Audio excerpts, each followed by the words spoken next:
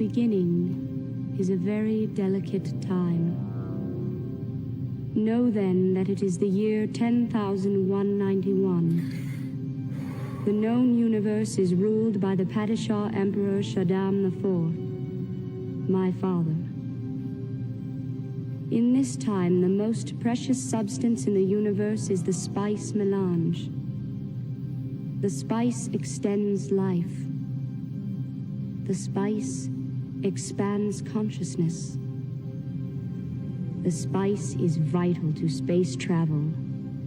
The Spacing Guild and its navigators, who the spice has mutated over 4,000 years, use the orange spice gas, which gives them the ability to fold space.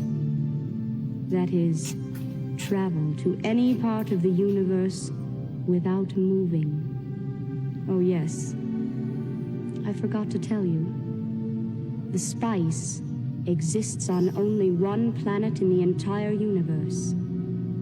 A desolate, dry planet with vast deserts. Hidden away within the rocks of these deserts are a people known as the Fremen, who have long held a prophecy that a man would come, a Messiah, who would lead them to true freedom. The planet is Arrakis, also known as Dune.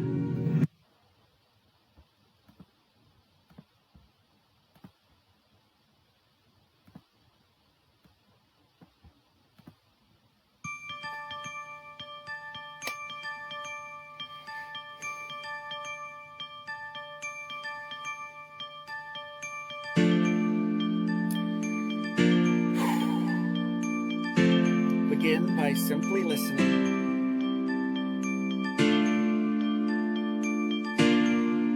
Slow down and see just how peaceful today can be. Greetings, children. It is I, your obedient servant, Sebastian Saint's moms. Getting started with Legend of Zelda Tears of the Kingdom. Thanks so much for swinging by. Wish us luck. Catch you guys on the flip side.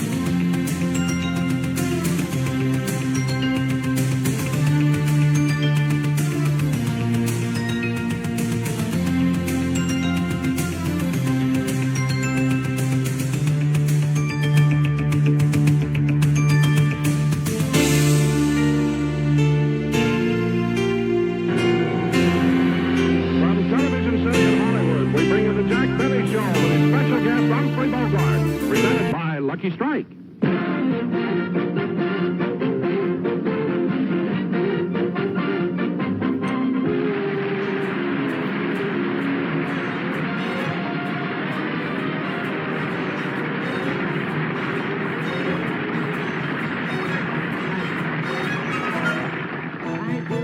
Thank you very, very much, ladies and gentlemen, and welcome to the Lucky Strike program. You know, really, you'll have to excuse me for laughing, but I just spent the most wonderful half hour I've ever spent in my life.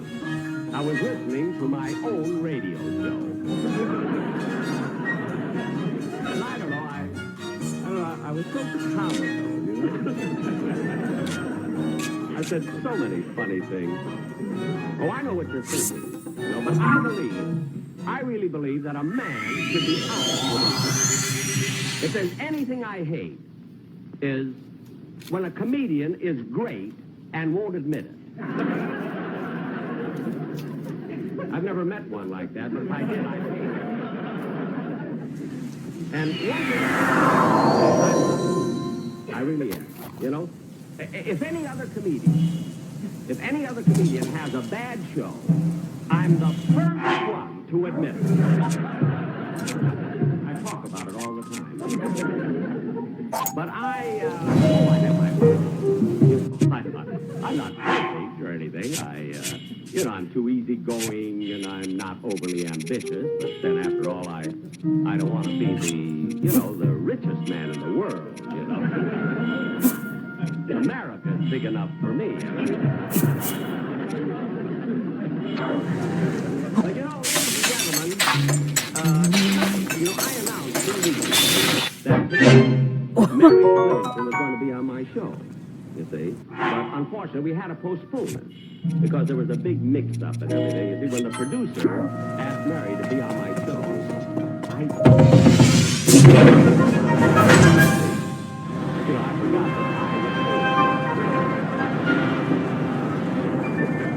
So, instead of Mary, tonight we have Humphrey Bogart as our guest. And,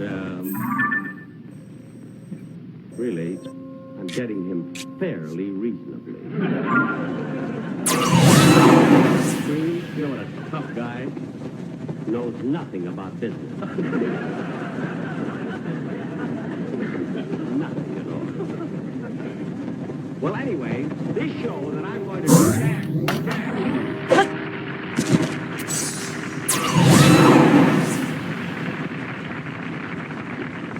What is it about? Jack, I want to talk to you a minute. What is it? Well, I just heard that you talked with the producer, and there's a possibility of my song being out of this show. Yeah, well, Bob, the reason for that is, see, this show is very, very long. And we had to make up our minds whether we took out your song or my joke. You see, then we thought we would do what was best for the show.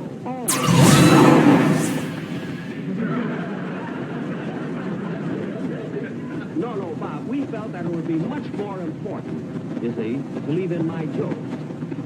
You mean your jokes are more important than my song? Yes. My jokes stay in and your song goes out. Well, that's like keeping the smog and throwing away Los Angeles.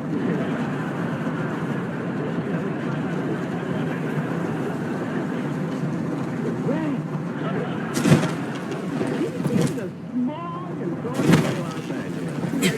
Pretty clever line, isn't it? Yes. What's in my next TV show? I'm on TV 5 times a week. I thought you were tired. Now look at Bob. Your song is out, and that's it. See, I'm running this show. I'm the boss. My show, and I'm running it, whether it's good, bad, or indifferent. Well, that's what the critics said about your last show. What? That Bob was good, Jack was bad, and the was indifferent. Look, Bob, go and get ready for the play. All right. The toughest guy to get along with. Don't put it on short. And the only reason I hired him at all was because I wanted him, I wanted him to be his brother Bean. Found out he didn't even know it.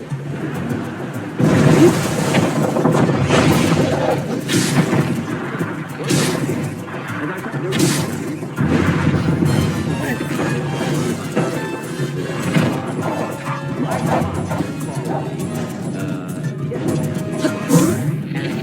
he's an awfully nice fellow. He likes my TV shows very, very much. But he had a feeling that I wasn't doing the integrated like sponsors, paying the bills.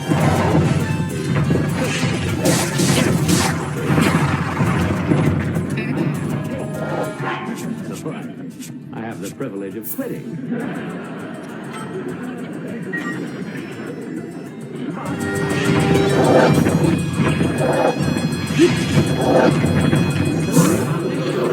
In case you notice that we stress the commercial, I'm doing it. I'm doing it because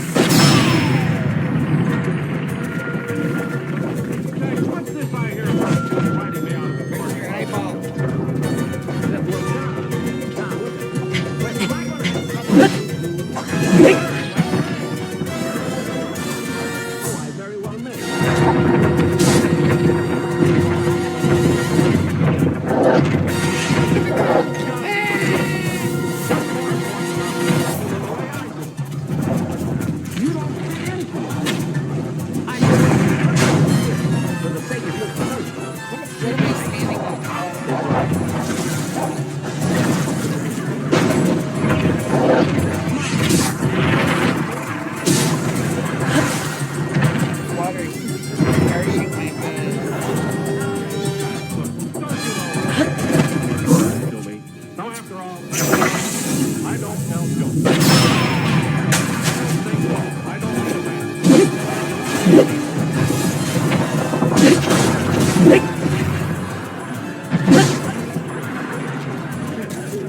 Don, you're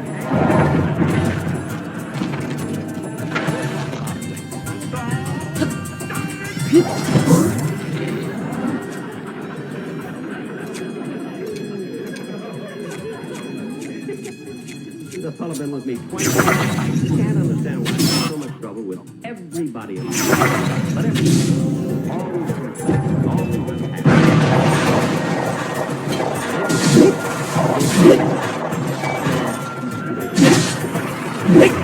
Be unhappy than me.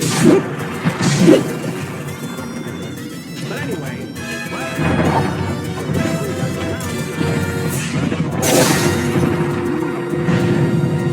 called baby face. This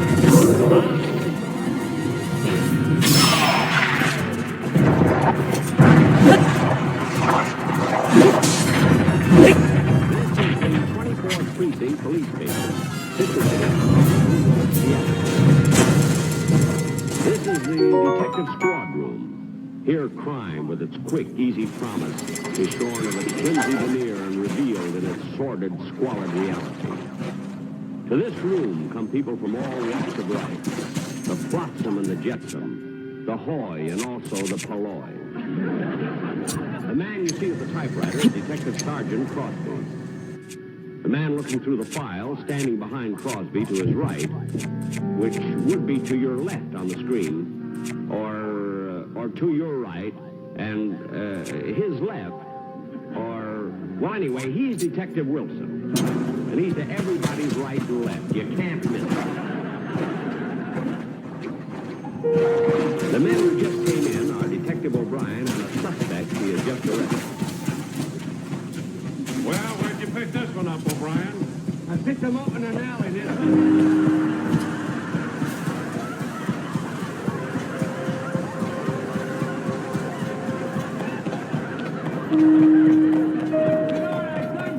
I thought I was trying to start a fire in a warehouse.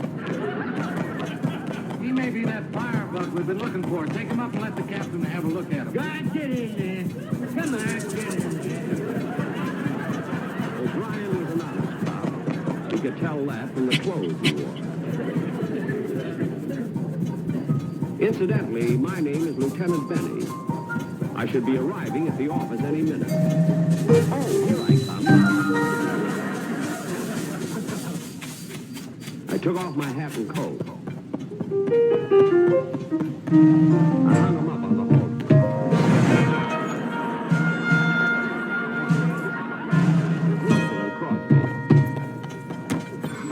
Your screen isn't working.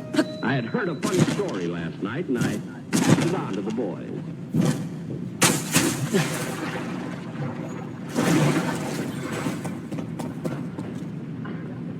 Although I was a tough boss and a stickler for work, I had a lot of charm, and the boys loved me. I didn't see that.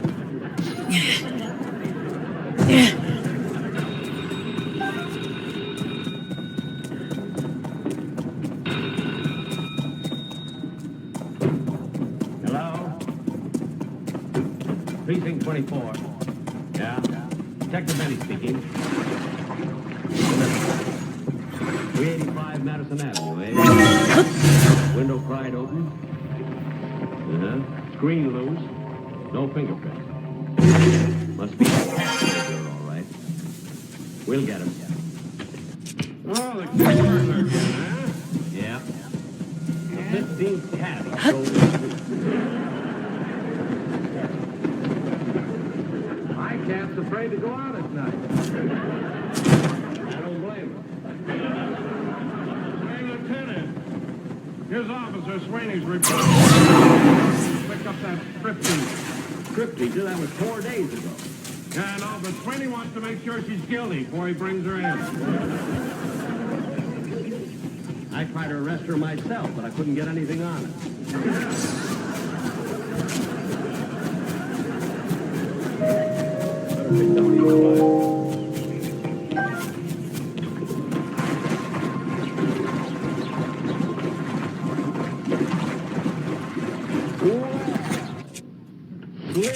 Finger Sarah. I caught her over lifting a nickel out of the flat. Yeah, Dave. You can go, Burke. I'll take care of her. Come on. Take your filthy hands off me.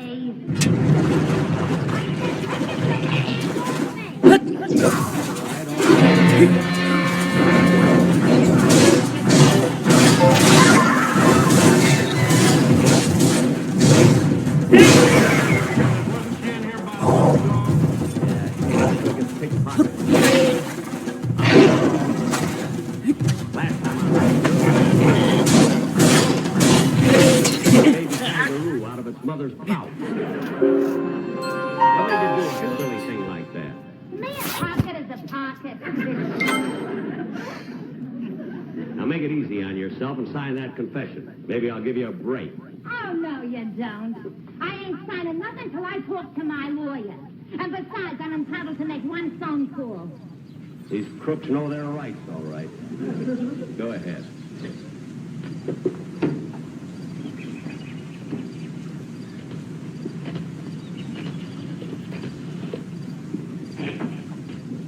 Hello, Shirley? And this is Sarah. Yeah. I say, Shirley, would you do me a favor? Get ready to talk to my apartment, will you? The mat, the dishes under the mat. And Shirley, there's a pot outside. Just lower the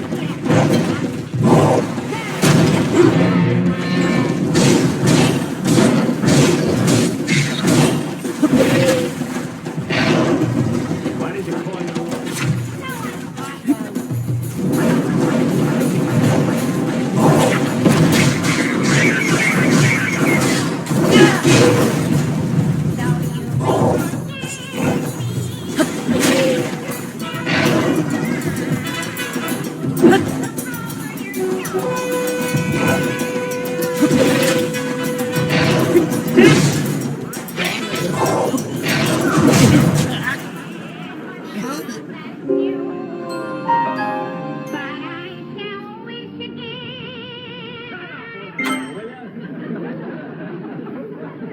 I was typing out a report on Slim Finger Sarah when the door opened. And there were Detective Simmons and Ross. They had brought in a vicious gunman, a killer named Babyface Bogart.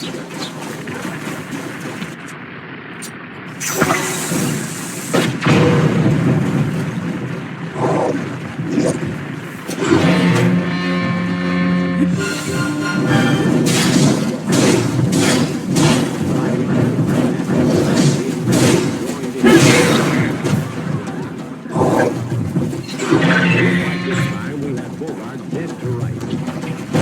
According to Detective Simmons, a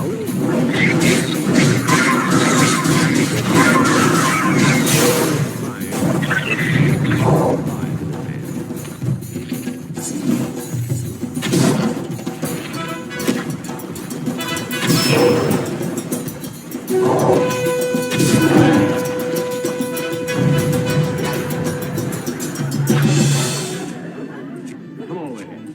Sit down. Oh, that's cool. All right, Babyface. Start talking. What do you know about Blinky Mason? I tell you, I never heard of no Blinky man. Mother said he was a nice little boy. Or his teacher, a sweet gray-haired old lady, cried when he graduated. And his brother owns a haberdashery store in Connecticut. I don't even know his girlfriend, a blonde dame who works in aircraft. Well, his boyhood chums ran away from home and went to Australia. Wait a minute, Babyface. If you don't know Blinky Mason, how come you know so much about him? I seen him on This Is Your Life.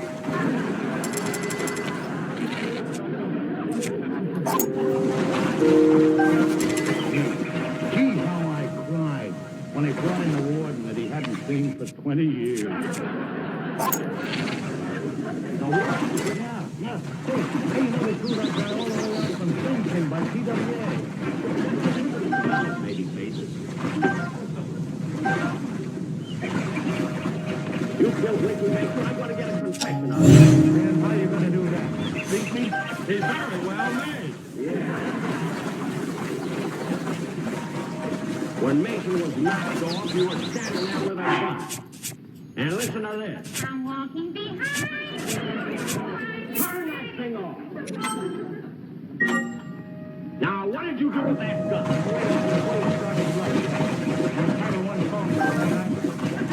Well, Okay, give me a dime and I'll run down to the drugstore. oh, no, you don't. You'll make that phone call right here with the eye. Yeah, save a dime. Yeah.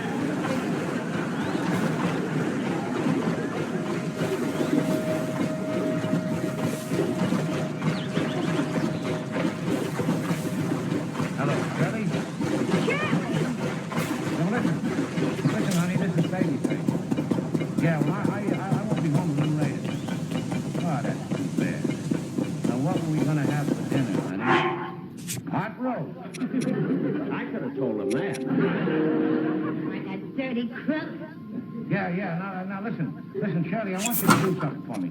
You go in the living room and over by the fireplace, and inside of the fireplace, there's 2 loose boards. Now listen, you lift up those boards and you stick your arm in, and inside there's a package. Yeah, well, that's my laundry. Yeah, listen, I want it back by Friday. Why didn't you call your own? I don't like the way he does my shirt. Now, you killed Winky Mason, didn't you? I didn't do it, and I got a witness. Yeah. Why don't one of you guys crack it? Time for lunch. I'll go with you. Oh, no. You're not going to leave me alone with this guy. Get over there and sit down.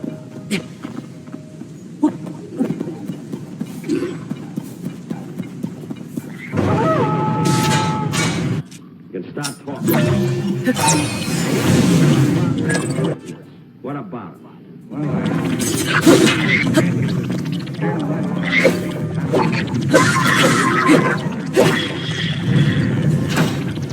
What was he doing?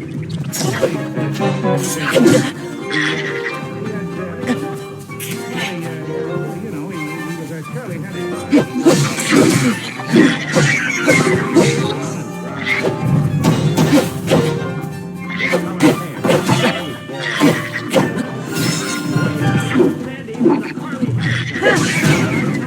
Just a curly head.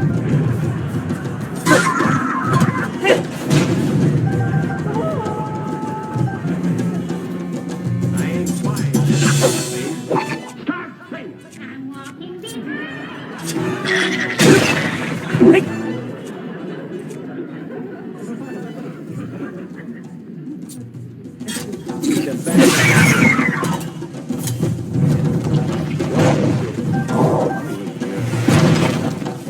Hold the cigarette.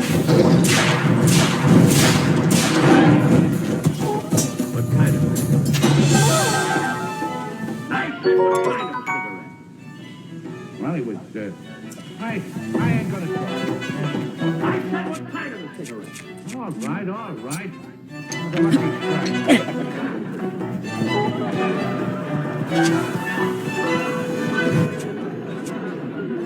Now we're getting somewhere. A lucky strike, eh? What do you just think was a lucky strike? I ain't talking. What is it? Because what's around to find so fully packed and free and easy on a draw.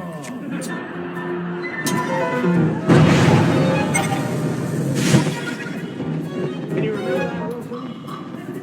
Are you kidding?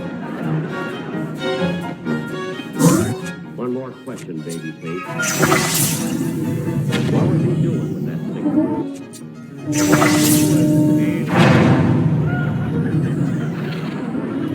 Healing, eh? How do you know about the banana? Because they let me take it. That's a lucky strike, all right. But lucky is bad. That's just luck.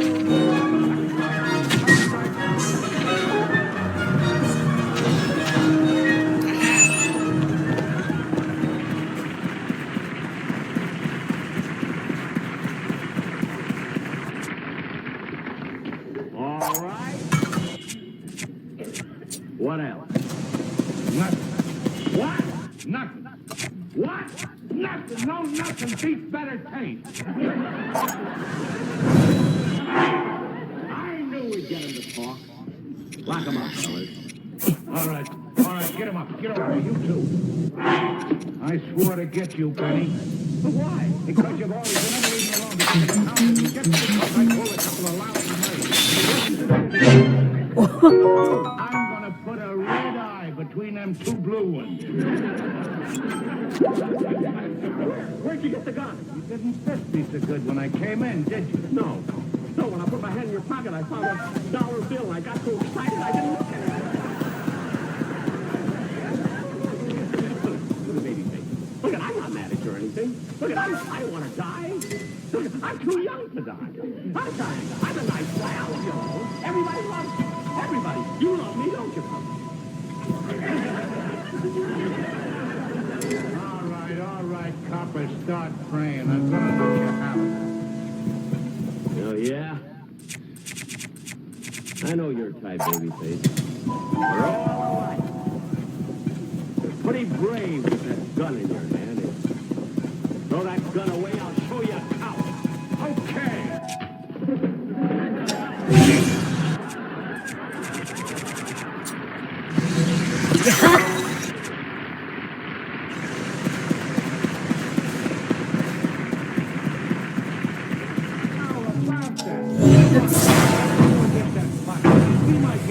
I'm walking behind.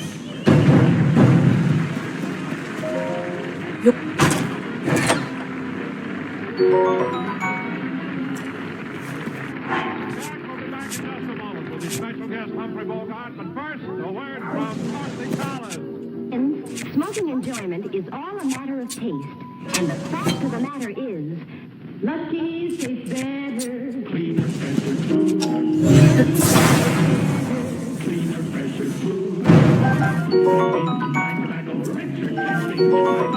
Lucky's tastes better. Cleaner, fresher food. Sure, Lucky's tastes better. Everybody knows Lucky Strike means fine tobacco. Fine, light, mild tobacco that just naturally tastes better. And Lucky's are made better. They're round and firm and fully packed to draw freely and smoke evenly. With fine tobacco in a better-made cigarette, golly, you're just bound to get better taste. Smoking enjoyment is all a matter of taste. And the fact of the matter is, Lucky's tastes better. Cleaner, fresher food.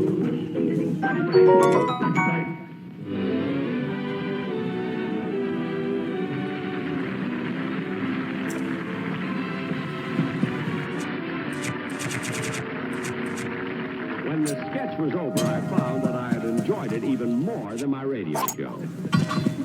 I was laughing so much I could hardly thank Humphrey Bogart for helping me give such a great performance. He told me that he thought he had handled his role extremely well. He believes in being honest with himself, too.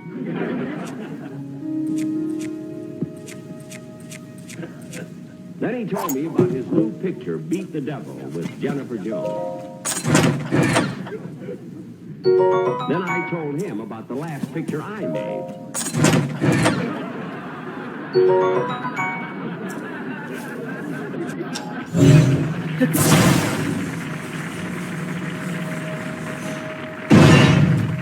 Oh, I almost forgot to tell the audience that I'll be doing my next television show in That's right, ladies and gentlemen. I'll be with you from today. And I believe the guest star is going to be Johnny Ray. You see, I'm responsible for Johnny Ray because I offered him a long time ago. He asked me for an offer. And then he stole that from me. So he's going to be my guest. Thank you very much.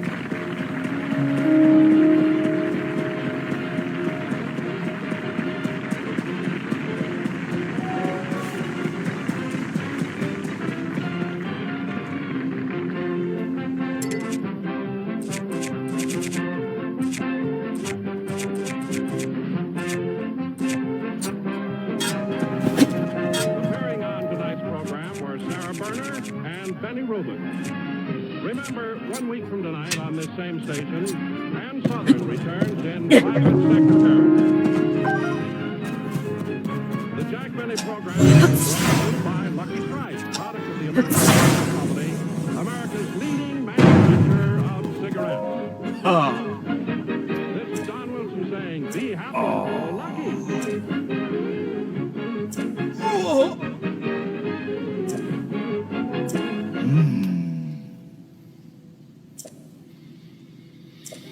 Welcome to Fall River. We have a lot going for us. Historic charm, great bird watching, and an Amazon warehouse. Jose is doing a free tech program. His career is about to take off in software development. MJ works here. She got healthcare on her first day. For me and my kids. Big birding family. Locals are spotting opportunities at Amazon all across the country. Good for employees, good for Fall River. Good spot.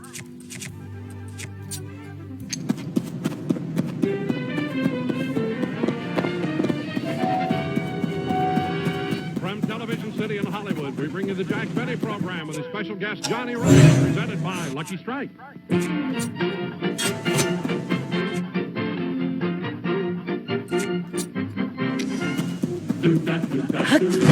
Lucky tastes better. Cleaner, fresher, cooler.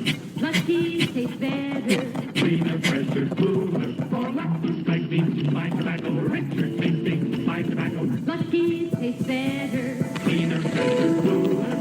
Lucky Strike, Lucky Strike. You can actually see why Lucky's taste better when you strip the paper from a Lucky by tearing down the seam. First, you see Lucky's are made better, made round and firm and fully packed to draw freely and smoke evenly. And second, you see Lucky's are made of long strands of fine, light, naturally mild tobacco. Everybody knows LSMFT. Lucky Strike means fine tobacco. Cleaner, fresher, cooler. Lucky tastes better. Cleaner, fresher, cooler. Lucky Strike, Lucky Strike.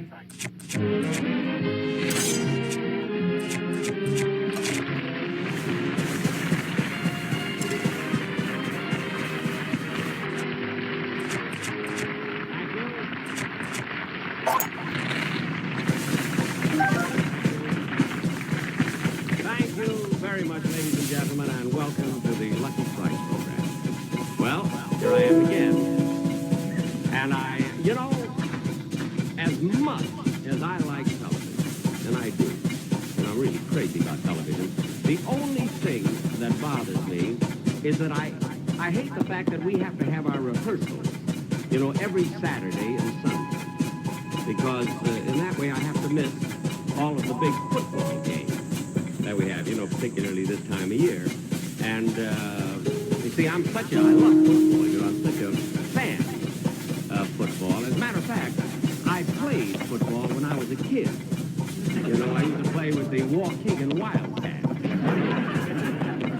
And, of course, this was years and years ago, way, way back. And as a matter of fact, we had the Statue of Liberty played before there was a Statue of Liberty. And, of course, the game, football, was so much rougher in those days. Were you ever stopped on the 20-yard line by a tomahawk?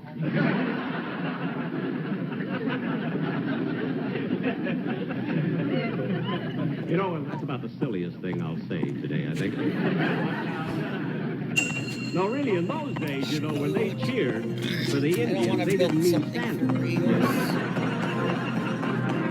Well, anyway, as you probably know. By the way, Mary, how do I look at Palm Springs? She's there right now. As you probably know, today, on my television show, my guest star is Johnny Ray. And I must tell you that I almost did not get him for this show. And, I didn't sign the contract until a week ago. It was a week ago last Thursday.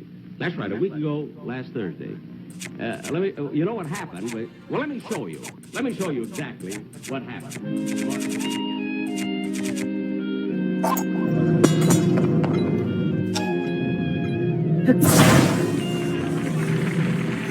Are you so mean to me? Stop it.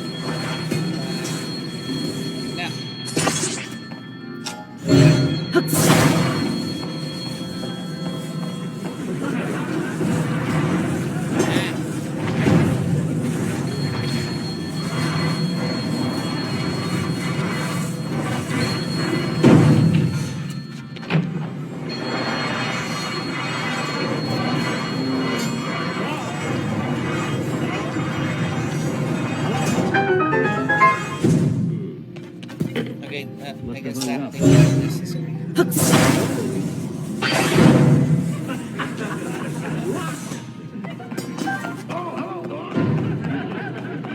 You've been sitting here all the time?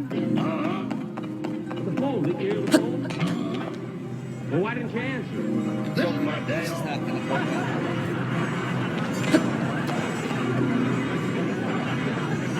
Well, Roger, even if it is your day off, couldn't you pick up the receiver?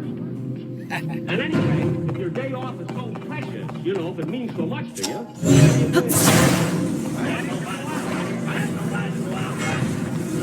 what about the girl you got with last time I gave you a day off? This thing you got married, man,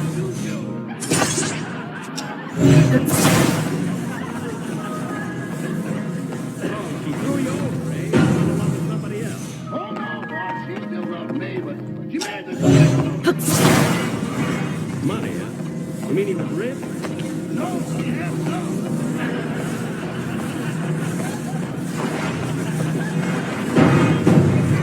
You know, I had a real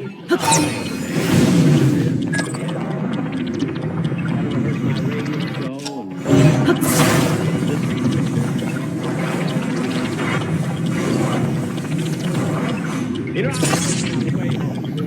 here it is, Rochster's day off.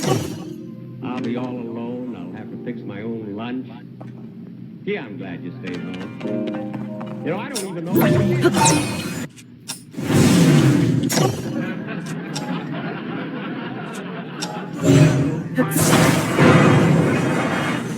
Oh, all right.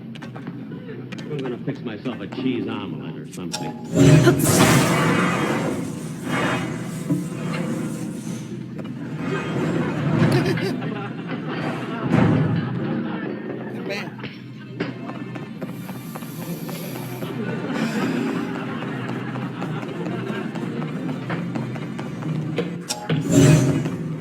Rochester, are you?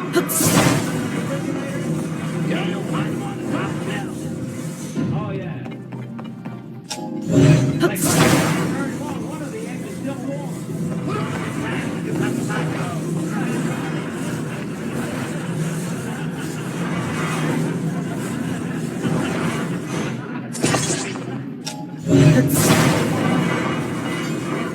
Rochester, where's the frying pan? In the drawer in the stove. Come on, move it. Maestro, I hate to bother you. But where, how do you make a cheese omelet? I mean, what do you have to use besides eggs? Well, some cheese and some milk, and if you like it kind of thick, add a little flour. Flour.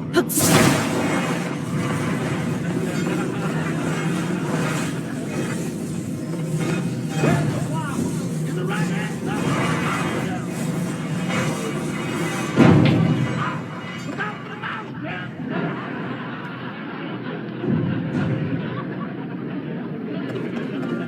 You'll find some cheese. I got some.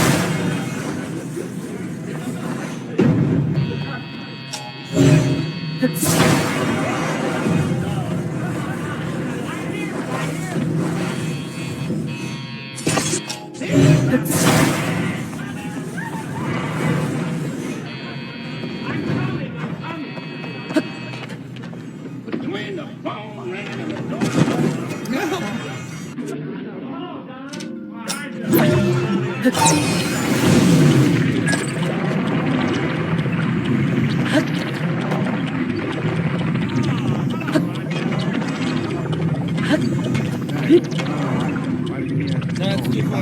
day off. Didn't feel like going anyplace. Look at Don. He's omelet. No, Jack. No more food for me. Not me. I don't want any more food, you know. Don, you? That's right. Well, what happened? Well, now, I'll tell you what happened, Jack. You know, for the past 3 months, I've been on a very strict diet. Well, I don't know what happened, but I'm just tired of carrying around 260 pounds. Well, this morning, when I started out to the scales after I took my shower, I found out I was 215 pounds. 15 pounds. That means you lost 45 pounds. Yeah, that's what I thought. But I found out my stomach was hanging on the wash basin. Yeah.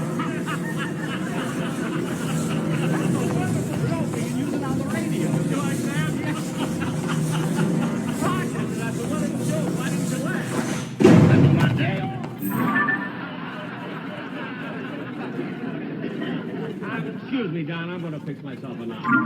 Okay, Jack. Confused. Gosh, Roger. Glad he left the room. Why? Pretty sure about the car club walking on the television show, and I just can't think of an idea. Listen, it shouldn't be hard to think of nice things to say about Lucky Strike. Oh, I don't have any trouble with that, Roger, but I want a musical commercial, and doggone it, I just can't come up with anything. Well, what about that old song that's becoming very popular again?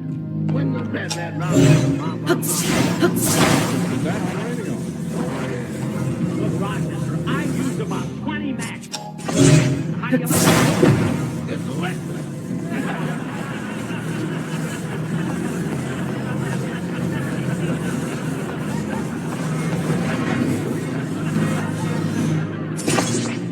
Mr. Wilson, Yeah? I know a song that you could use. It's one of my favorites. What is it? On the summer side of the street. Yeah, that's a great song, Rochester. Commercial? I don't see why not. You could do something like, I tell you what, you could do.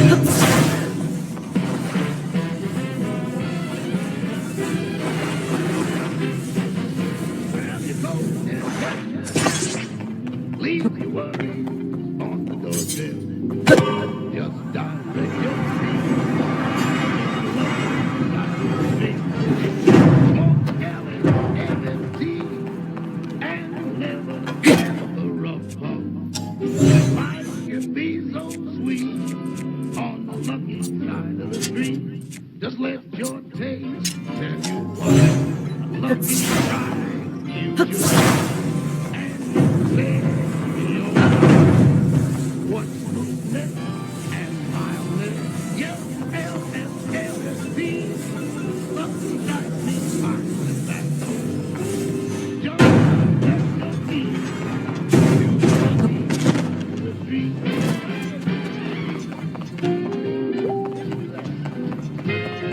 Who's that?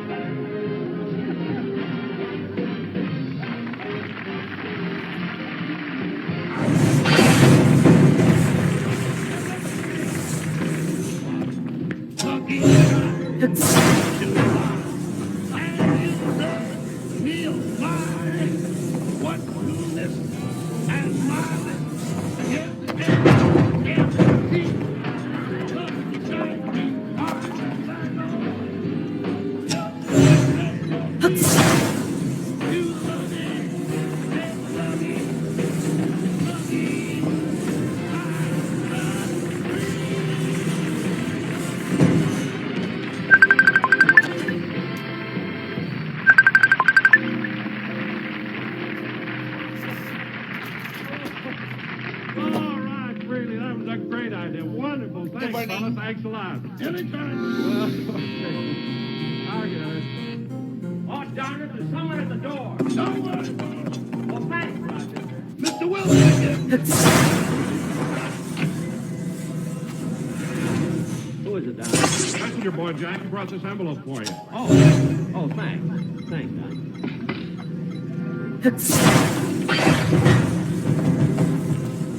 Jack, I gave the boy a quarter tip. Nice. Hey, Don, this is the contract that Johnny Ray sent over. You know it's going to be on my television. Great, Jack. You're awful lucky to get him. Give me a pen. You're fine, Jack. Oh, thanks, Don. Boy, I'm pretty gonna... I'm tickled to death I could get Johnny Ray. Hey, wait a minute. I'm not going to sign a thing like this. Why not? Well, he's got a lot of nerve asking for this kind of money. How much? What, $10,000? Look, Jack, I know $10,000 isn't a lot of money, but Johnny's worth it. Who's worth $10,000? Johnny Ray always gets that much money for his first appearance. He always gets $10,000? Then why is he crying?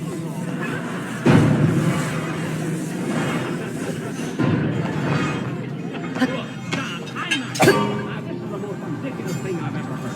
I'm going over this... Wait just a minute, Jack. Now, please don't make a fool of yourself. After all, Johnny Ray's a big star. And his singing style is so unique. Why, Johnny, I saw Johnny on a show once, and he had the women in the audience just hysterical. They really were in ecstasy. Why, they even tore off pieces of their clothing and threw them up on the stage. Oh, Don, that's a lot of foolish, emotional women. If he thinks I'm going to give him $10,000 for this one performance, he's got another guest coming. Now, I'm going over there and tell him. Look, Jack, I go right by Johnny's house on my way home. Will you let me drop you off? Yes, Don, thanks. All right, go on. Now, lay down. Go on, Rochester. I'll see you later.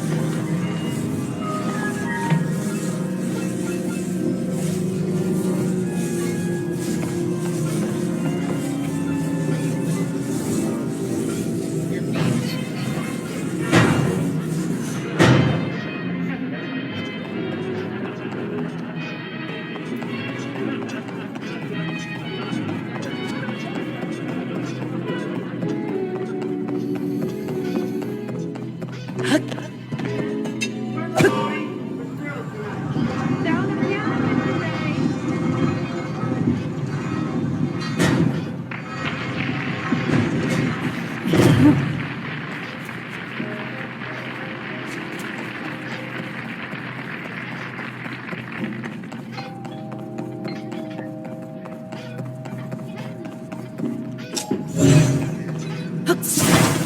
How do you do?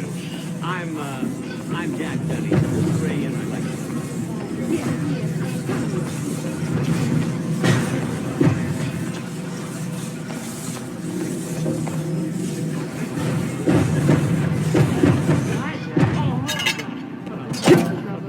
Thank you very, very much. Johnny, let's get over here. I wanted to talk to you about your appearance on my television show. Jack, I've been a lot of thinking about that. It's going to be a lot of fun. For you, yes. Look, Johnny, and I couldn't think of signing a thing. You mean the deal is off? Oh, it's not all entirely. I mean, I don't want to sign a contract that you gave me, but I brought a contract over myself that I'd like to have you sign.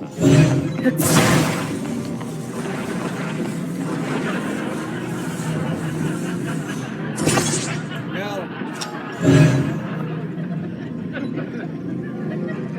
Something wrong? This is a contract? Yes. I've been around the world twice, and my tickets are worth than that. Well, Johnny, you see, I have a contract to every member of the station staff, and they've been with me for 50 years. When they sign it? Well, I'm hoping they will. I haven't finished reading.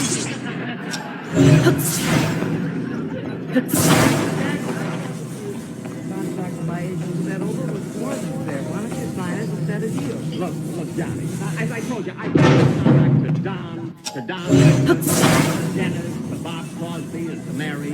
And look, here's a picture. Here's Don. What's Stein. better shape? Jack, you must be kidding with this salary you want to pay me.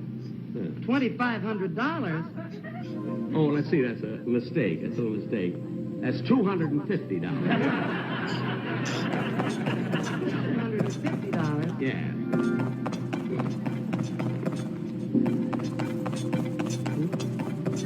What's the matter? They claws? Oh! $1,000 commission.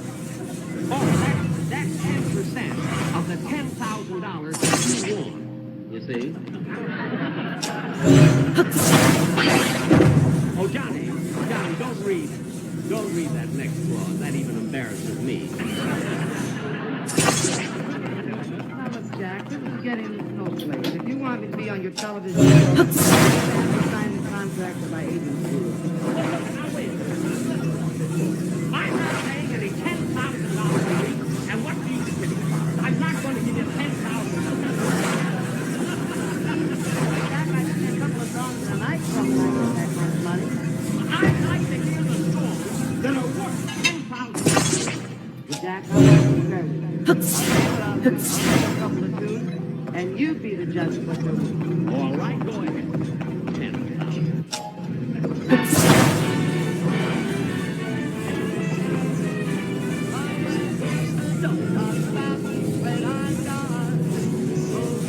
You're gonna miss Daddy. And just remember, you can't say things that sound real nice. Well, you better keep your little mouth shut. That's your daddy's advice. Now listen to me. You go your way, I gotta go mine. It's time. But now here's a little kiss, and I hope that this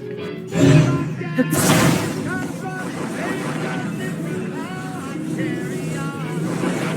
Just remember, please don't talk about me. When I'm don't talk about me. Don't talk about me. Please, when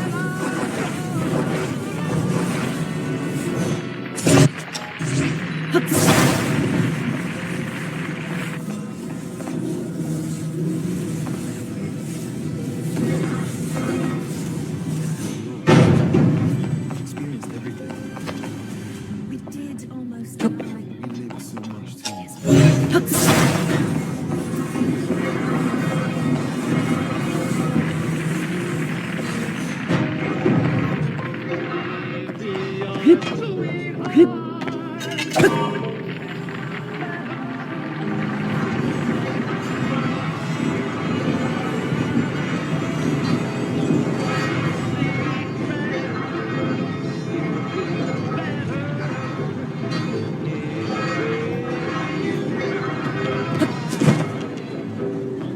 when waking from a bad dream, sometimes think it's real, but it's only false emotion that I want my machine.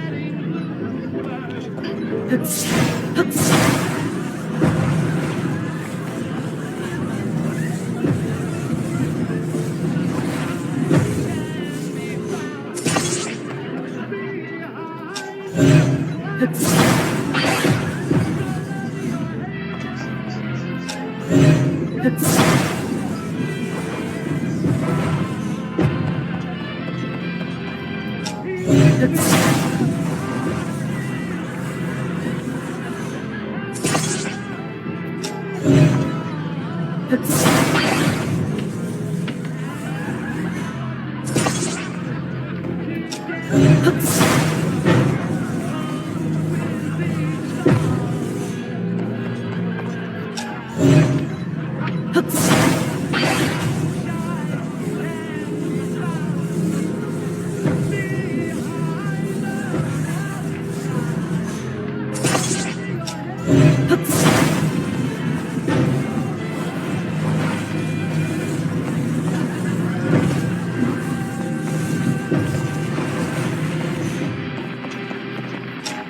One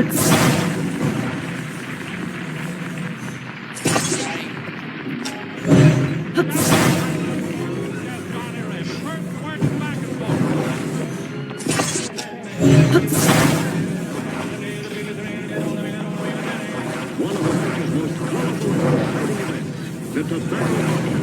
The rapid-fire chant of the auctioneer as he calls out the bids on a basket of tobacco. The alert tobacco buyers, key men in the drama of the auction, men of sound judgment and years of experience in tobacco buying. Here, one buyer has found a basket of exceptional quality, leaf of almost perfect color, weight, and texture. He signals his bid, but other buyers want this price lightly. The price goes higher and higher, but when the top bid is made, it is sold to the American Tobacco Company, the makers of Lucky Strike, another basket of light, mild, fine tobacco. Yes, at auction after auction, year after year, the makers of Lucky's consistently find the light, the mild, the good-tasting tobacco. That's why you can be sure that Lucky Strike means fine tobacco. Fine tobacco in a better-made cigarette. A round, firm, full cigarette, which just naturally adds up to better taste. After all, smoking enjoyment is all a matter of taste, and the fact of the matter is, Lucky's taste better, cleaner, fresher, smoother. So be happy. Go Lucky with a carton.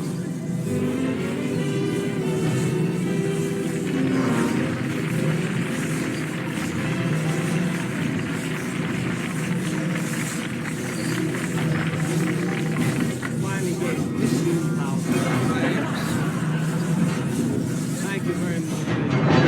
Wonderful audience. I'd like to bring my guest star back again, Johnny West.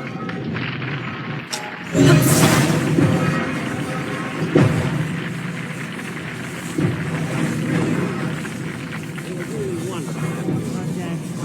Believe me, it was all my pleasure.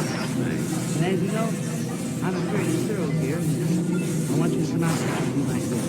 Oh, wonderful. As a matter of fact, a good friend of ours in the wings right now that's going to come out to join us. Friend about who? Danny Thomas.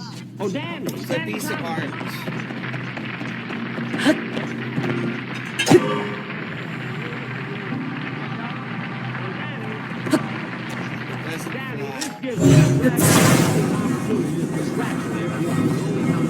Make room for Daddy and to welcome you with the Lucky Strike with the American Tobacco Company family. We're all with that. Thank you very much, Jack. And, now that I am working for the American Tobacco Company, too, I'd like to ask you a little favor. What is it? I mean, think you could take a little cut in salary? I should take a cut? Why? Well, I've been on for 7 years.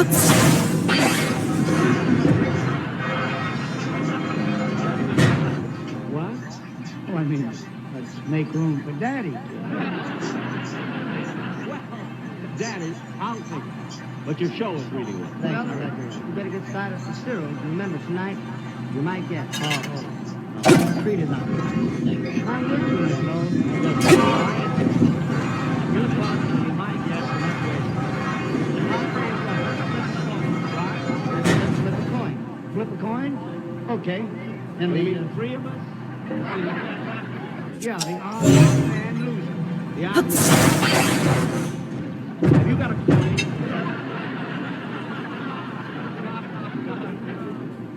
The odd man. Odd man. I got tails. I got tails.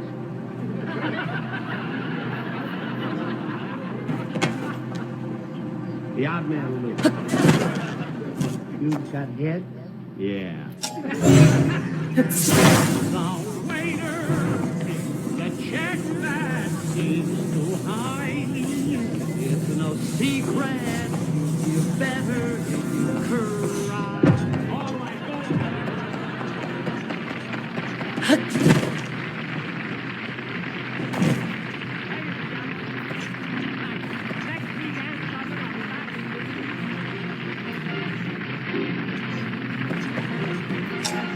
When I had it, I should have just stayed on the cart. The cart was taking me to my destination. Remember 1 week from tonight on this same CBN station, Ann Southern returns in private secretary. The Jack Benny program has been brought to you by Lucky Strike, product of the American Tobacco Company, America's leading manufacturer of cigarettes. This is Bob Hope. Be happy. Go lucky.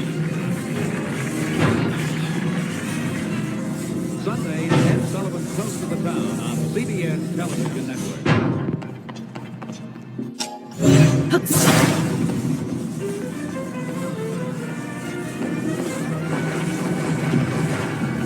The Jack Benny program, presented by Lucky Strike.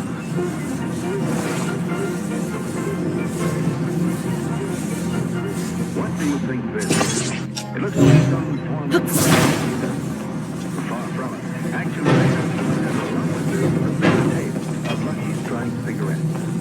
What you were just looking at was a device for measuring the moisture content of tobacco about to be made into cigarettes in a Lucky Strike manufacturing plant. And believe me, smoking is on maintaining proper moisture content. Too much moisture, and the cigarette will burn too slow. Too little, and it will taste dry. That's why the American Tobacco Company keeps a sharp eye on the moisture of the fine tobacco that goes into every Lucky during every step of its manufacture. Here's how Robert Pendleton, who operates the instrument you just saw, tests for moisture and tobacco moisture. He pushes a container of tobacco under the specially designed moisture meter. The long prongs very deep into the tobacco.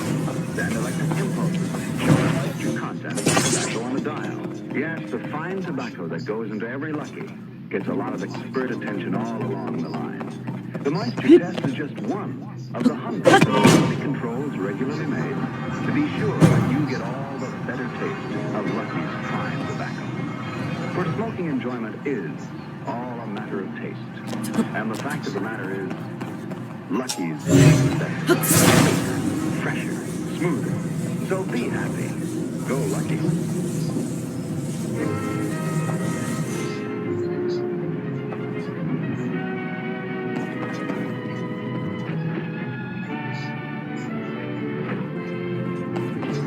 Thanks for booking. Next.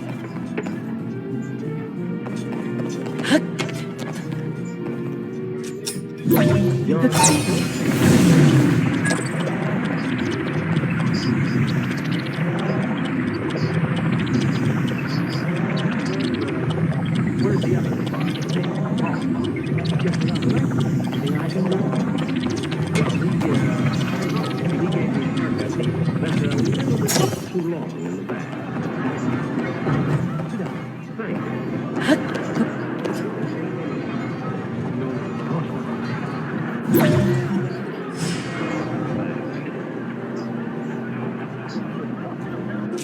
By the way,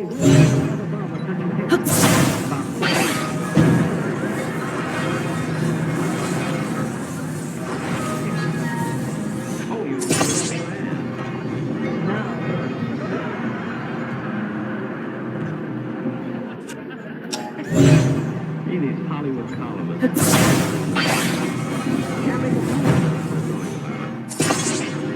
Listen to this.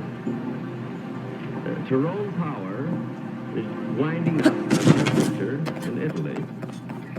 Errol Flynn is moving with camera crews to Australia. Jack Benny is in Beverly Hills getting a haircut.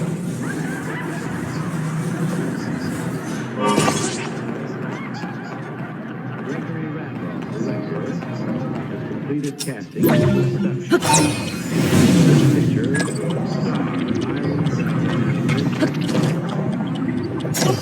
Guy, I like to make a picture with Irene Dowd. It's funny. When I was having lunch with Gregory Radloff the other day in the Brown Derby, he didn't even mention it. They were such good friends, too.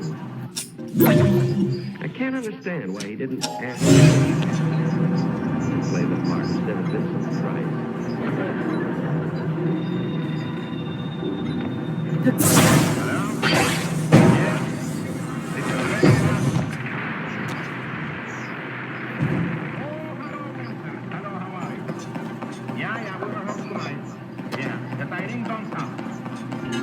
That's right, Winston. See you later. Bye. Yes? Mr. Jack Benny here to see you. Jack Benny? Hey, what does he want?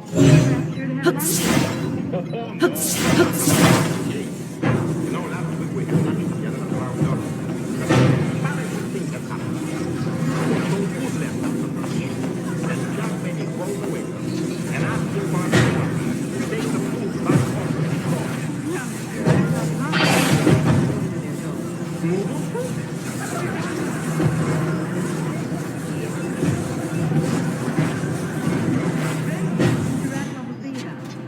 Hello, Jackie. Hello, Gregory. How are you? Well, sit down. Boys, thank you. What do I owe these lectures? Well, Gregory, I know you're a very busy man. You can't take up much of your time. I have some wonderful news. Yeah? Well, this morning I got a haircut. Well, congratulations. That's not me. There, I read in the paper that you're going to make a picture with Ivan Dunn and Vincent Price. That's right. And it's going to be wonderful. I consider myself very fortunate with these kinds of things. Well, what is it you want to talk to me about? Well, I'm just wondering if you'd like to instead of Vincent Price.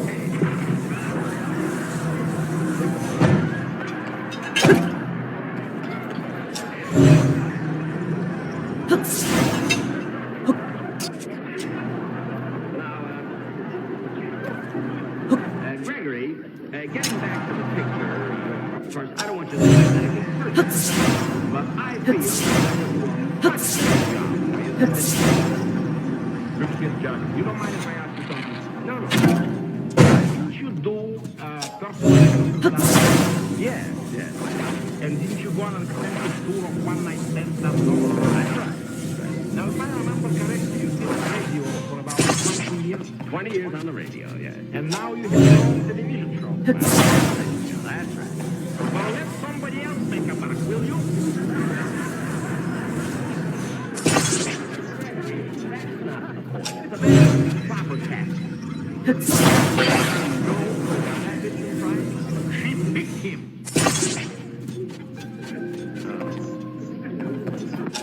Gregory, you being the director, I think it would be better.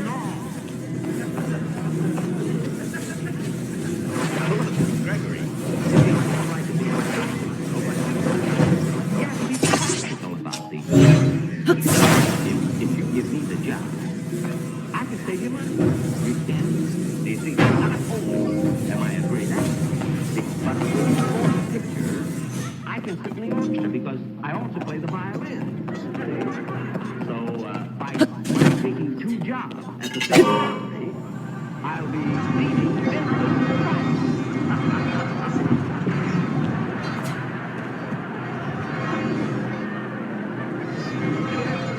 How did I don't know, and my stomach did the same thing. Look here, Jack. There's nothing personal against you. But Mr. Price is engaged for the role, and that's everything. Well, it doesn't settle it with me, Mr. Red.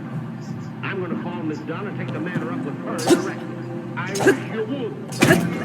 Goodbye, Mr. Red.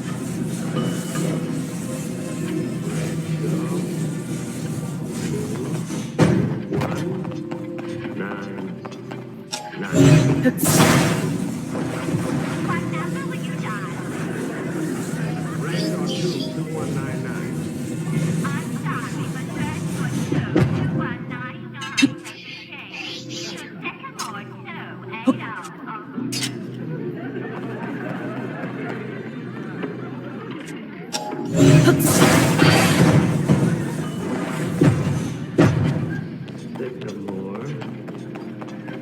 2.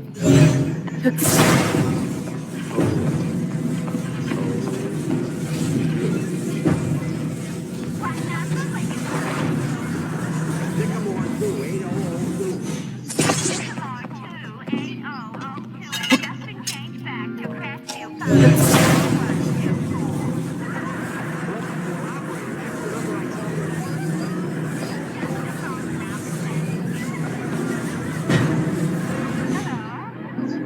I'd like to speak to Miss Irene Dunn, please.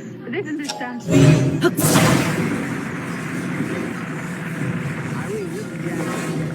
Oh, hello, Jack. It's nice to hear your voice. The last time you called me was in 1943. 1943? You don't remember. You wanted me to play opposite you in the hall boat at midnight. Just a minute. And it did great business. We played 8 weeks at Los Belgian Congo. Won in Pakistan. 13 weeks at London, China. The original one, you know, I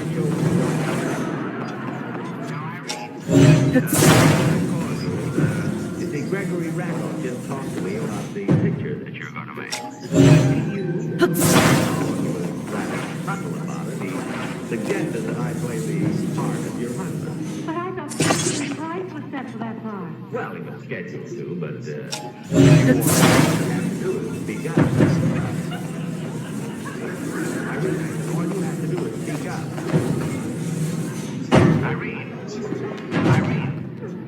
Hello? Hello? Don't speak, Marcus. Say this is Taylor speaking. It is I've been out for 3962. That number has been changed to West 205. I will if you'll deposit 10 cents for an additional 3 minutes. Already? It doesn't seem like we've been talking 3 minutes, does it, Irene? You ought to be on this end. You ought to be in the middle. But you deposit 10 cents and I will. Oh, all right. Now, Irene, to get to the point, when do you start rehearsing? Well, tonight at my house, but I don't think you ought to. At your house. Oh, what time? 8 o'clock. But really, Jack, I don't think you ought to. 8 o'clock, huh? Well, I'll be there, Irene. I'll tell you what, I'll read the part, and Vincent Price will read the part, and may the best man win. I certainly hope so. Oh, Irene, should I come for dinner?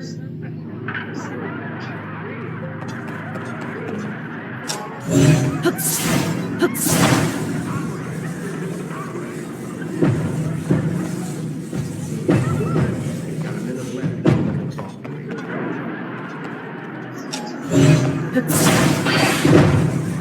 Going straight.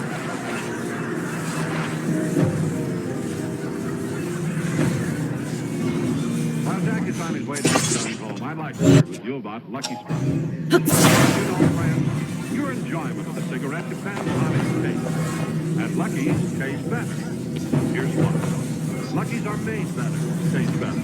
They're made round, firm, fully packed, strong, smoke even. And LS, MFT, Lucky Strike means live tobacco. So for all the deep down smoking enjoyment you want from your cigarette, go Lucky. Next time, ask for a carton of better tasting Lucky Strike. Now, ladies and gentlemen, we take you to the home of Miss Irene Dunn.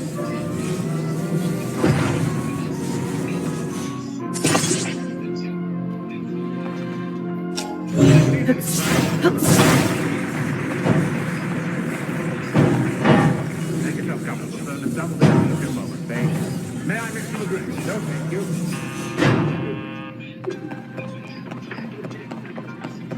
Yes, sir? I'm Jack. Won't you come in? Thank you. May I take your coat, sir?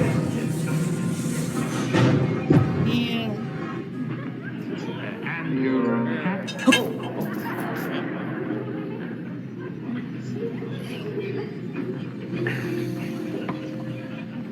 Well,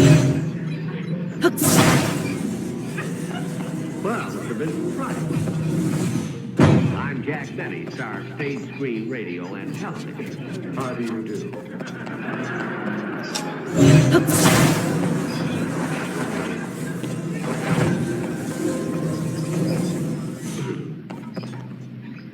So the two rivals meet, eh? Well, I guess I should have let Irene tell you, but it looks as though I'm going to take your place. You're taking my place? That's ridiculous. No, it isn't. See, at rehearsal tonight, who's going to be the part that the best man will win. The best man? Yes. Mr. Benny, when two people are involved, it's a comparative issue. You don't say the best man will win, you say the better man I'm totally will win. going to say this is good. But when three or more people are involved, then the word best is so before we compete for this part, Mr. Benny, it might be well if you first learn to speak English.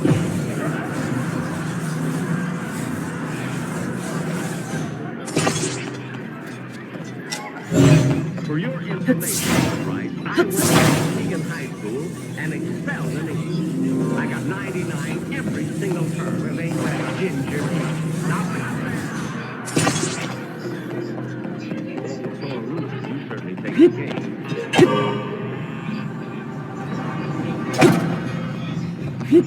Hello, Gordon. How do you do, Mr. Renner? Hello, Wade. Hello, Gregory. What are you doing here? Well, I just thought I'd come around. I don't know what this is all about. Demand an explanation. Am I or am I not appearing opposite Miss Dunn? Well, of course you are. But then what is this Flamille talking about? Flamille? Yes, S-H-L. I know how to spell it. I didn't get 99 in English for nothing.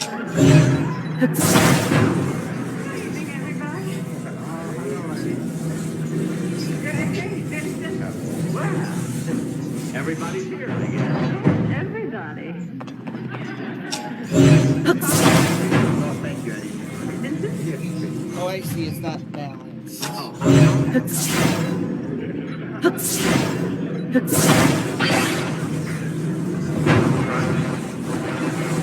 Denny? Sir?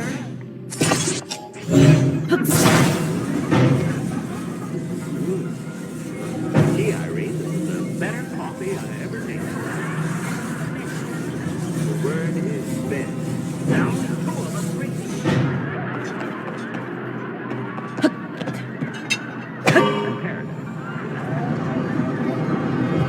Well, let's get on with the contest, shall we? I mean, the rehearsal. Take this way. Gregory, before we begin this rehearsal, let's settle one thing for Mr. Benny's benefit. Is he or is he not replacing me in this picture? Certainly not. This is ridiculous. Of course it's ridiculous. I think it's absurd. You take out the dishes like Miss Dunn told you.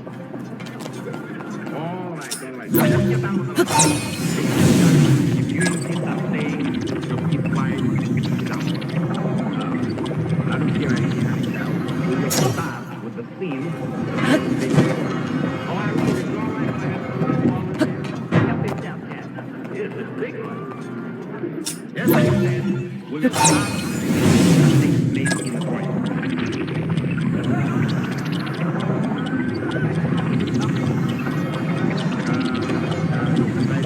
This theme, your book may stay for you for 2 hours. Well, Irene said I could. Anyway, I don't want to sit here like a bump on a log. If I can't do the leading role, isn't there something I can do? all right, you just think about it. Yeah, here's the thing. You are the wife. And John, I'm the butler whom I really love. You're the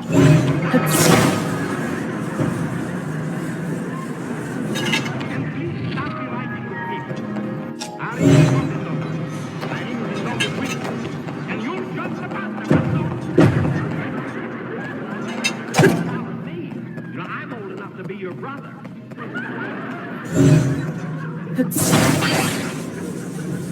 Winston, would you please make your entrance from there? Irene, honey, look. We've late for dinner. 2 hours. So where should I go? Oh, go anywhere.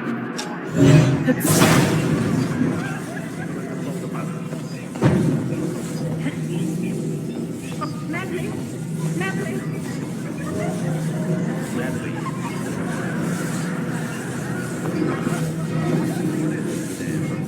Are you sure my husband hasn't gone? Quite sure, madame. Shall I serve dinner? No, I'm much too upset to eat. I've been under such tension these last few weeks.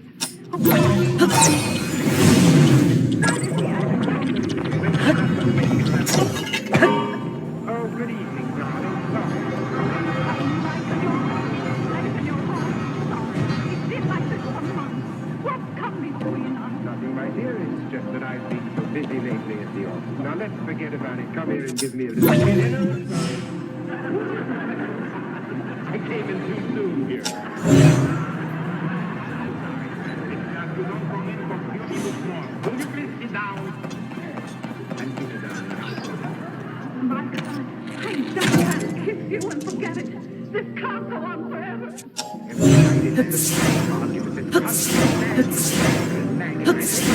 Working at the office. But I telephoned your office. They said you left it too. Well, I had business at the bank. My God, But I played my everything.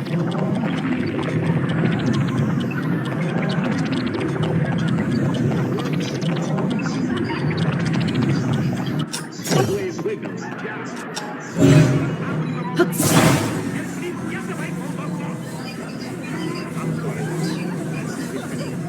oh, it's no use, Michael. I know you're lying. Look at you. Everything you say, everything you do gives you away. I'm going to have dinner. But Michael, I must know. Do you love me or not? Of course I love you. You're lying. Might as well know the truth, my dear. I never loved you. Never. And if you weren't so secret, you would have known it long ago. You were for your money, that's all. No, Michael. Everybody else has known it. If you weren't such a blind little... The sooner you divorce me, the happier I am. Stop being dramatic. I'm leaving. I'm going to my club. Listen, pack my clothes. I wouldn't touch your dirty clothes.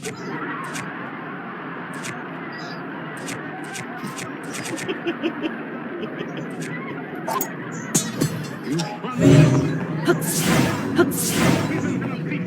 Well, I can't help it. Irene cried. But he's supposed to make me cry. So, Well, that's the kind of a thing it is. I don't even want to be in it. Who asked you to be here? Irene did. I didn't know. Somebody did. I'm here. I've never directed before on the pushing making circumstances, and I'll never direct the circumstances of the game. I'm free.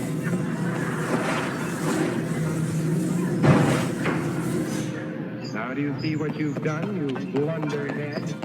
Well, there's no need for everybody to get excited. Look, I'll tell you what, Vincent. Or may I call you Vince? You may call me Mr. Price. Price. There's nothing to worry about now because you see, I can direct the picture. Are you going to do it? Yeah. I'm sorry, Irene, but I have enough. I'm leaving.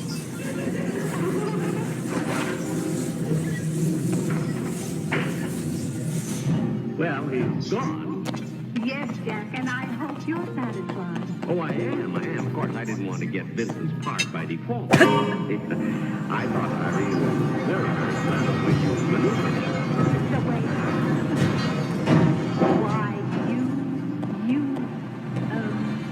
Schlemiel? yes, that's it. I quit too.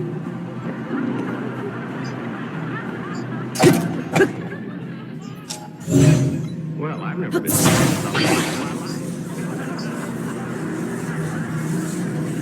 Gordon, I have your coat. I wouldn't touch your dirty clothes.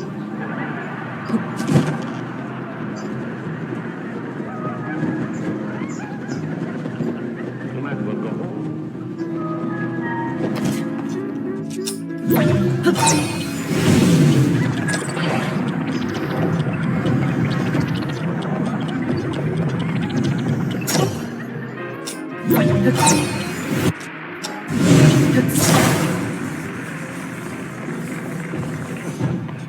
We'll be back in a moment, but first...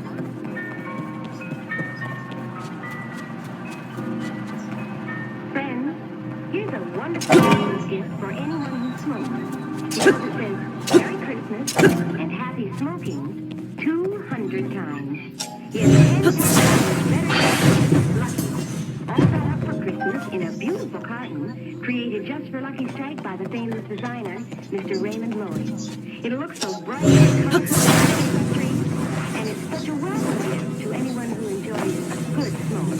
Because you know, smoking enjoyment is all a matter of taste. And the fact of the matter is, Lucky's taste better. Smoother. That's why you can't go wrong if you remember your friends with these colorful Christmas cartons of Lucky Strike. Be happy, go lucky for Christmas this year.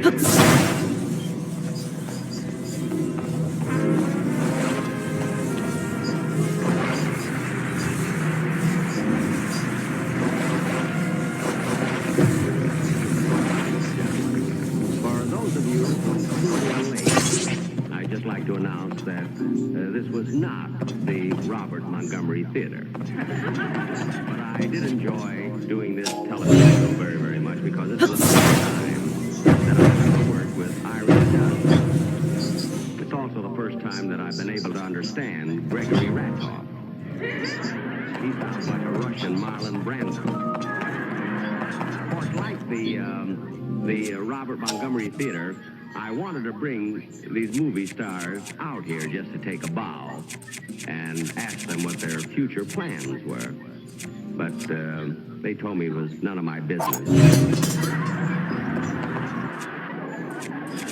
And Vincent Price, too. I think he's a fine actor. And, I'm not jealous of this talent. I don't know why he's so stuck up. The other night at Ronald Coleman's house. I waved at him and I whistled at him and hollered at him and everything. He would turn around. So I just closed my window and went to bed. Well, anyway, so much for the show. And before I forget, I was asked to make some announcements. I want to welcome a new television station that opened this morning in Las Vegas. The CBS station in Las Vegas. So welcome, KF. Huh? What? Oh. I'm sorry, ladies and gentlemen. They've just lost it.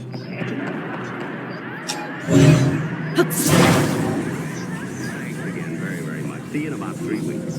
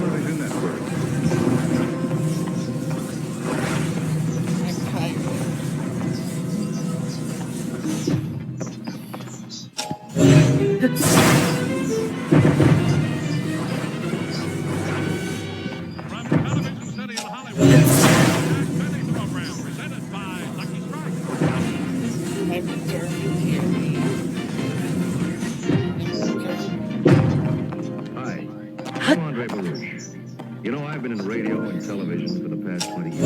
There's one thing I've learned in that time. is that you can't please everybody. Now, just the other night, I saw what I thought was a wonderful television show. I have just read a review on it in the paper, and the critics didn't like it. It's all a matter of taste. And the same is true of cigarettes. Smoking enjoyment is all a matter of taste. The fact is, Lucky's taste better. Now, for many years, I've been telling you about Lucky Strike cigarettes. I smoke them myself, so I know what I'm talking about. LSMFT. Lucky Strike means fine tobacco. And fine tobacco means better taste. Lucky's are made better. Made better to draw freely and smoke easily, which also means better. Why don't you try a carton? Be happy. Go Lucky. Find out for yourself. Lucky's taste.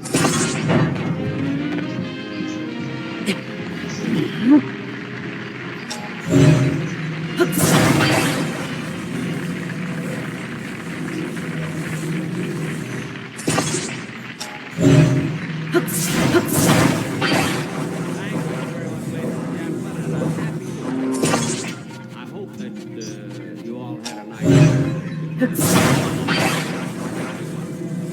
particularly on Christmas Eve, because I was sitting there at the tree, by the tree, and I must tell you this.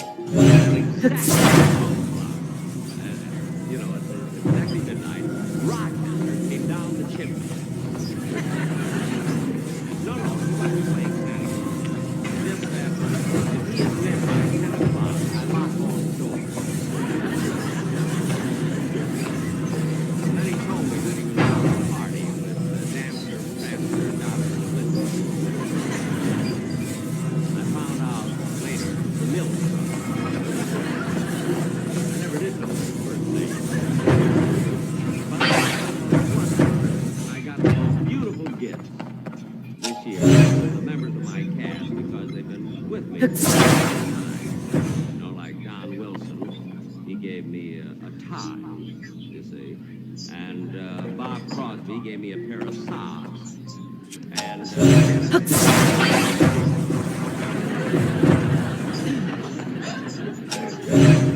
no, it may not sound like anything to you, but there was a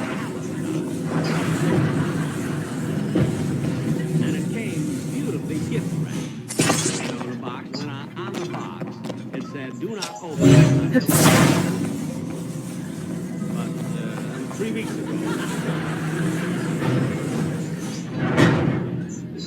2 days before Christmas, the box opened itself. That was a nice thought, you know. And let's see. Oh yes, the boys in the orchestra, you know, the orchestra boys sitting over there. They've been with me for years and years, and they were so thoughtful. They all chipped in. You know, all 18 of them. They all chipped in, and they bought me a great big pair of lights.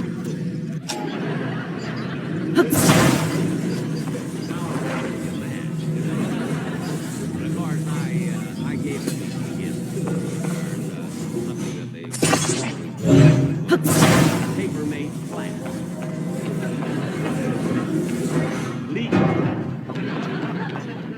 70,000 gulps without refilling. But anyway, gifts, you never know quite what to get someone like this Mary. It's so hard to buy something. Maybe somebody has everything. So I was going to buy her a new cat. You know, the door. I waited so long before they delivered them. Some handkerchiefs.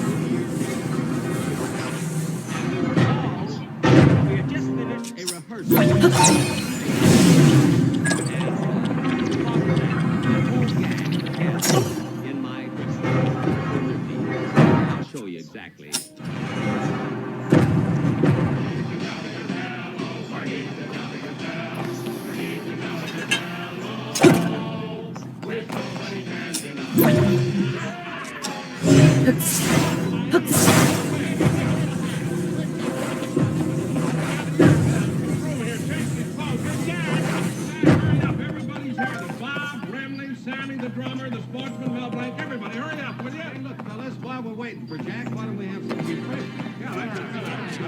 How about that? I'd like to have a beer. Hey, Sammy, one beer.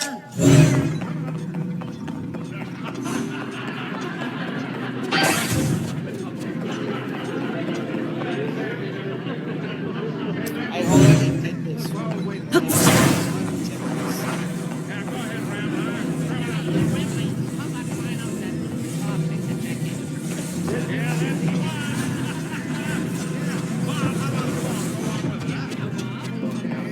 Frank, do you remember Irving Berlin's song, Let's Start the New Year Right? Wouldn't that be appropriate? Oh, what a great song, Bob.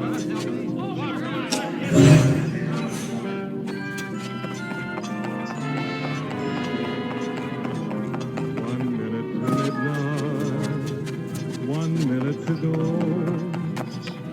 1 minute to say goodbye before we say let's start the new year right. 12 o'clock tonight. They dim the lights and it's the wheel year round. Watch the old year die with the fond goodbye and our hopes as high as the tide. How can our love go wrong? Let's start the new year right. Let's start the new year right. Each night tonight, pass around that light and begin. Watch the old year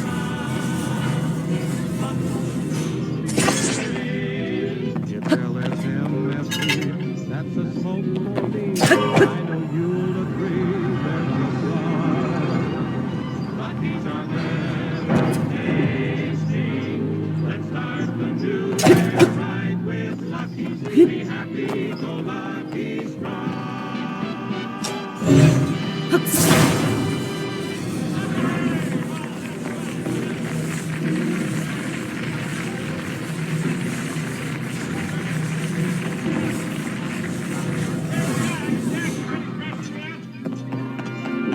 Fellas, now when he comes out, really give him a great big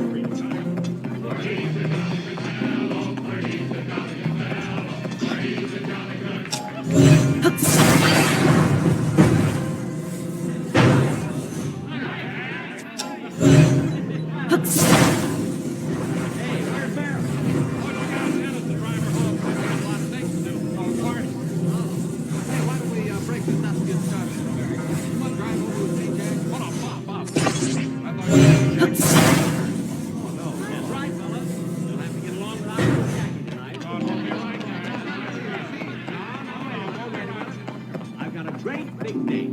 Big date tonight. I'm going to call up my girl. I'm going to pick her up in about a half hour. Well, then, we're all dressed up. Hey, kind of classy, don't I, kid?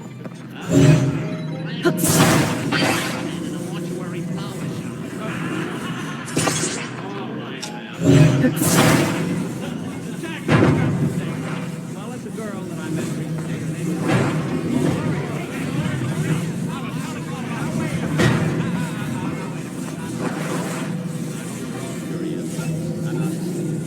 Anyway, I have a little surprise for you before I leave. I have a bottle of wine.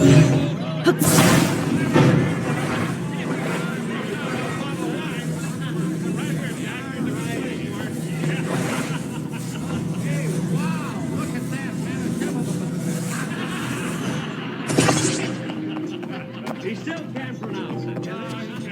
Come on. There we are. Oh, this is great, really. Hey, wait a minute. Hey, what about Remley there? Why drink all that water? Well, he's got a long night ahead of him, and he wants to get those chasers out of the way. Oh, I see. Here we are. Well, kids, is the brings the water. A long, long time. We gathered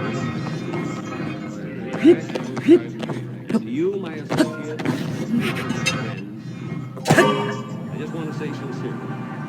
And I'm proud of each and every one. Last year, our rating was down, and he sued us. Wait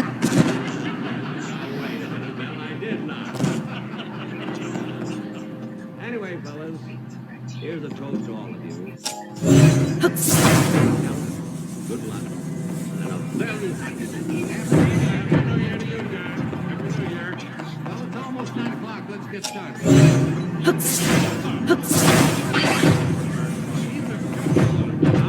I've got to pick my girl up in about 10 minutes. Oh, for God's sake, why don't you bring her up to Mary's house? No, I'll tell you what. We have our own. Tell you what we're going to do. Gloria and I, we're going to have cocktails and zeros and dinner at the Oakland Grove. And then we're going to dance the New Year in at the window.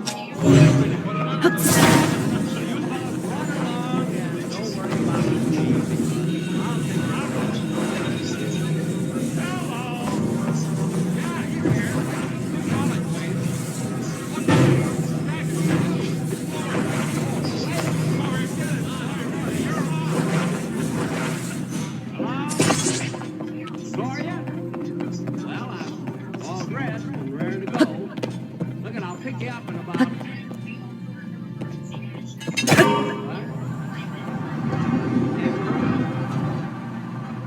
So look, Gloria. Look, I made reservations and everything. I'm all dressed.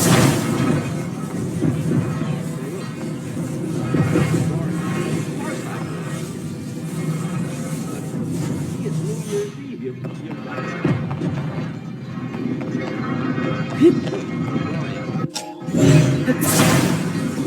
I mean, isn't there some way that...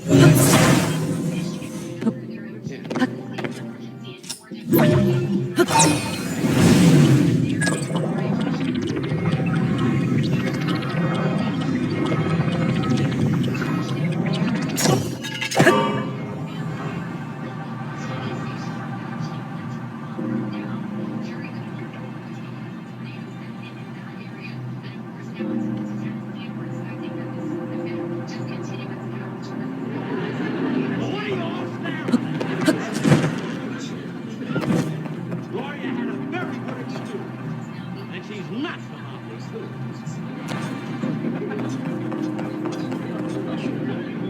Well, she is.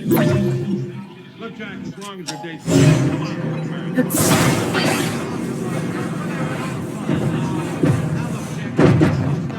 Look, and I'm not. I don't want to go. Well, you're starting to act like a little... Look, Pop, wait a minute.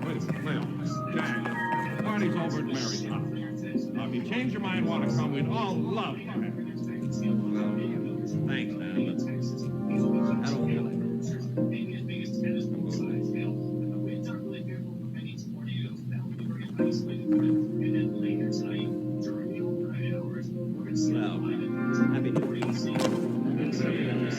Happy New Year.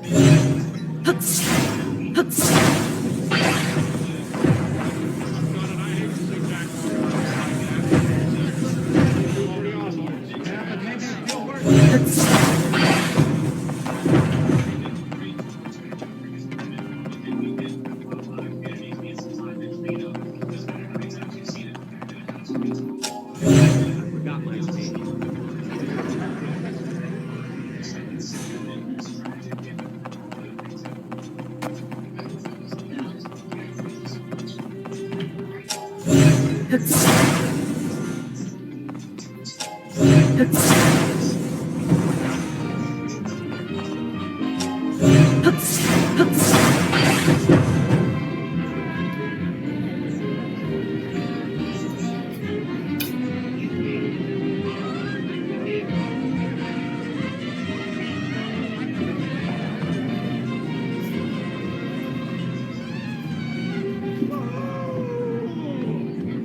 Happy New Year!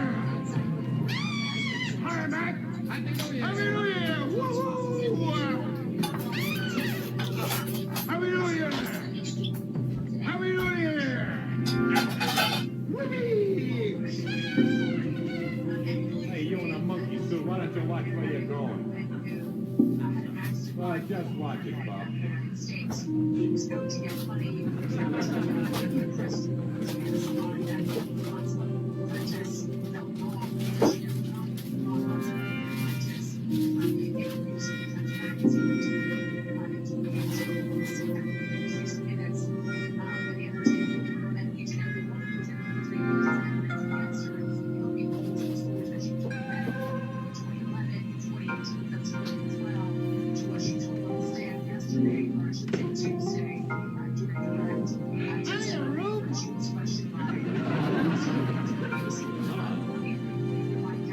Your coat's ripped up the back. Those are tails I always wear on New Year's Eve. Well, ain't you the dandy? Look, I don't feel like talking. I know it's New Year's Eve. I know. That's why I'm down here in the city. I aim to do a little celebrating myself. Good. At the stroke of 12, I'm going to take a drink, blow a horn, and catch the bus back to Calabasas. You can join me if you want to. You're welcome. I have a little snort right back here in my pocket. No, thanks. I'm just gonna go home. Okay, Ruth. Happy New Year.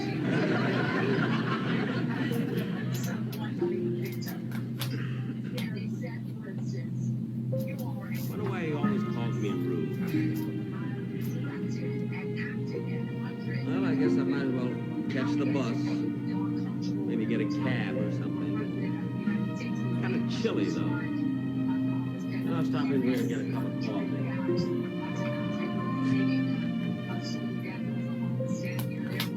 Good evening, sir. Good evening. You like a nice table by the window?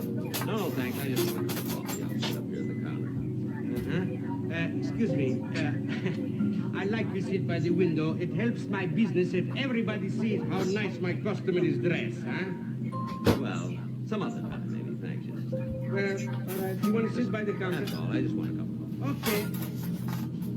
Okay. Excuse me, mister. I got a special dinner tonight, a big dinner, a steak dinner, $2. With mashed potatoes, string beans, and for dessert, nice apple pie a la mode, huh?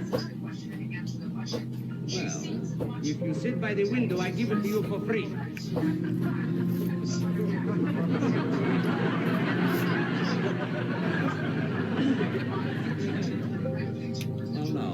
no, thanks. I just want a cup of coffee. All right, sir. Happy New Year. Customer. What'll it be? Just a cup of coffee. Would you like a sandwich or some toast with it? No, just coffee. Want some cream with it? No, just black.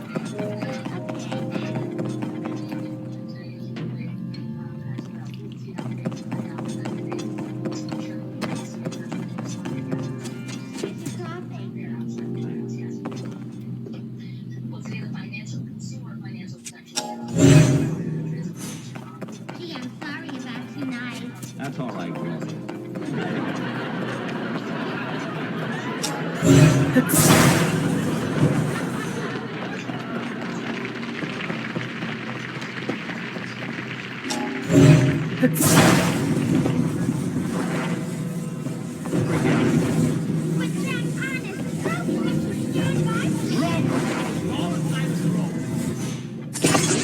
Let me know soon.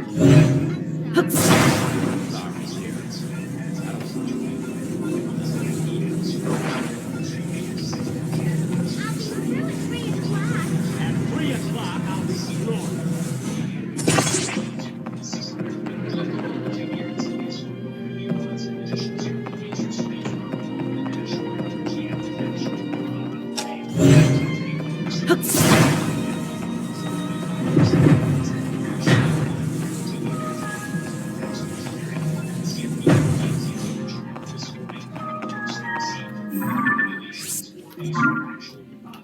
I forgot my page.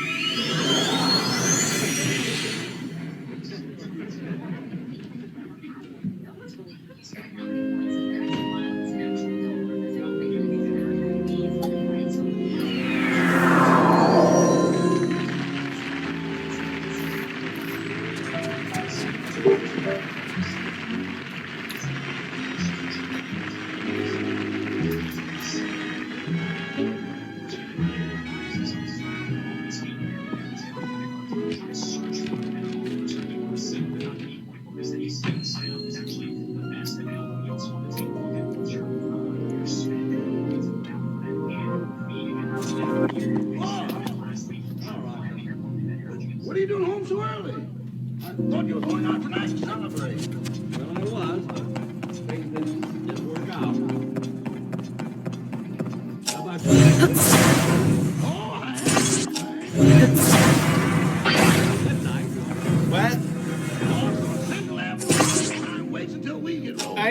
I didn't take them because I thought they would get broken or something because I had a shortage of pockets.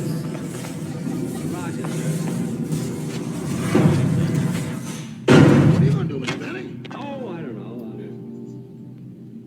Sit around, read a book. Yeah, I hate to see you here all alone on New Year's Eve.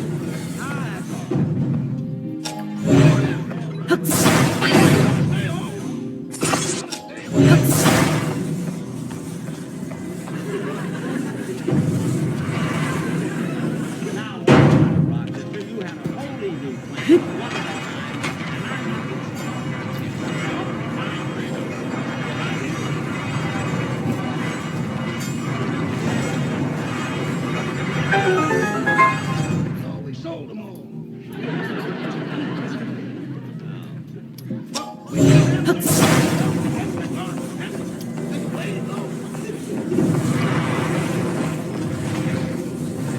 But we still have Party planned, you're going out and have a wonderful time. Now, why don't you?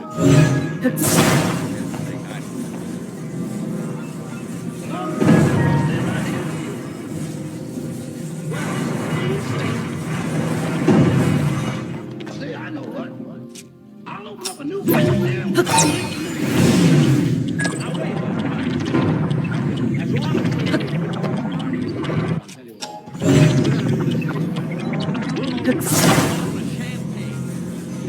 Which of what? A bottle of champagne and a white in the icebox. Okay, I'll get it. I wonder if Mr. Benny's turned over a new leaf. No.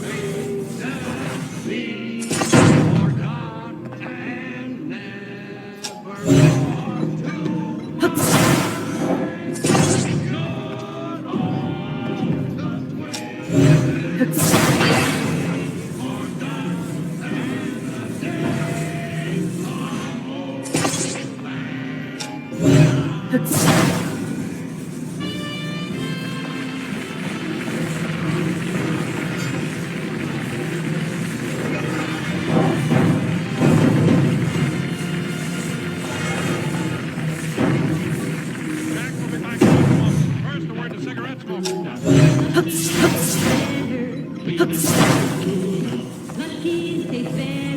Cleaner, fresher, smoother. For Lucky's like me. My tobacco, richer, tasting. My tobacco. Cleaner, fresher, smoother. Smoking enjoyment is all a matter of taste, and you can actually see why Lucky's taste better when you strip the paper from a Lucky by tearing down the seam. First, you see, Lucky's are made better, made round and firm and fully packed to draw freely and smoke evenly. And second, you see, Lucky's are made of long strands of fine, light, naturally fine. Everybody knows LSMFT. Lucky Strike means fine.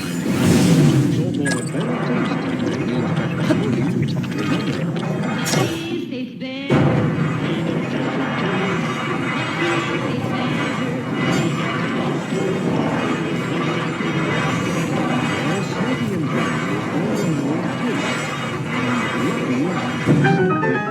Cleaner, fresher, smoother. You can say that again. Right? Cleaner, fresher, smoother. So next time, let's call Lucky Strike.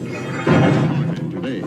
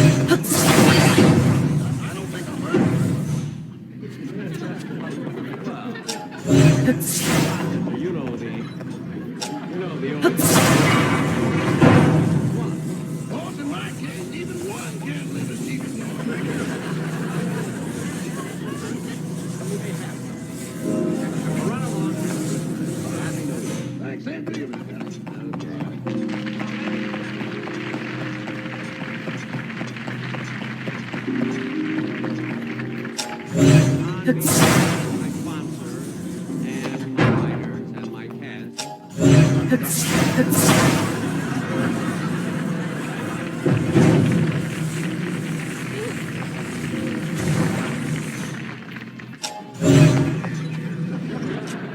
Ladies and gentlemen,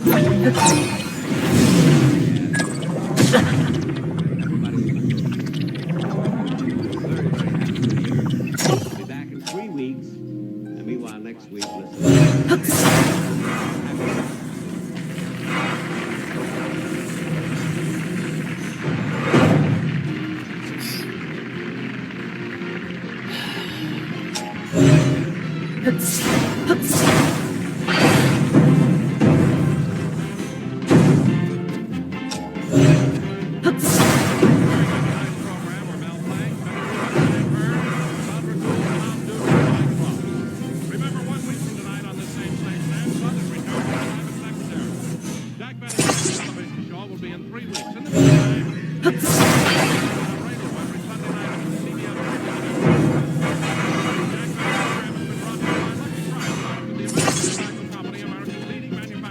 I'll stay tuned for You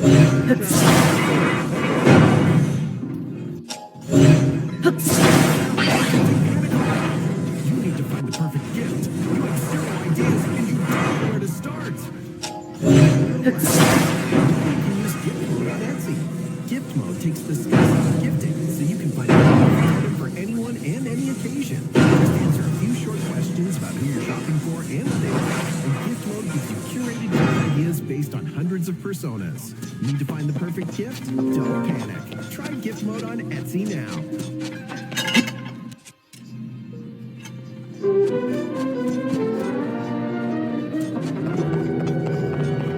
From Television City in Hollywood, we bring you the Jack Benny program with Jack Benny, presented by Lucky Strike.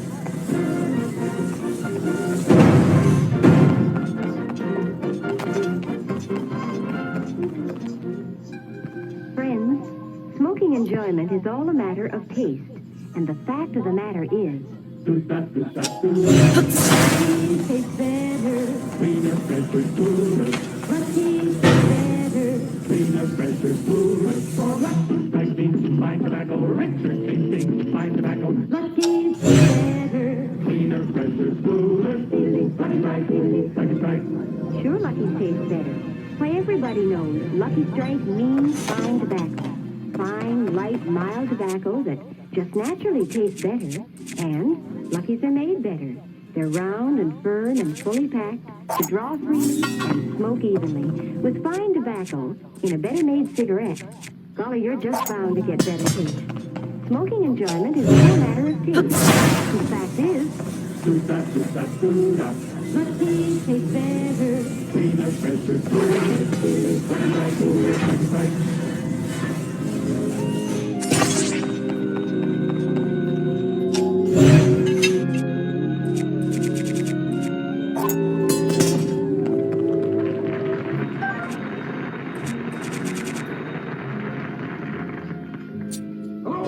Dressing room, star stage, green radio, and right now he's in front of the camera trying to convince television. TV guy magazine. Oh, yes. Oh, I'm sure he's glad to post a picture. You want to do a story about the program?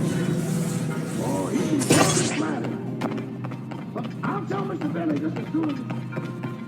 Benny! Oh, you want Beanie? He's on another network.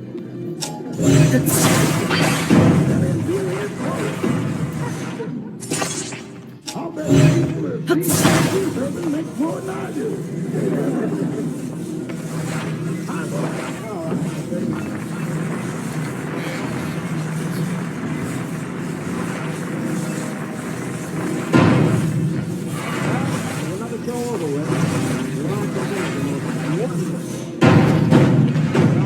They didn't miss a thing. What did they? Got every gag, laughed at everything. I don't know, you know, like there's something about, I don't know, when an audience laughs, it's just something to me here. That's the fun, all right. Now,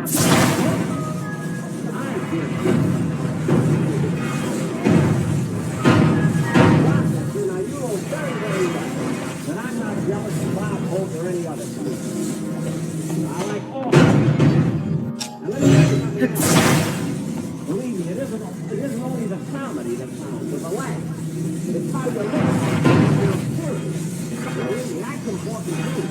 You know, I saw you, Joe, and you really look good today. I did? Uh-huh. You know, in the close-ups, your shoulders were as broad as Victor Mature.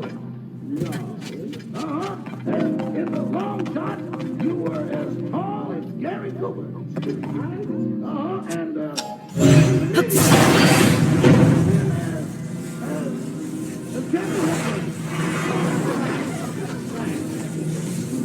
Hey, Jack. Yeah? Jack, I just ran out of cold cream. Yeah, there's some on my dressing table left. Oh.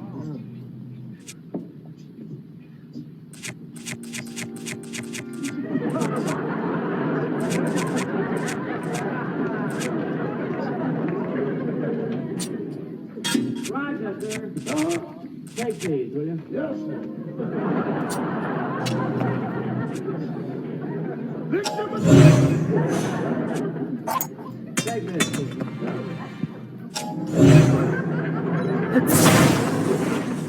Gary Cooper.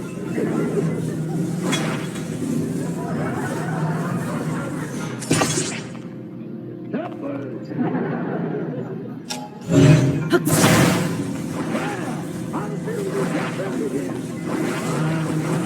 The Rochester, while I was down, were there any calls? Oh, certainly, but one seemed to be urgent. A call from Mr. Liberace. Liberace? What do you want? Oh, no. Better call back. Okay, I'll make it down. Liberace, huh?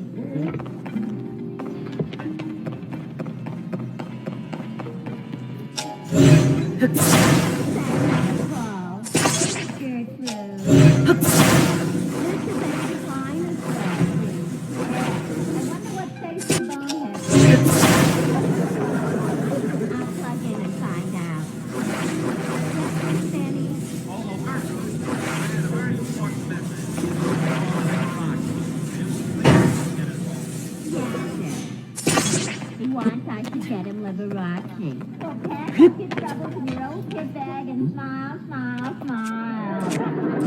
So let's quit being sarcastic. I'll bet you wish you could smile like Liberace.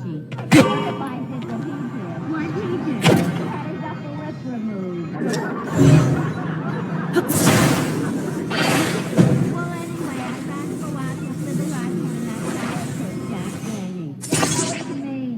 You know, the other night, Jack went out for a drive.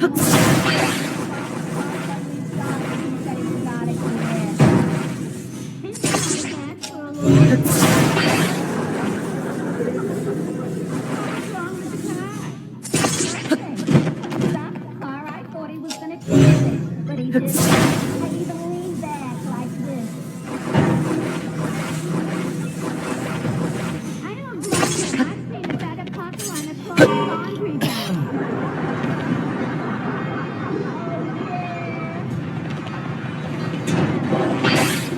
Gertrude, what was taking so long? Oh, well, look at Gertrude. Keep trying to get him, and if you reach him, tell him that I'm on the way to his house. I'm going over to his home right away. Okay.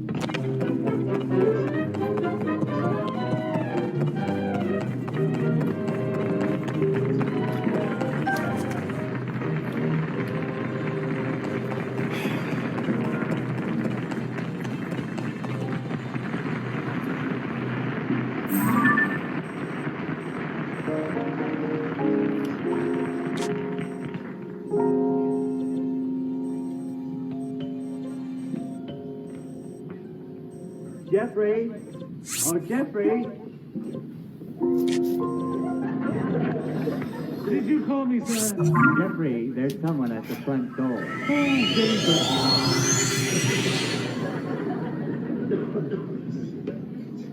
What do you do? How do you do?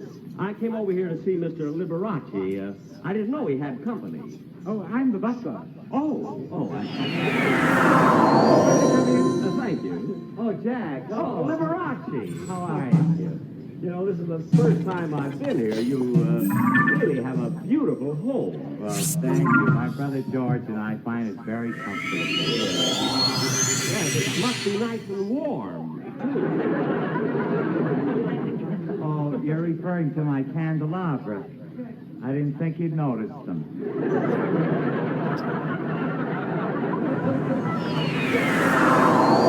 I'm very observing.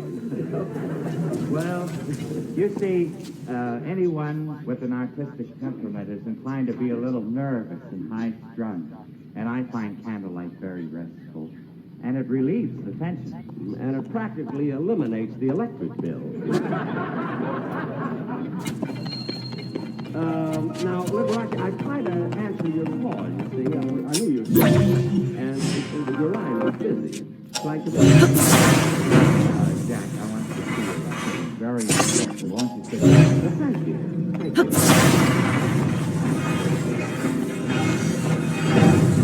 Beg your pardon, sir. But Pierre would like to know what you'd like him to prepare for dinner.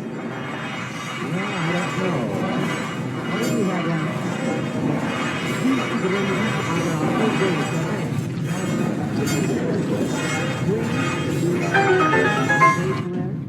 What's that? Broad plate.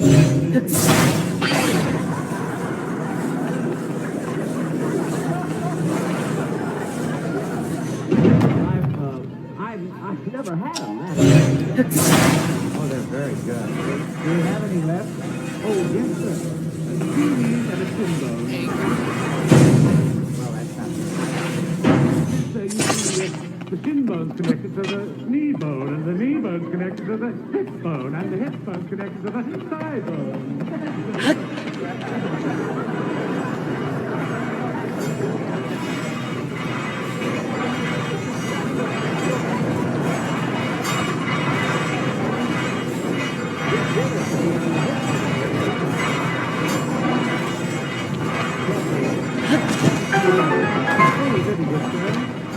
Pierre? Oh, he's my chef. Excellent, excellent. In fact, he comes from a long line of chefs. His grandfather created a wonderful French restaurant. An 1888 French restaurant. By 2 years.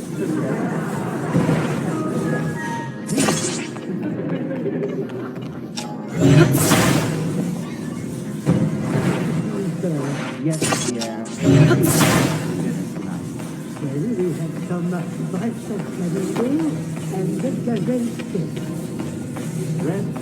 Breast of flamingo and gazelle steak. Would you like to stay for dinner, Jack? I wouldn't want you to run to the zoo just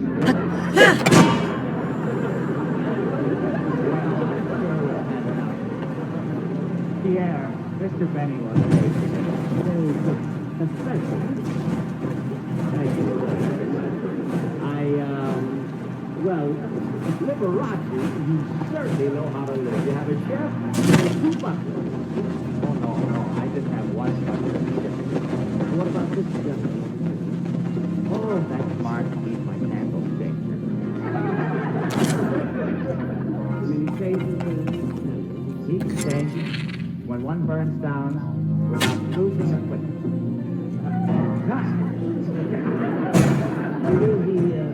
You mean you have a man just to change the tent? I have 4 of them.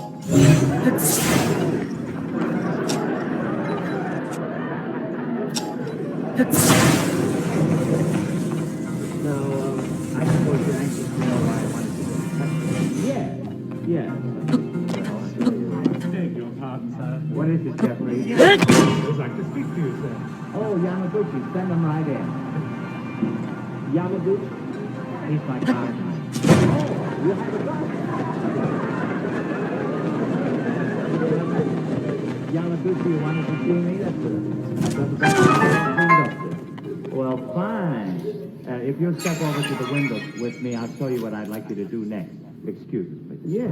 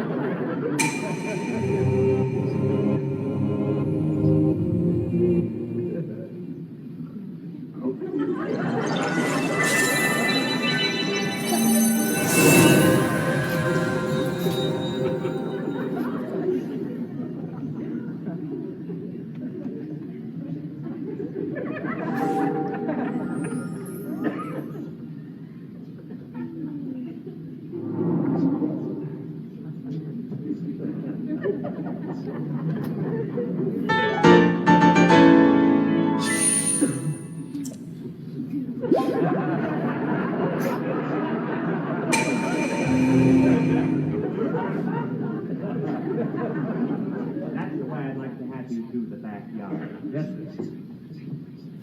Look,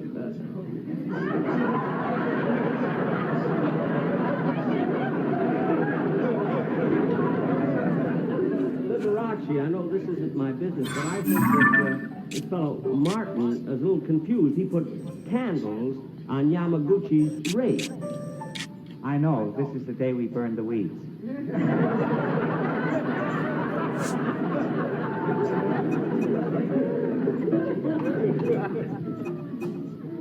Now, about this, you wanted to see me about it. Oh, yes, yes. Well, Jack, you see, my brother George is detained in New York. And I'm giving a concert tonight, and I wonder if you'd be so kind as to take my brother's place and play your violin. Are you serious? But, Liberace, you see, I'm a comedian, a buffoon. And the violin is just a to get laughs, that's all. I know, Jack. What do you mean, Shane? Is a great musical talent. But you just haven't surrounded yourself with the proper atmosphere. You may be right. Well, you notice, I always adorn my piano with a candelabra.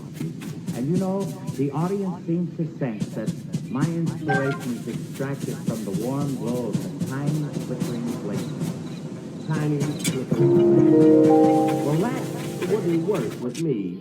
See, once I they burned down the theater, and I was However, if you'd like me to appear in my violin, I'd only be too happy to. Thanks a lot, Jack. I'd like to talk to you, have me discuss. Sorry, I don't know if you realize what I get for each appearance that I make. No, I don't. What do you think? Well, for each appearance, I get $7,500. Oh, well, Jack, that's for being a comedian. Now, what was the last salary you got just for playing the violin? There's a wonderful couple. I'm so glad they got married.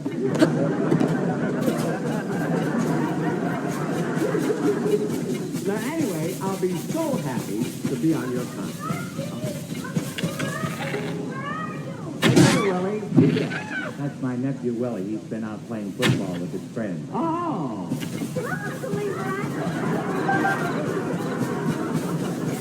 I want you to meet Mr. Benny. This is my nephew, Willie. Oh, hello. Hello, Willie. Now, you run along with Mr. He's a cute little fella, isn't he? Dinner is served. Oh, Fine. Yes, and then we'll get ready for the concert, right? Fine, little right.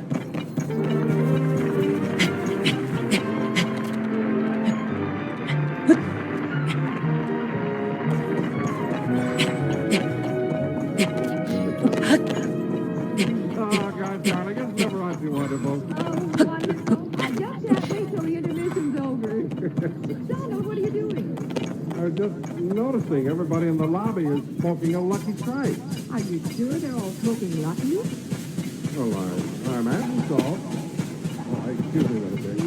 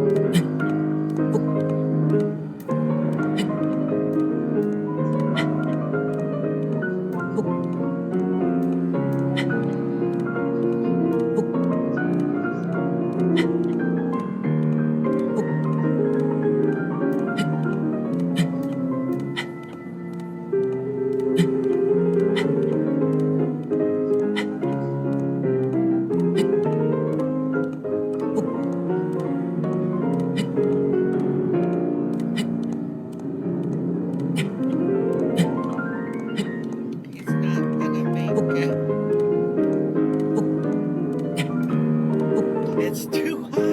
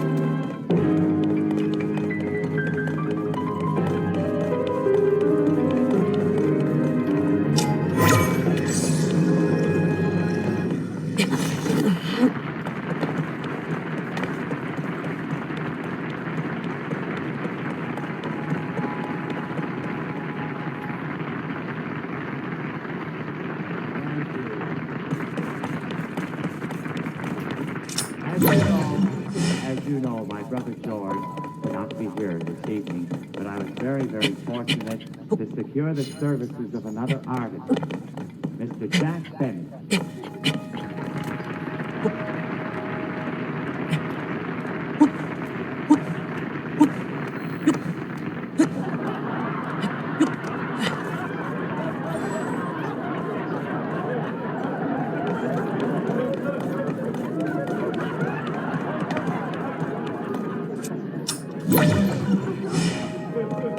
Jack, I think you're overdoing it. Oh, you know. Oh, well, I'll get my other bottle. I'm terribly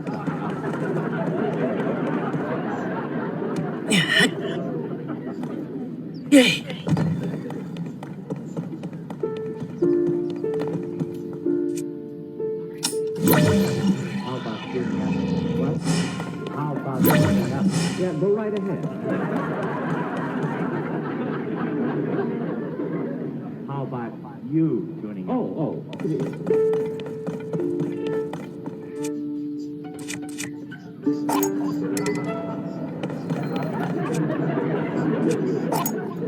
Ladies and gentlemen, we'd like to play a number that I recorded that we've had many requests for, haven't we?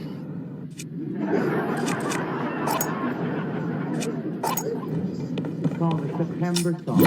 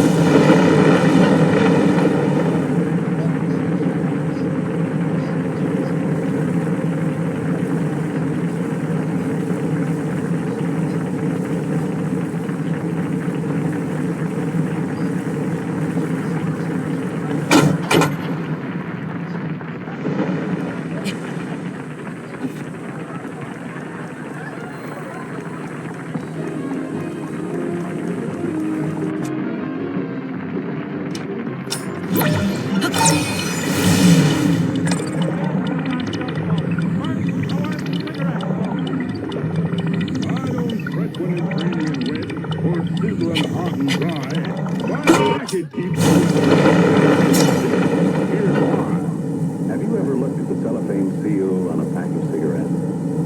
Probably your eyes can't tell the difference between one seal and another. But the makers of Lucky Strike take special care to see that every pack of Luckies is extra tightly sealed, because that's what keeps the cigarettes inside fresher tasting. Now here's how the American Tobacco Company, as one of its many quality controls, tests the seals of Luckies to make sure they're extra tight. This is Ruth Thompson, an examiner on the Lucky Strike manufacturing plant. She cuts the cellophane wraps in half and removes them. She puts each half open end down in a pan of mercury. Then both halves are tested separately under air pressure to measure their air tightness. Maybe you think that's a lot of fuss to make over a cellophane seal. But the makers of Luckies know it's worth it. For when you take fine tobacco in a better-made cigarette, you safeguard the better taste of that cigarette by sealing it in its freshness. You're going to have a better tasting smoke. After all, smoking enjoyment is all a matter of taste. The fact of the matter is, Luckies taste better, cleaner, fresher, smoother. See for yourself. Be happy. Go Lucky.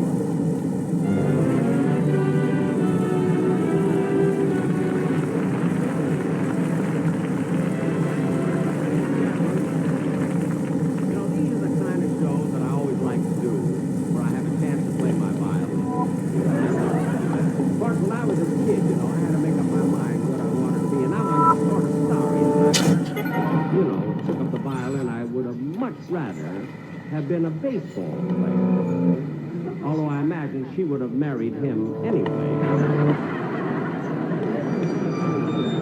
But I'd like to have you become a guest star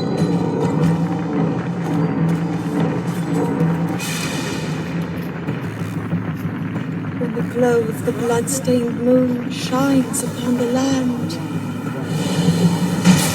the nameless spirits of slain monsters return to flesh. The world is threatened once again. Friday night. Pacific Auditorium. That's right. And incidentally, Jack, all kidding aside, if you'd like to pick up another $1.80, I'd love to have you. Well, I'd love to do it, but I have another wedding. Thanks.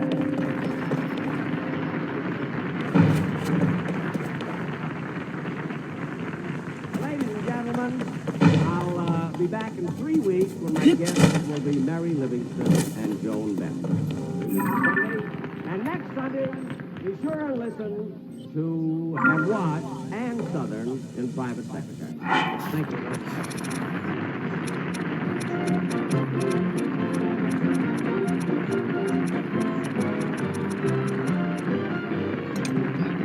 Appearing on tonight's program will be Benedict, Shirley Mitchell, Rex Evans, Lois Corbett, Rolf Sedan, Lane Lacano, and Roland Keith. Remember, 1 week from tonight on this same station, Ann Southern returns in Private Secretary. This is the Post of the Town on the CBS Television Network.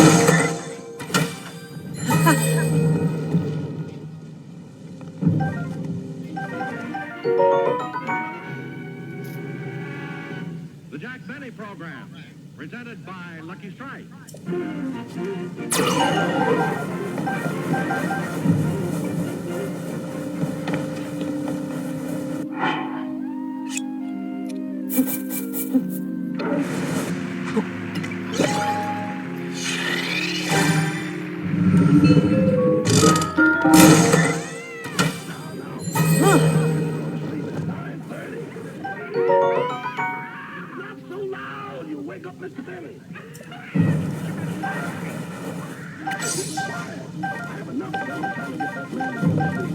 Instead of counting sheep, he makes me count his money and he keeps one eye open.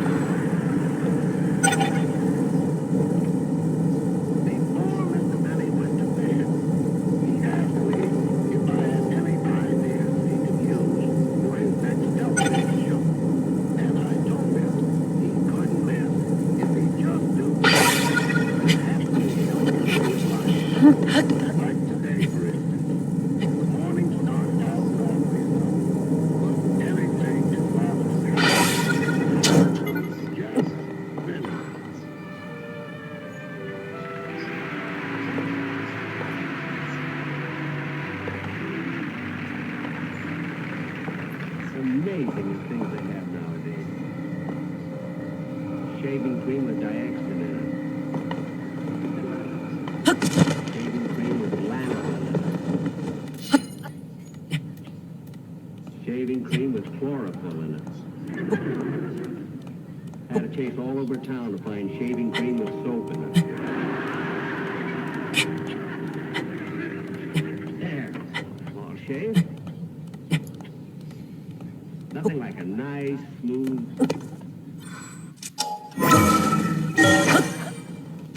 You gotta put a blade in it.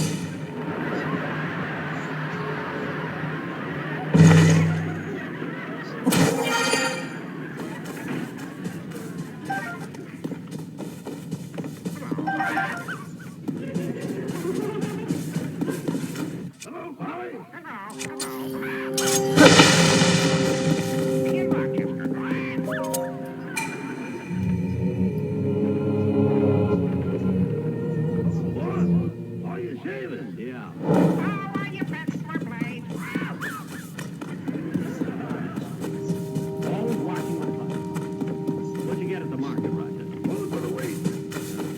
bread, meat, and the usual supply of canned goods. But I think next week I'm going to have to shop at a different market. Why? What's wrong with our regular market? Cars left for cans at a bench. Well, this morning they come.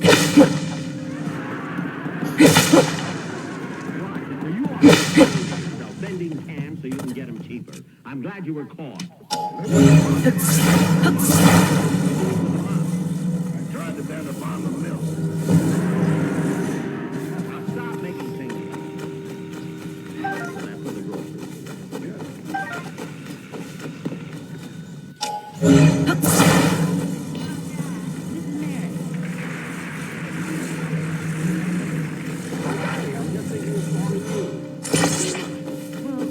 What are you doing right now?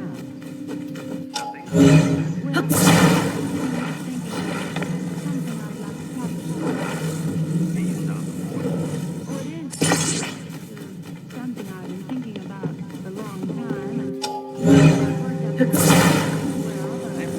Look, Mary, I don't know what you're getting at. It's that important. As soon as I finish shaving, I'll come over to your apartment.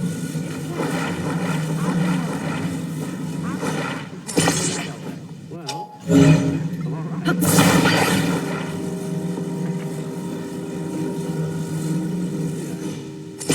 Mary sounds so serious.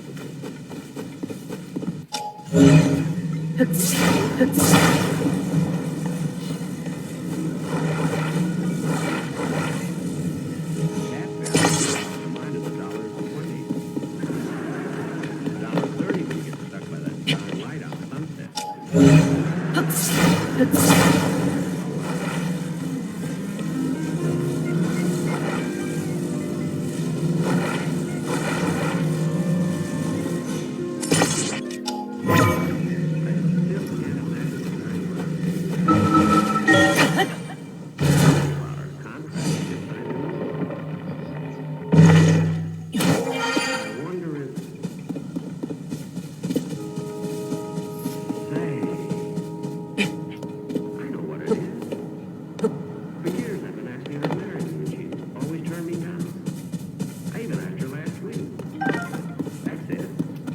To change your mind. That's what it is.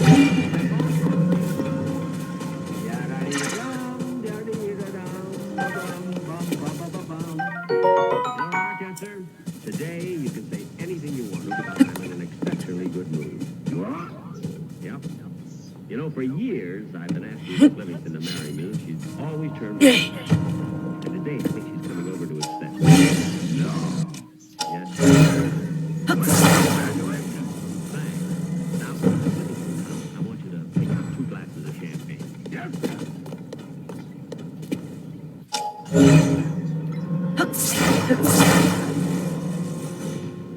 Gosh, I just can't get over it. Oh, boy, it'll be wonderful when Mary and I are married. Maybe parties together, vacations together, while enjoying income tax returns. And maybe someday there'll be a little stranger.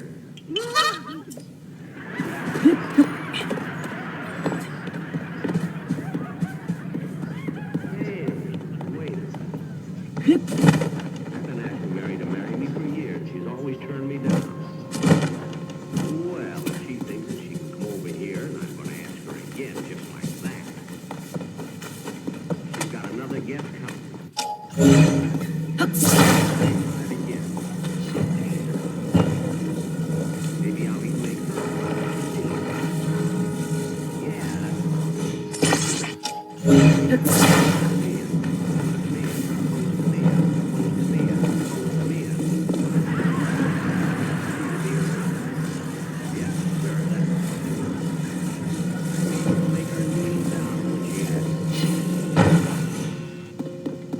Here. Yeah, better be careful.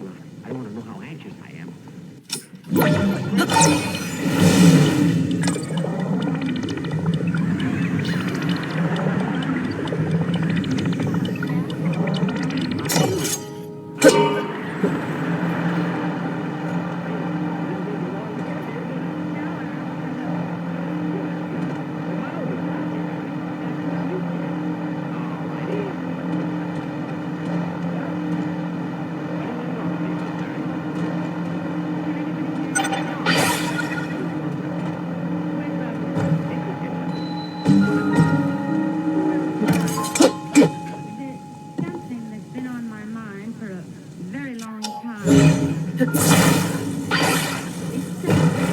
subject that I just don't know how to say it. You know, it's kind of a... I don't know how to say it. Now, Mary, you called me, you rushed over in a cab. Now, what is it you want to say to me? Well, Jack, something has got to be done about your being so cheap.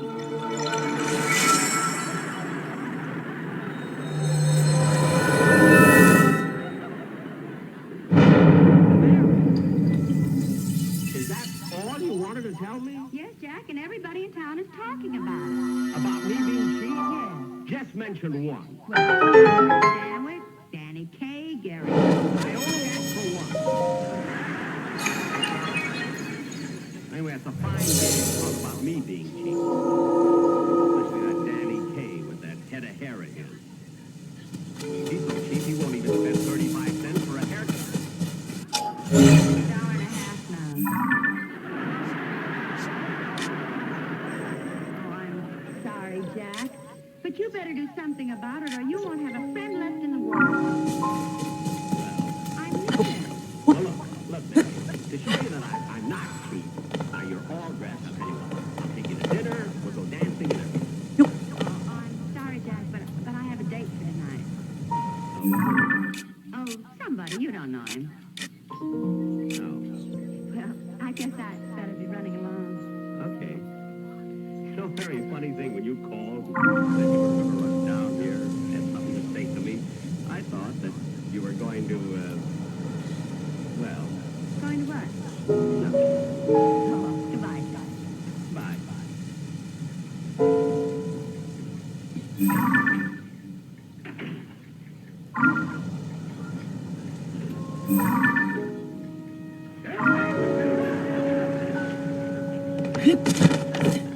What's the matter, boss?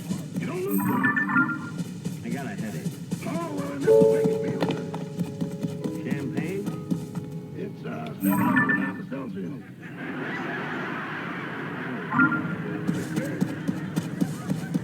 Rochester. Do you think I'm cheap? Oh, no, boss. I wouldn't say so. But now, man, it's a stop. Well, something like it now. Oh, no, leave it there. I might want to ask for a raise. Oh, no.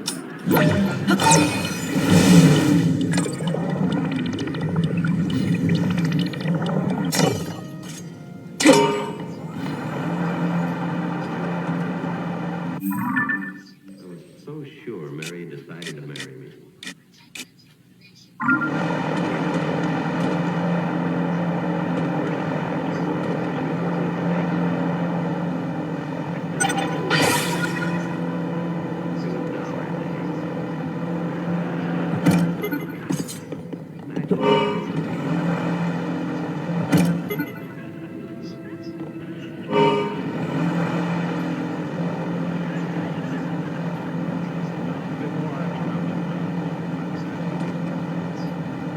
Do you promise to always smoke Lucky Strikes? I do. And do you know that Luckies are made of that fine, that light, that naturally mild tobacco? At what You time? both repeat after me. LS, MFT, LS, MFT. Lucky I Strike could make means myself scarce at fine such a tobacco. time. Maybe I could get hot Lucky chocolate. Strike means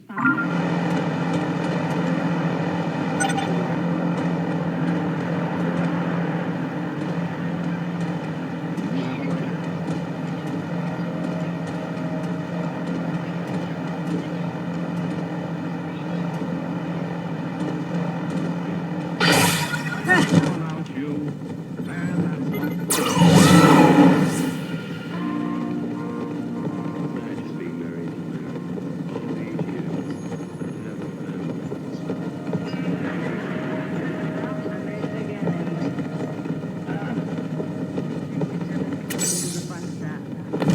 You know, standing behind that counter all day long, my feet are killing me. Well, that May Company sure was good today.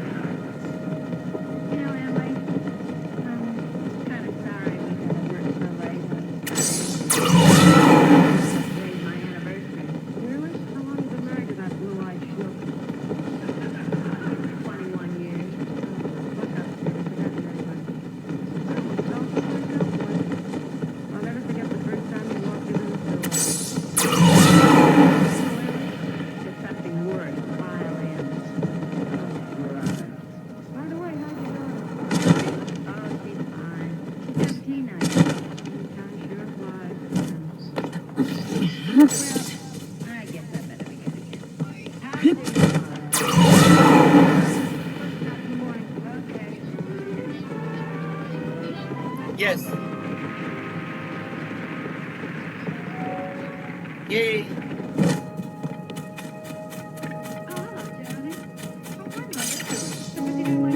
Our favorite place.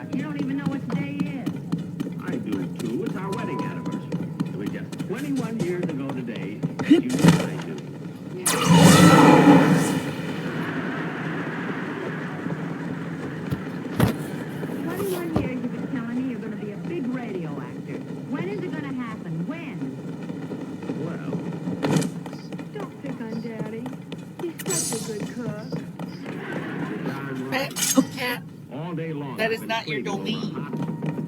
Now, who can last me?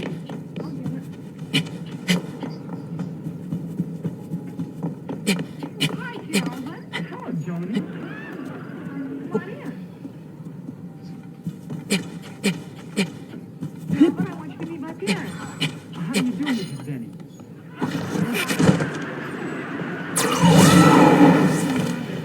Daddy, take off that apron.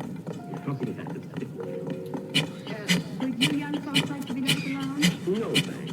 I'm not talking to you.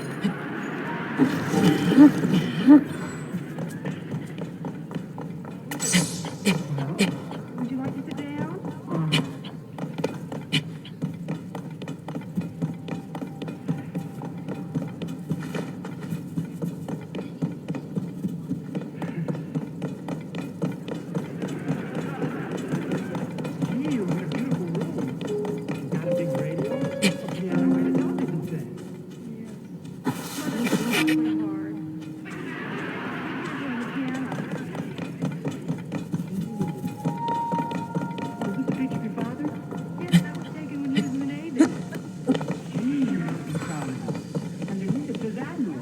That's the name of the television set.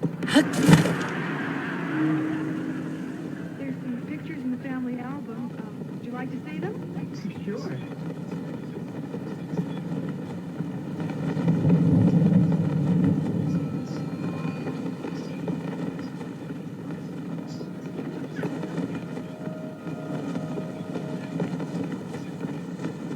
Here's Cousin Rita and Close Up the Road. And over there's Mother and Dad's wedding picture. Oh, wait a minute. Why is your father holding that violin? Everybody knows. Why are they laughing at? As they marched down the aisle to the strains of Oh Promise Me, Mama had to hold his rosin. No.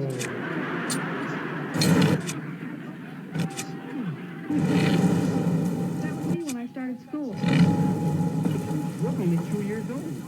I was. Daddy wanted me to get home early so I could start working. Dinner's on the table. Time to eat. Come on, Billy.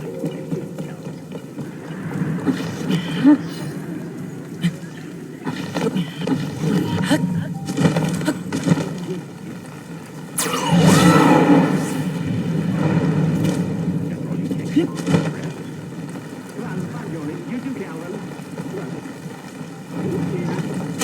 Now, Joni, you sit right over there. Mary, you sit here. And Calvin, you sit right here. What about you, Mr. Denny? Shoot.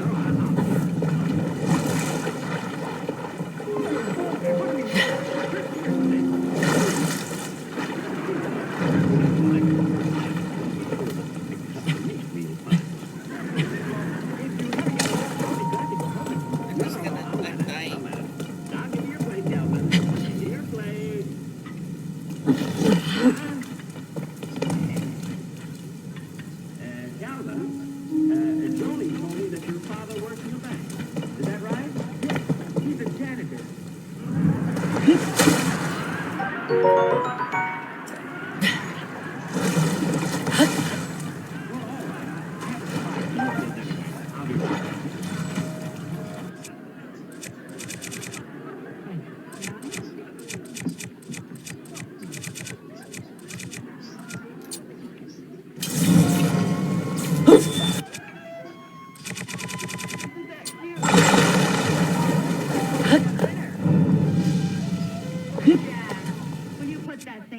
sit down.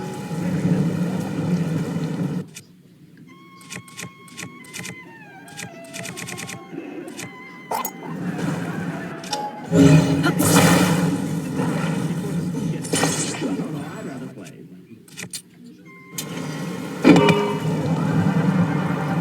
For your appreciation for the music, there's an empty place.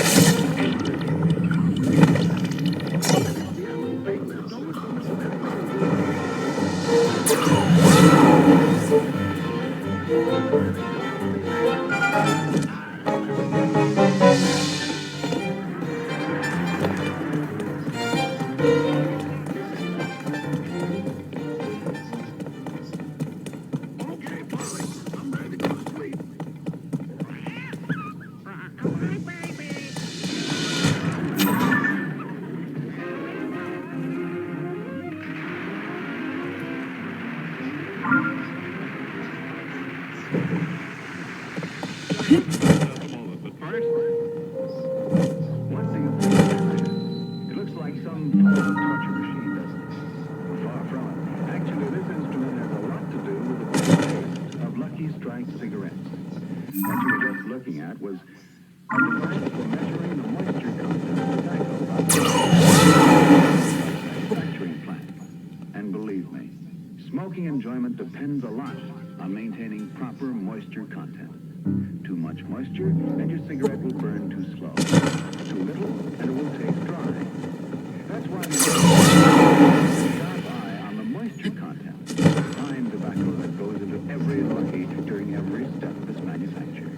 Here's how Robert Pendleton, who operates the instrument you just saw, tests for moisture after the tobacco's been shredded. He pushes a container of tobacco under the specially designed pressure. The long prongs bury deep into the tobacco. Show the moisture content of that tobacco on a dial.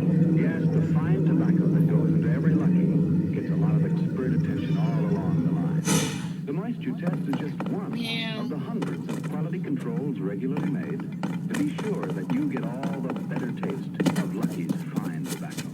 But smoking enjoyment is all a matter of taste. And the fact of the matter is, Lucky's tastes better, cleaner, fresher, smoother. So be happy.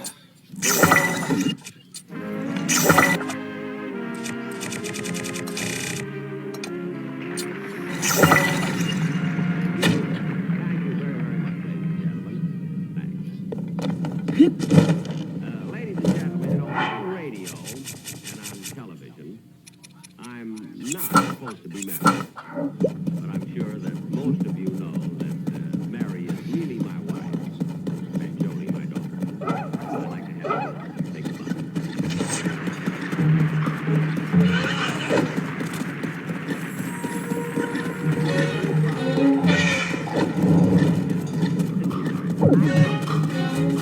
Jody, would you like to do another TV show with me?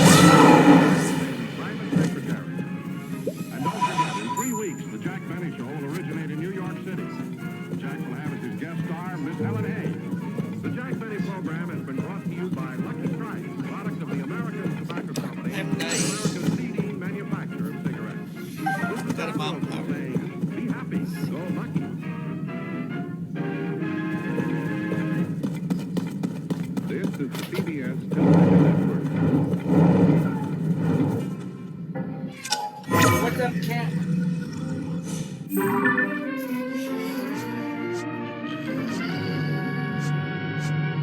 The Jack Benny Program, presented by Lucky Strike.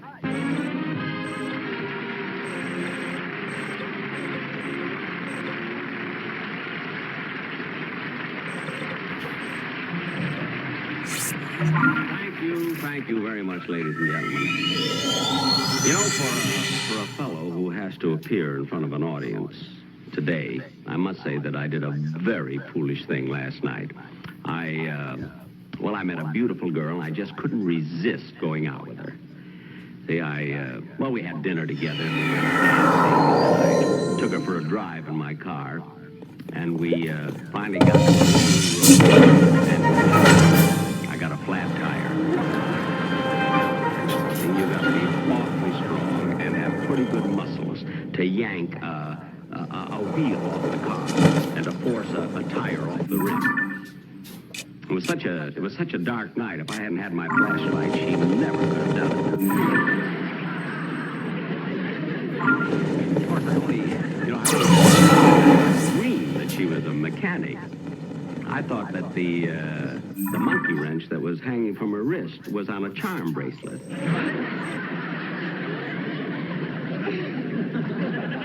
She got the tire fixed, and we had a wonderful evening, and I didn't get home till about 2:30. Of course, I didn't want to wake up Rochester, so I took off my shoes and I tiptoed up the steps. And I didn't even turn on the lights, and I went right to bed. And boy, what a miserable night I had. And I woke up this morning, Rochester had rearranged the furniture, and I was sleeping on the table. And there's nothing more uncomfortable than using the bust of Beethoven for a pillow.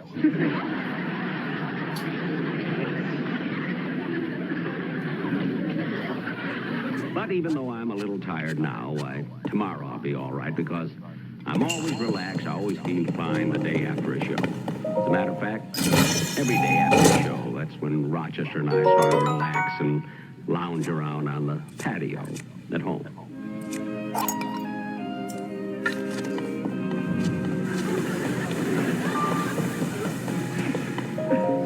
Rochester, why did you stop rocking?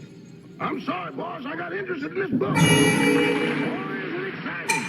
I don't care if it is exciting. Let me some more. Yes.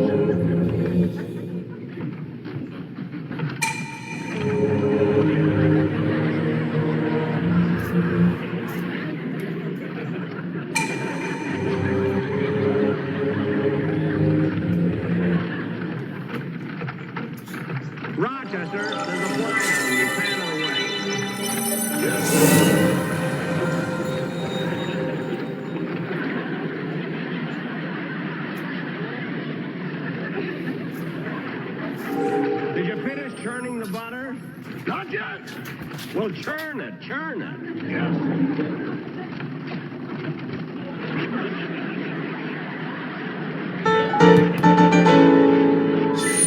How about the ice cream? Did you finish that?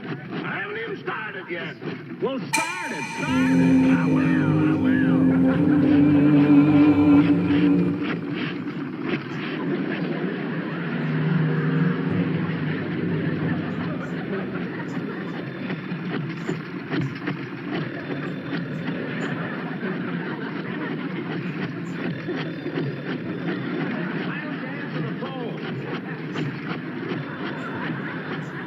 It might be a quiz program, and I hate to leave all this and all around.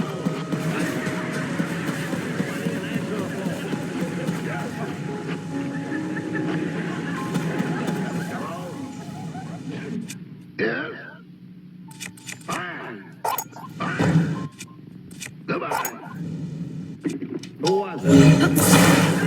He wants a pound of butter and 2 quarts of ice cream. You see, Rochester, I just thought of it this morning. And already we got an order for a pound of butter and 2 quarts of ice cream. And you thought the old scheme wouldn't work. I didn't say it wouldn't work. I said it wasn't fair to put our phone number on the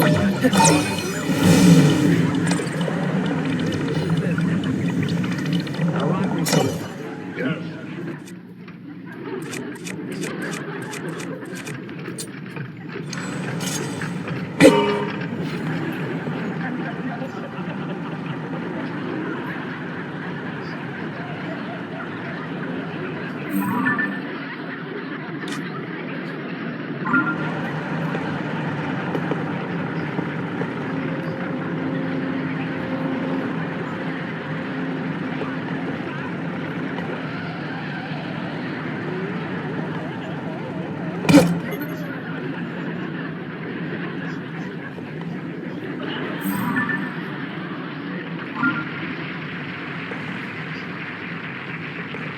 Rochester, why did you stop it so fast? Just a minute, boss.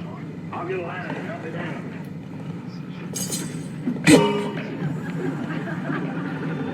There you are. Answer the phone. It might be another order. I'll be down by myself. Yes. Hello? Mr. Benny's residence, star, stage, screen, radio, television, and now rehearsal for Tarzan the Apes. Oh, hello, Miss Livingston. Yes, he's here. Just a minute, I'll call him. It's me, old boss. It's Miss Livingston.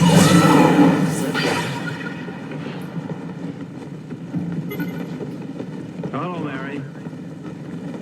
This afternoon? No, I'm busy.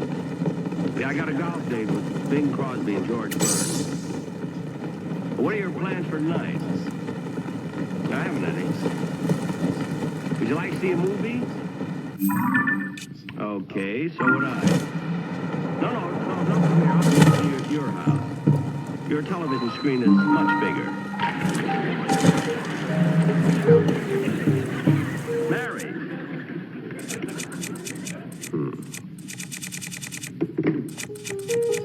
I don't know what she's mad about.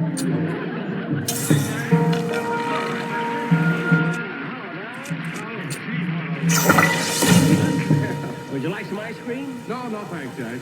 How about a pound of butter? Rochester, stop pushing the butter. We haven't got enough to fill the phone order. You mind if I stretch out here in your hammock? No, go right ahead now. Now, Rochester, here's what I'd like to have you do.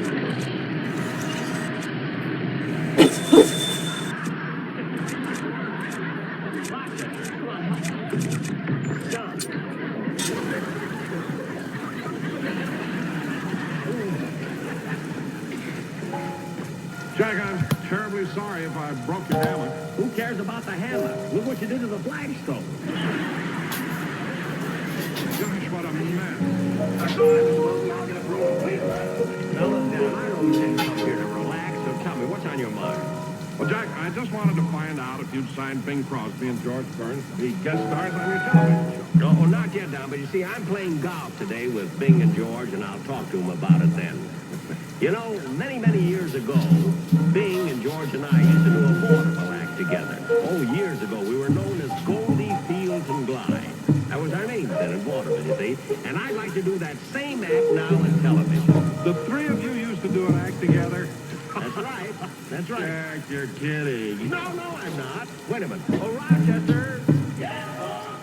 Bring my scrapbook. You'll find it in the dress drawer. Yes, sir.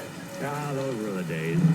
You know, when Bing, George, and I, when we were known as Goldie Fields and Glide, we used to play towns like Burning Stump, Iowa, and Stagnant Water, Nebraska, and we even played on an Indian reservation. The three of you really played an Indian reservation? That's right, Geronimo, New Mexico.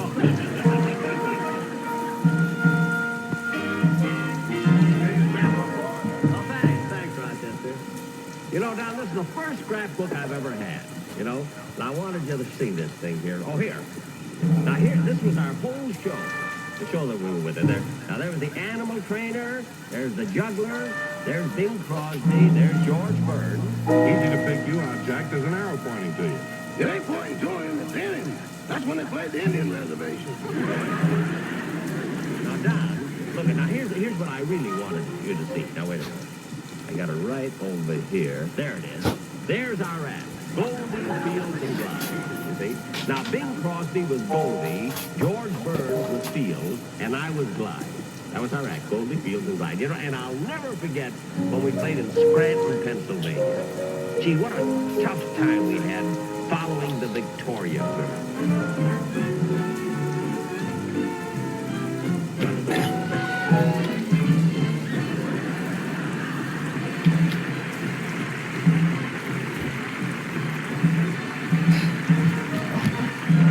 Still raining? But not 45 seconds.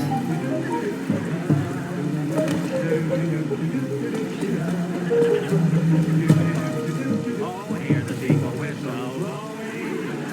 Honey, don't cry. Honey, don't cry. When the silver moon is shining, way up in the big blue sky, hanging over my heart and hiding.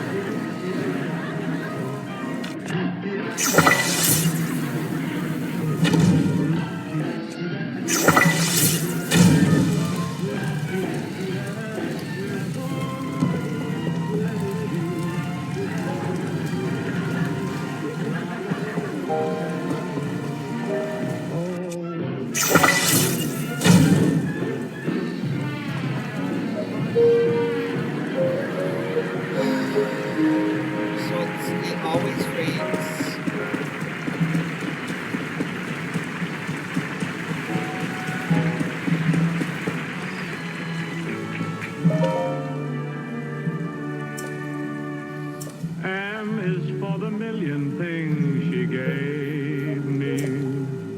O means only that she's growing old. T is for the tears she shed to save me. H is for her heart of gold.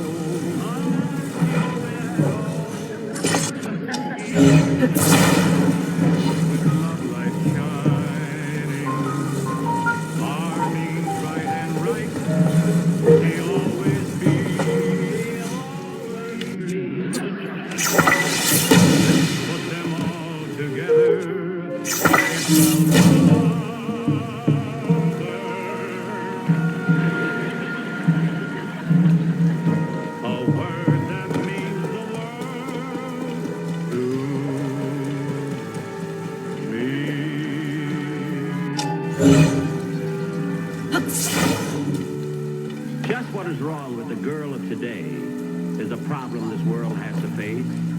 They blame it on this and they blame it on that, but they don't seem to get any place. Odd isn't the the girlie to fall. It's the mother who says if you're not home at 10, why, you don't have to come home at all. Who would have included Yeah, what's up, Cat? and each one of them is a little story of a parent misunderstood. So make a plan with your daughter. Tell her what you want. And don't hide that book on the shelf. The girls are wise to the ways of the world that make it tough on guys like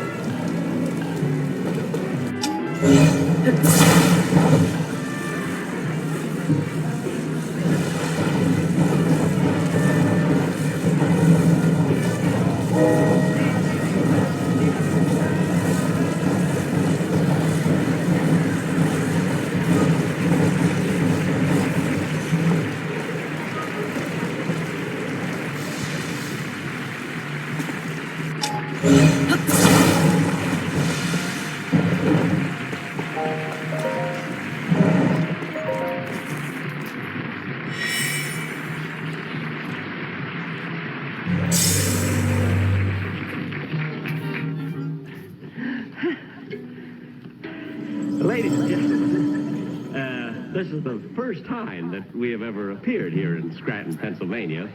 You know, the three of us were born in New York, but you were such a wonderful audience that if we ever have a chance to be born again, we'd like to be born right here in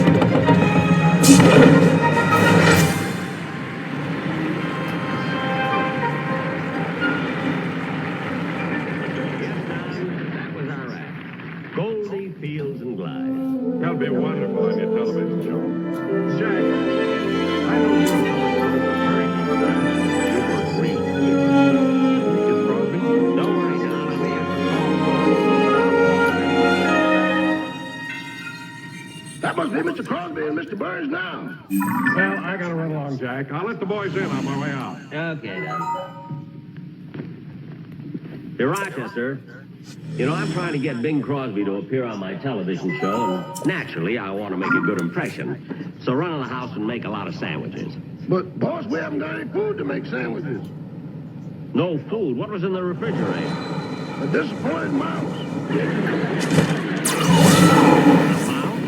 I tried to coax him out with a piece of cheese, but he didn't even see it.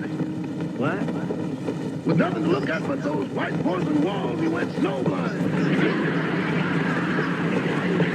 Rochester, stop making up a lot of silly things, will you? Hi, Jay. As soon as I get dressed, we'll all go out to the course. Hey, what's this? Well, that's a scrapbook. I was showing you to Don Wilson. I showed him the picture of the three of us when we used to be in vaudeville together. Oh, that was a rouser, wasn't it? Yeah. Yeah. You know, Bing, I was thinking, you never hit the big time until you met Paul Whiteman and he took you to the Coconut Grove. George never hit the big time really till he met Gracie and took her to the Justice of the Peace. I got a funny answer for that, but I'm going to save it for my own show. What a spot you got here, though, Jack. Is that the swimming pool, or is that where you wash your money? He doesn't wash his money. I'm your friend. Look, fellas, while you're here telling jokes, I'm going inside and change clothes so we can go out and play golf. Oh, Rochester, see that Abbott and Costello are comfortable. Fix him some refreshments. Being I got a hunch, the reason for this golf date is that Jack would like to use us as guest stars on television. Oh, no, that's not for me. They tell me Jack pays practically nothing for guest stars. Oh, he pays big money. He does? Sure, he's the only one that's got some $1 bills left. I know what Jack would want us to do on his show. I don't know about you, but I know he'd want me to sing. Well, in that case, I better squeeze in a song right now. Want me to help you with the verse and two choruses? No, I'll fight it out. Help Jack with the shoes. I got a button hook.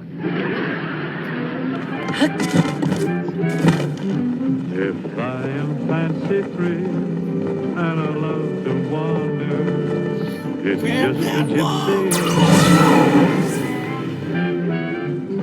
There's something calling me from a wild yonder. It's just a gypsy in my soul. I've got to give vent to my emotions. I'm only content having my way. There is no other life of which I'm fonder. It's just a gypsy in my soul. No cares, no strings. My heart's on wings. If I am fancy free and I love to wander, it's just a gypsy in my soul.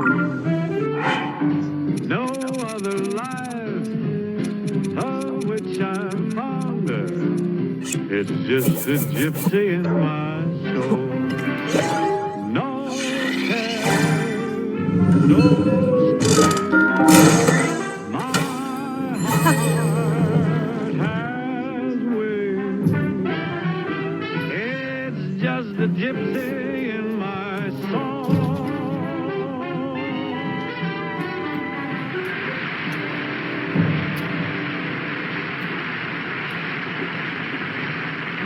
Okay, Bing, I'm ready. Oh, fine. Where's George?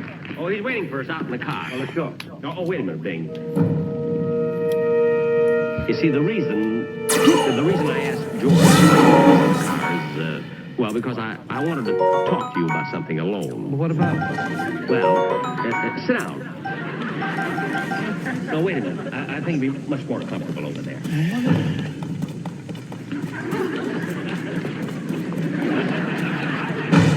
That's it.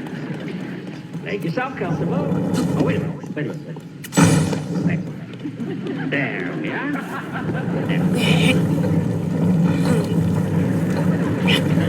Now, Bing, here's what I wanted to talk to you about. See, I'm going to do another television show pretty soon, and I'd like to have you as my guest on this show. I'm flattered, Jack. I'd love to be on it. It'll be absolutely wonderful. You know, Bing, I can just see it now. I'll come out on the stage first and tell some jokes, and then you come out and sing a song. Then I'll go back, then I'll come out, and we'll do some jokes together, you see. Then you can sing another song, then I'll come out with a violin. And we'll do something else together. It'll be sensational. How much money do you want? $10,000.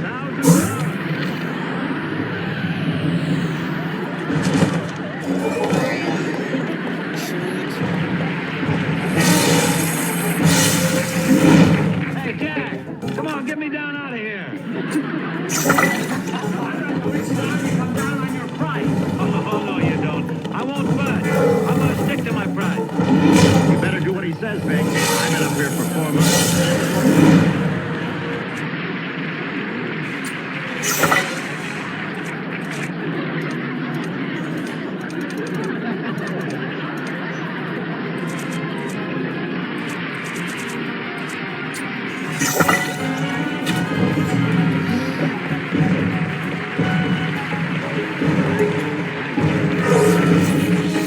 Well, that ends another television show. Now, I must say it's been a lot of fun working with so many great artists in one show. You take Bing Crosby. Now, there's a fellow who really amazes me. I mean, he's so relaxed that nothing seems to bother him. How a man can have that much money and be so calm, I'll never understand.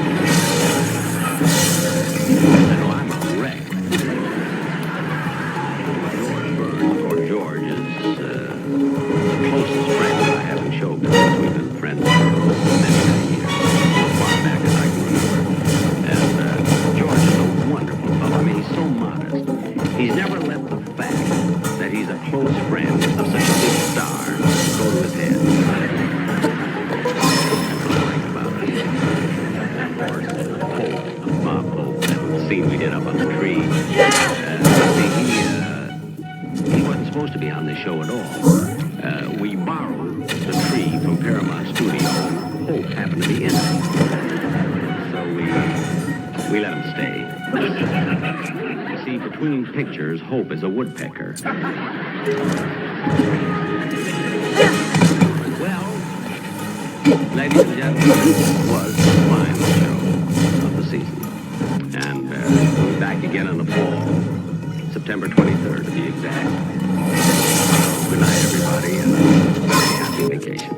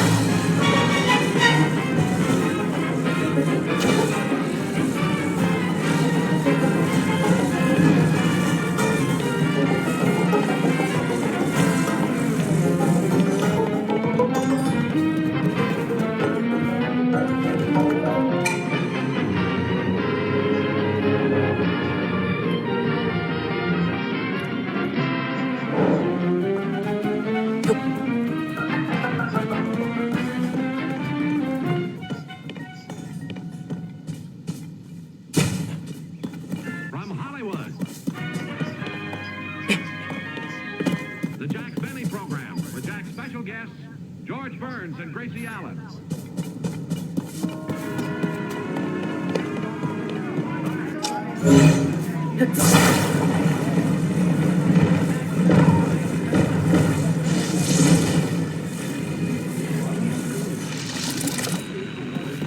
CBS backstage. Need more makeup? Roll call for George Burns. Roll call for George Burns. George Burns.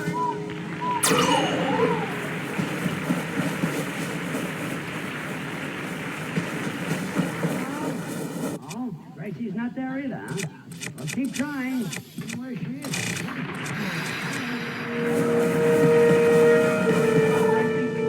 I've looked everywhere. George, what are we going to do? The Jack show goes on the air in about 15 minutes. You and Gracie are supposed to be the guest stars. John, relax. The show is going on. I talked Jack. You mean Jack's in there dressed up like a woman? Kill himself. George, are you sure Gracie doesn't know she's supposed to be here today? Oh, good. Look, John, why don't you go out front? You know, Gracie, she might be standing in line with the ticket.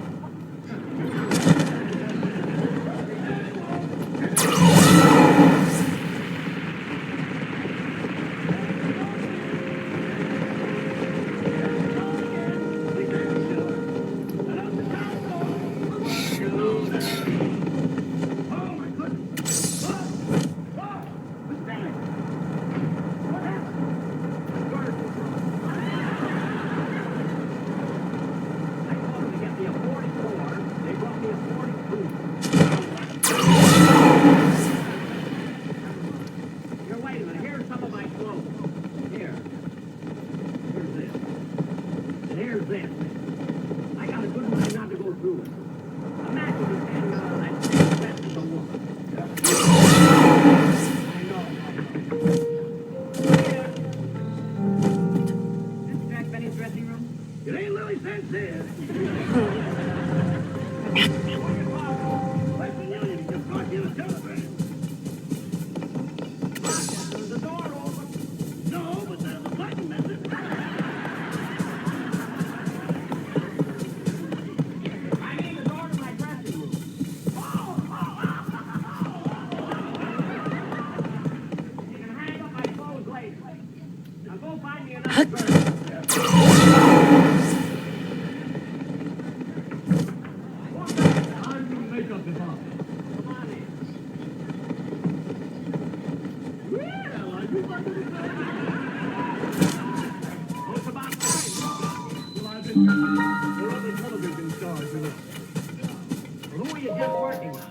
off these hooks.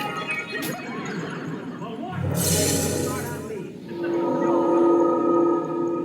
Now what are you doing? I'm just trying to see whether you have a round face or an oval face. Well, this is a surprise. What'd you find out? My fingernails need clipping. Look, never mind the joke. Now start putting on my makeup. Yeah, all right. And hurry it up. I've only got about 5 minutes. Yeah, this is going to be quite a problem. Now cut that out. Well, I can't cut it out, but I can fill it up. George, you find Gracie? Not yet. I can't understand. Gracie was here yesterday at the rehearsal. She knew the show was on today. Now where in the world could she go? I'm trying to understand Gracie. She might be in Montreal by now. In Montreal? She left the house this morning. She's gone out to buy some Canadian bacon. Gracie thinks to get Canadian bacon, you have to go to Canada?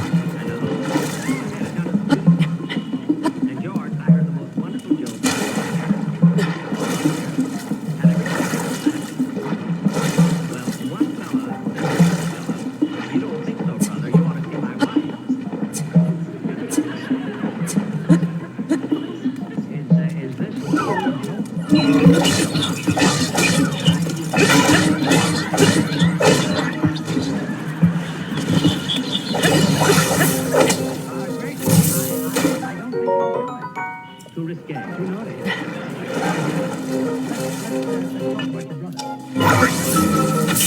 The one who's married or the one who's in love? The one who's in love.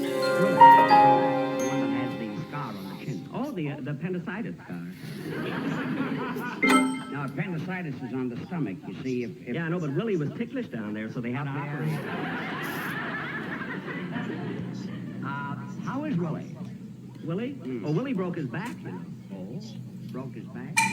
On account of being left-handed. Broke his back because he's left-handed? You see, he had a donut in his right-hand pocket, and when he tried to take it out with his left hand, Broke his back? Yeah. Well, the next time you have a donut in his right-hand pocket, tell him to try to take it out with his right hand. That's hard to do when you got your pants on backwards.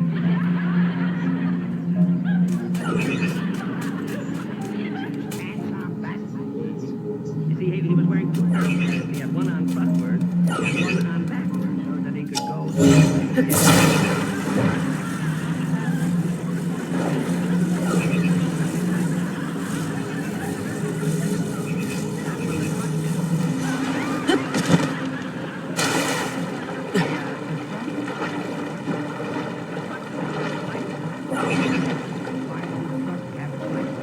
Because he had his pants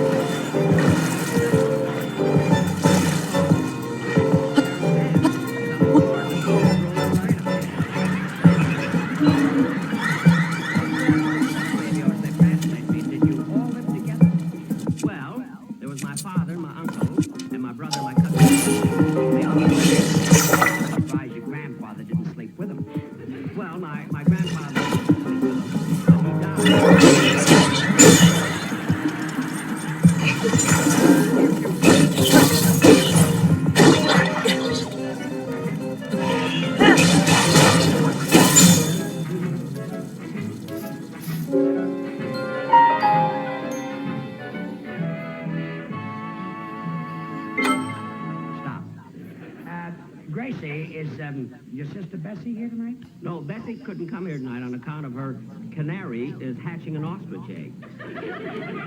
Canary is hatching an ostrich egg. But the canary is so small that it covered the egg.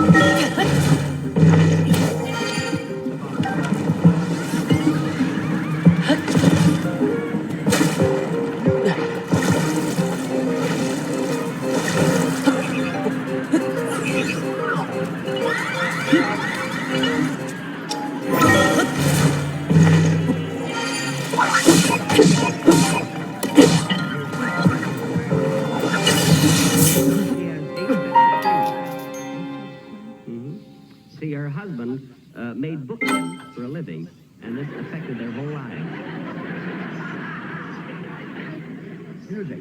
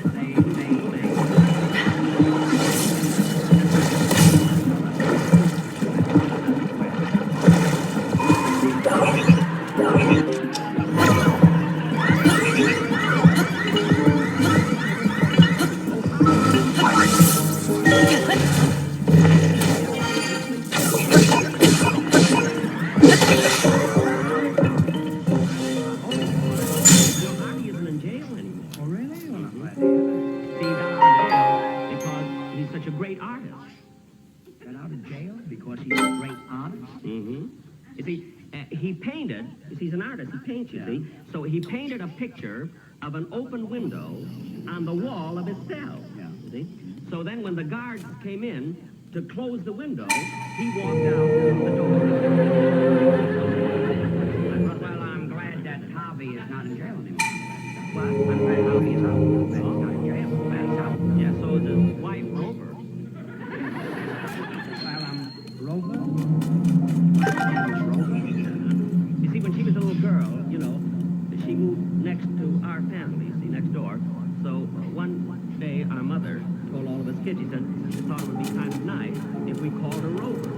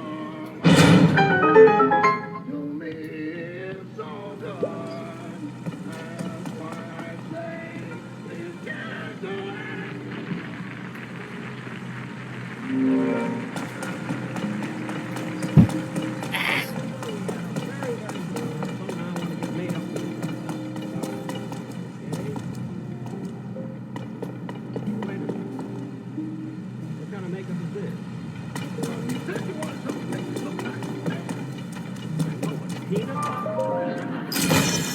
I want to look tan, not lump. Anyway, I think you better shave me first. Huh? Okay, make yourself comfortable. Right. You got everything? I think so. Eggs, green, right. Razor. Smelling salt. What do I want with smelling salt? That's what that's like a blood.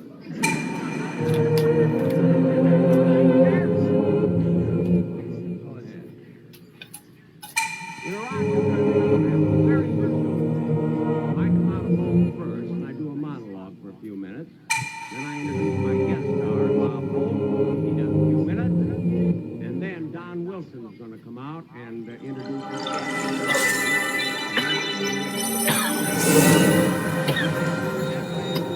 After Don introduces the sketch, then Bob and I come out in... One nose. Two ears. One chin. What are you writing that down for? After I finish checking you, after I finish shaving you, Well, okay, well, go ahead.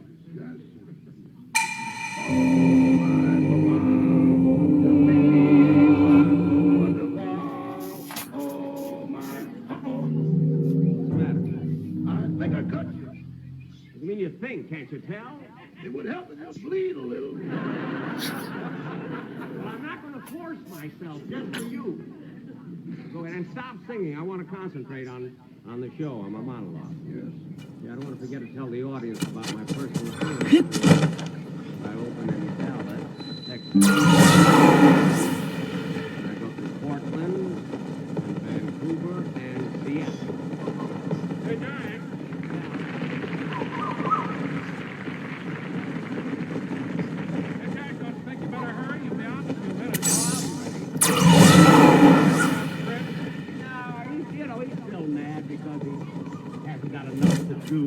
Claims I didn't give enough and comes out so late in the show and everything.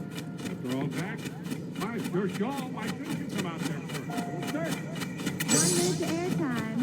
Everybody on stage, please. All actors in the first scene, please take their places. Jack, let's walk. Isn't that Mary? Yes, her summer job at the maid company doesn't start till Monday.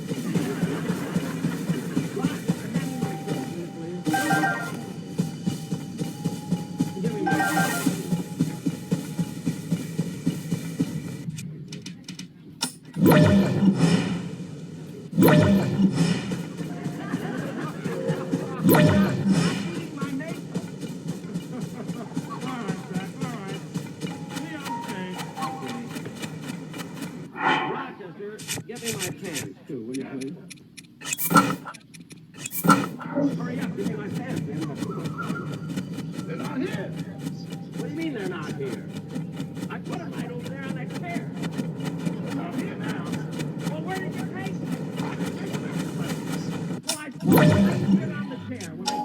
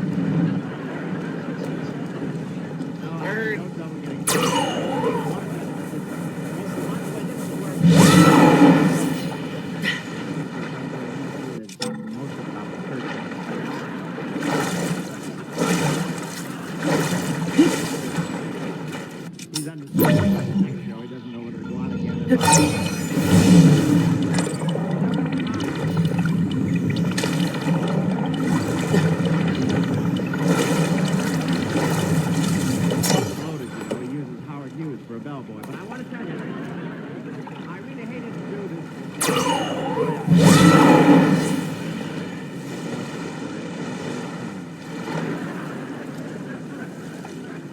Brooks Brothers. Not made by him, worn by him. And look at the shot.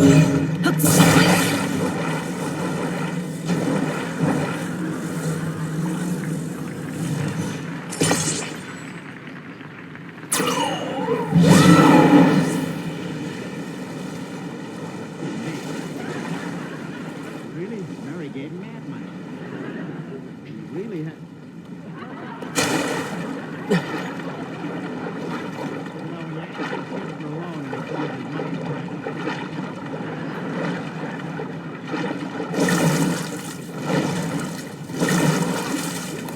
Bob, now give me my pen.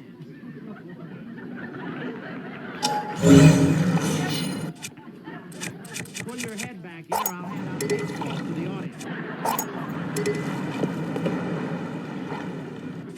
Oh, you.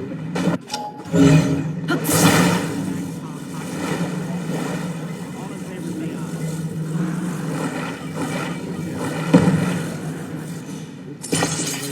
driver's license. Oh, I've been waiting years. Height 5'10", weight 157. Blue.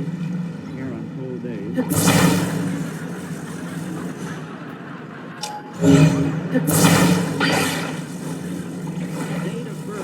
Date of birth.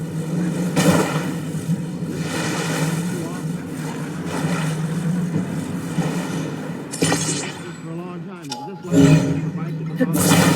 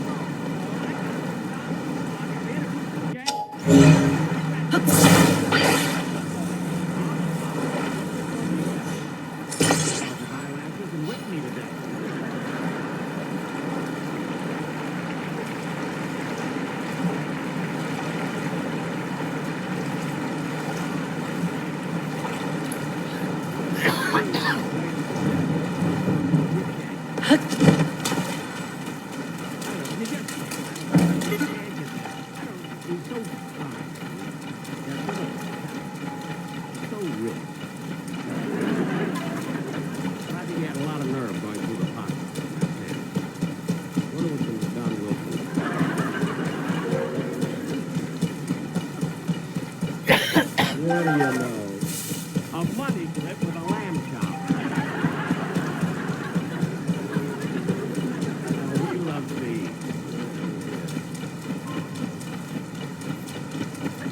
A shrimp cocktail.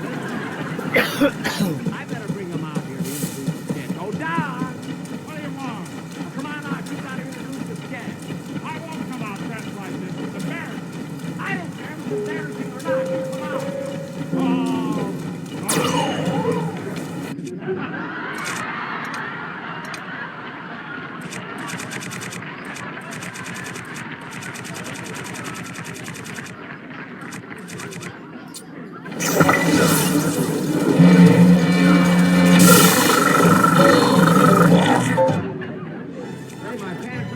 too tight for you.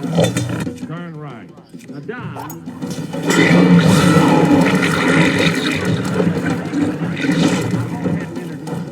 All right. Don, we're only acting. Ladies and gentlemen, for our feature attraction,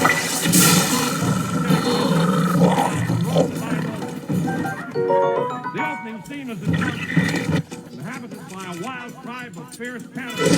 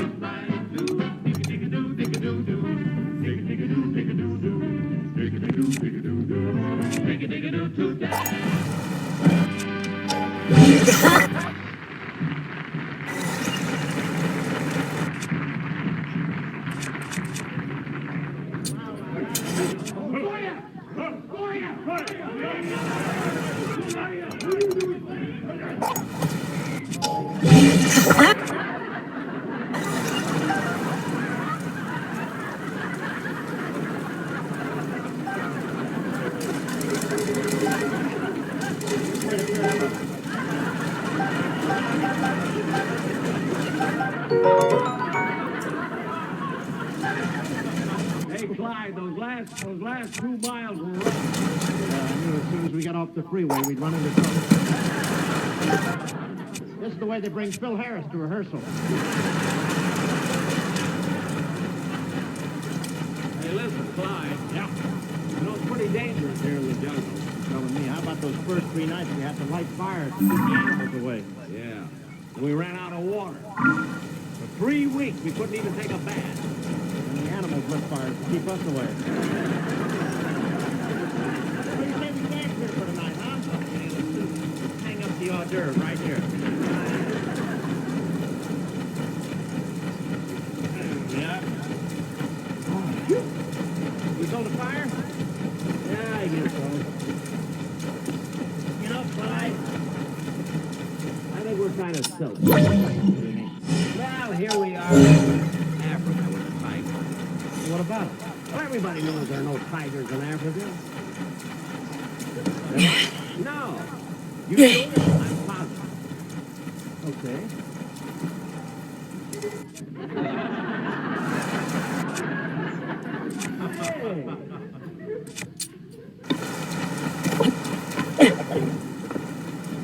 You must have gone to a veterinarian in Denmark.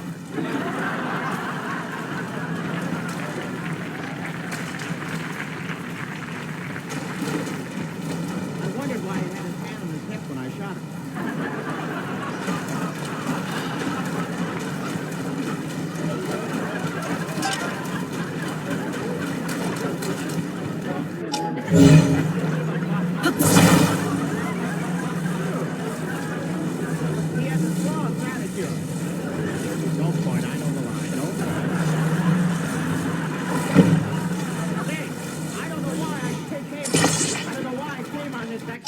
I'm going home. Well, you go home if you want. I'll stay right here in the jungle until I find the secret formula for shrinking heads. Aren't you going to a lot of trouble just because you bought a hat that's too small for you? You'll have your little joke no matter how little it is.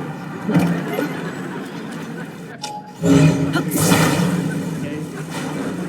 You don't have to worry about the food, boy. We got plenty right here. All right. I'll get a rest. Okay.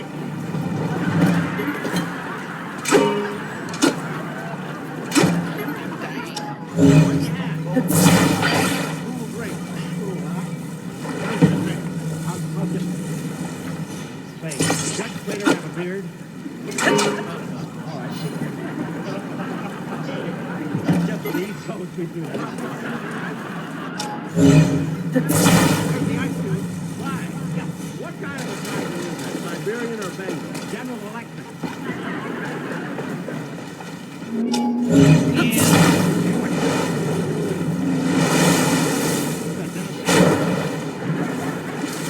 It's a lion. Get your gun. This is the reporter.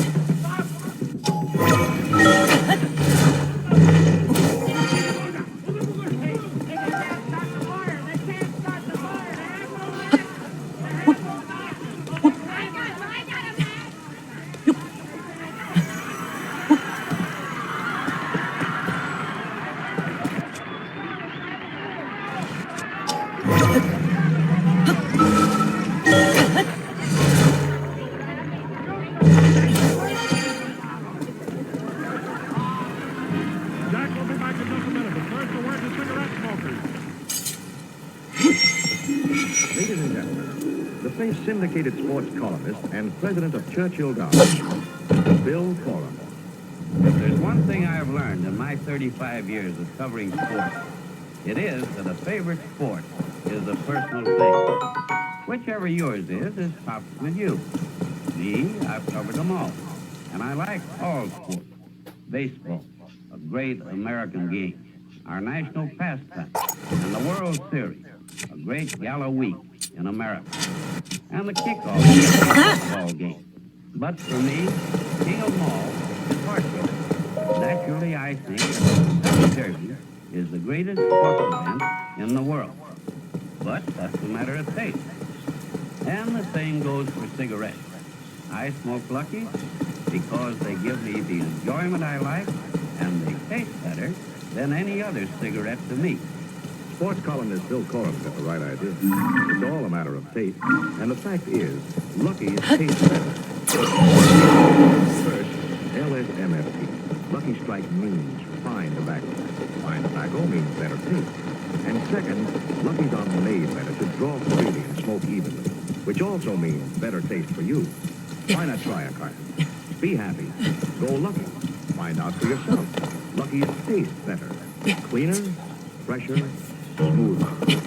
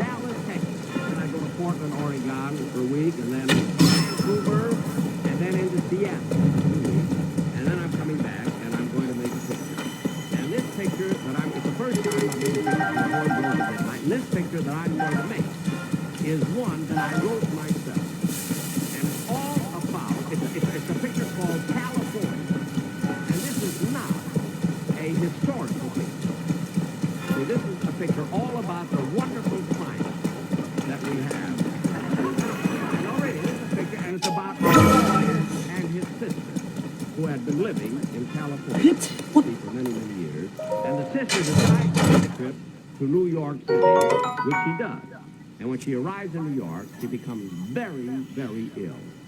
So she wires her brother in Los Angeles to come on to visit her, you see. So her brother jumps on a bicycle in Los Angeles and rides all the way to New York to visit her sister, you see. And by that time, she's so ill, she's on her deathbed. So the brother realizes her condition, punches of his bicycle, and the wonderful California air immediately cured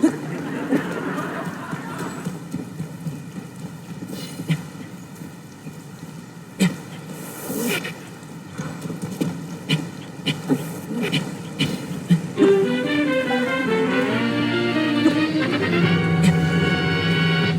Television City in Hollywood, the Jack Benny program, with your special guests Dan Daly, Kirk Douglas, Fred McMurray, Tony Martin, and Dick Powell, presented by Lucky Strike.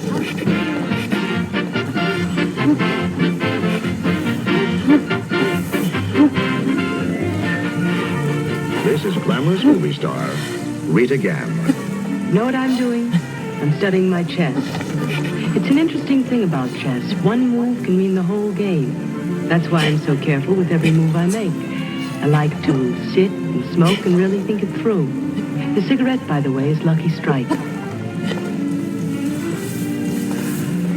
I like its clean taste, nice aroma. It's my cigarette every time. Rita Gam's reason for smoking Lucky Strike is the same one that many millions of other smokers give. They like the taste of a Lucky. And here's why a Lucky tastes better. It's right here on the pack. It's toasted. That's the famous Lucky Strike process that brings Lucky's fine tobacco to its peak of flavor. The process that tones up this mild, naturally good-tasting tobacco to make it taste even better. Well, that's our story, pure and simple. A Lucky tastes better because it's the cigarette of fine tobacco. And it's toasted to taste better. Cleaner, fresher, smoother. So to get better taste from your cigarette, Lucky Strike is the brand to get. It's toasted to give you the best taste yet. It's the toasted cigarette.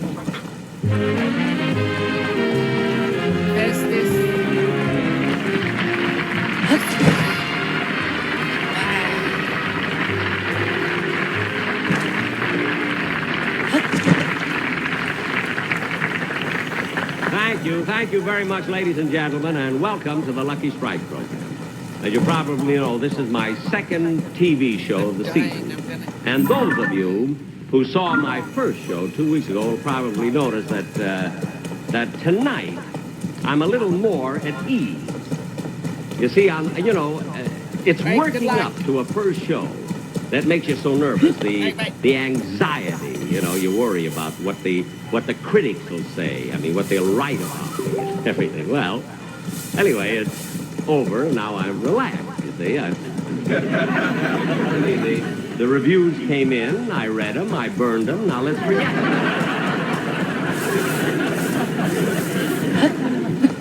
Although I must say that I did get some very exceptionally good reviews on my first show. As a matter of fact, I saved some of them to read to you here from different towns excuse me just a moment. These are contact lenses. You keep the paper right up here.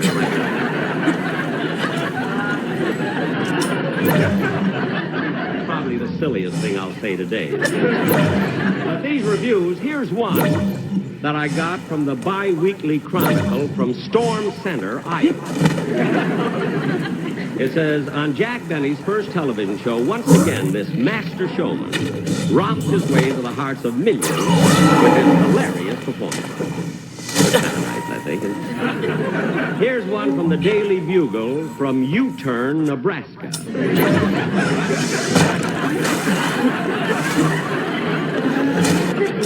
It says, Jack Benny's first television show that has long been awaited by the citizens of U-Turn was welcomed with hearty laughs and much merriment. Here's one from the New York Times.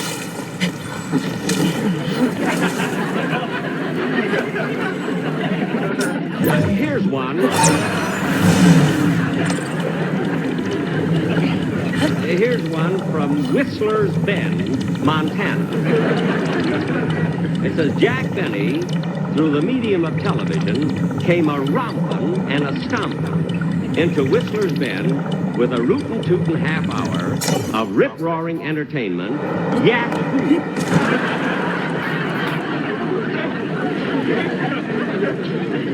Yahoo must be the name of the editor or something. Oh, here's one from the Chicago Herald American.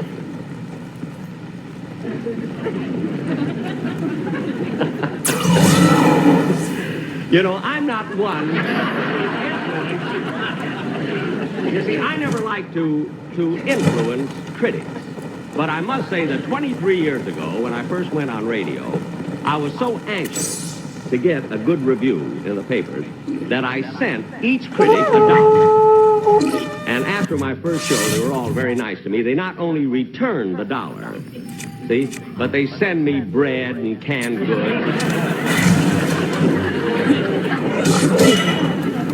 That was nice. But now tonight, getting back to my show tonight, ladies and gentlemen, you know, as much as I enjoy doing the show, I am anxious to get home because tonight, at my house, I'm having what we call a jam. See, we have a lot of fellows in my neighborhood, and we all play different instruments, you see, and we meet once a week. And tonight, we're meeting at my house again, you see, and I'm the leader of the orchestra. And, of course, when I was a kid, you know, I didn't know, really, for my musical career, I didn't know which instrument to take up. So in order to help my father, you see, I took up the violin, because at that time my father had a combination tailor shop and gypsy tea room. So I used to play and make a little money for him, you see, in between. But anyway, getting out with it. Oh, Don Wilson, will you come out here, please?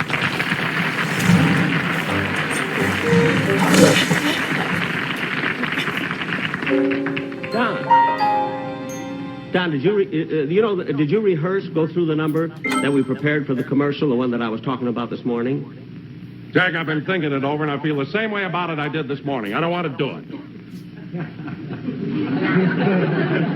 What did you say, Don? I certainly don't want to do it your way. I won't do it. Look, Don, wait a minute, Don. You see, you have a contract with me, and you're supposed to do the commercial any way that I want you to do it. But, Jack, the whole thing is so ridiculous. Don, believe me. Will you listen to me? I've been in show business many, many years. And I know that a commercial must be unique and different and entertaining. Now, you go and get the plot.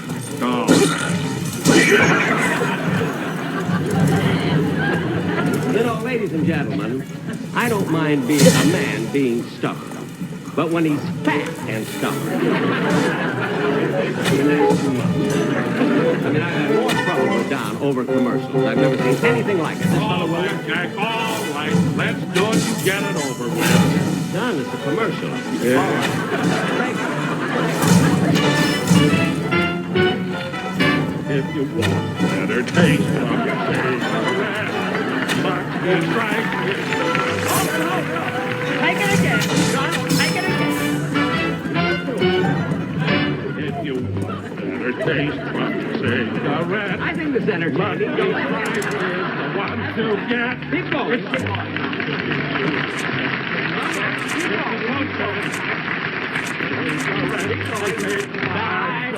Take it over again. No, go.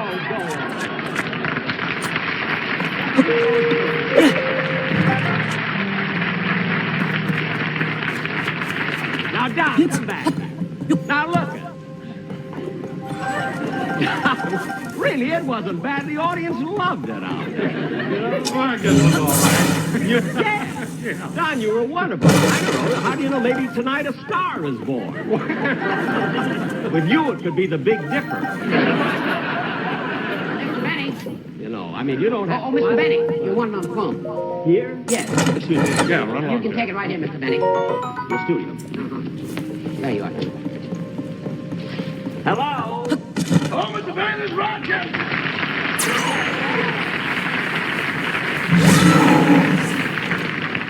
Rochester, I'm right in the middle of a monologue of my show. What did you call me for? Well, I was thinking about your friends who were coming over for your jam session. I was wondering what you want me to serve. Well, I don't know. What have we got in the icebox? Well, there's 2 turkeys, 3 hams, a 12-pound prime rib, and 10 pounds of imported caviar. Rochester, all that wonderful food in our icebox? Of course, we're on a party line. That's impressive. Well, look, Rochester, prepare anything you want. I'll be home at 8 o'clock. Okay, goodbye. Oh, the boss sure gets excited about those jam sessions. Well, he said he'd be home at 8 o'clock. Yeah, that's what he said, 8 o'clock.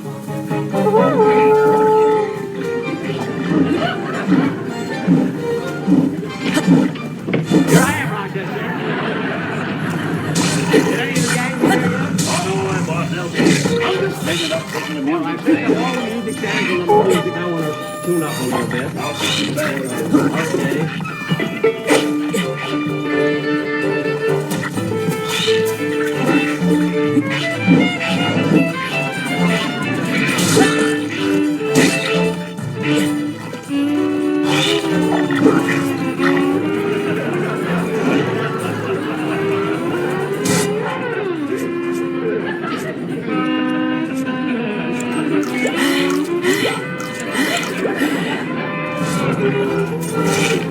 Rochester, what are you doing? I'm sending truck back to Fine Boy. And never anything.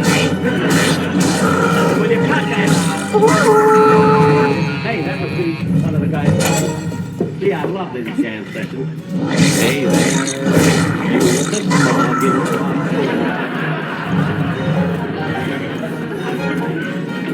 Hi, Tommy!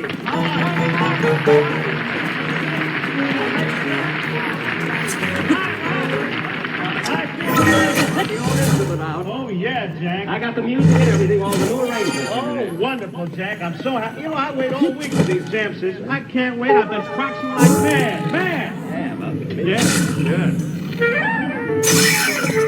Tony, what kind of a clarinet is that?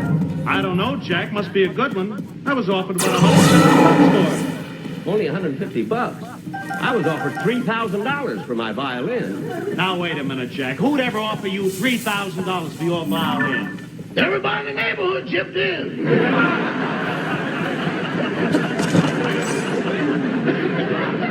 Jack, when you play, everybody in Beverly Hills can hear you? Some of the money came in from Anaheim, Azusa, and Coolabah. Rochester, will you do me a favor and go get the sandwiches? Yes. Boy, oh boy. I need a new read. And I feel awful dry, Jack. Real dry. Tell me, how's Mary? Huh? She's fine. Haven't seen her for a long time.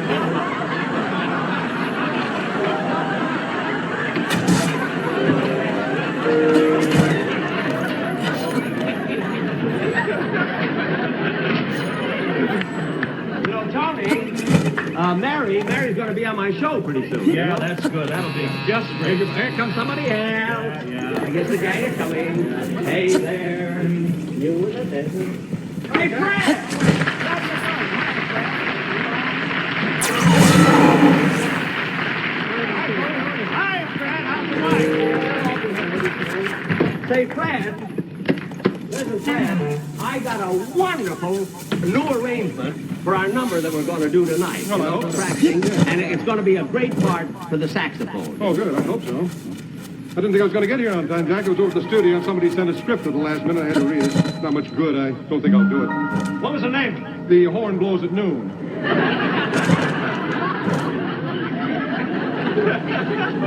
The horn blows at noon? Yes, the Warner Brothers wanted to see what it looks like in the date. Very funny, very funny. I thought so. Yeah. Yeah, I didn't have a chance to get lunch. Here, I got your part here for you.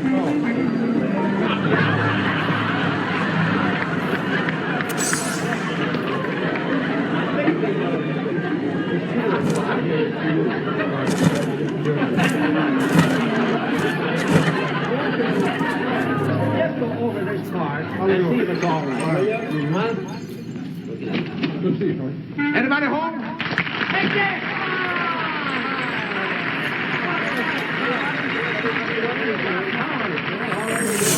Am I late, huh? No, there are only three. There'll be a couple I'm more. sorry. I'd have been here a little sooner. I had a little accident. Did you get hurt?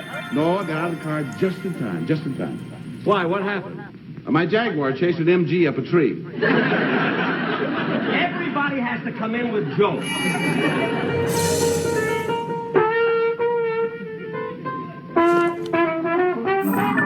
Jack, your piano's on tune. Here's this. Is that my part? That's your part. Well, don't rush me. Don't rush me. I'm a little tired. Been shooting all day. I want to relax a little bit. On this saxophone.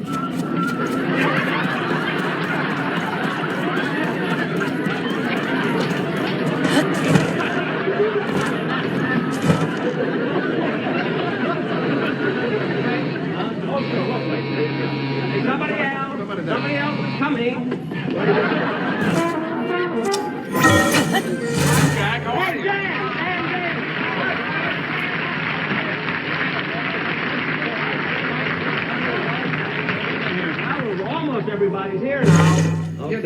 Hey, Jack. What?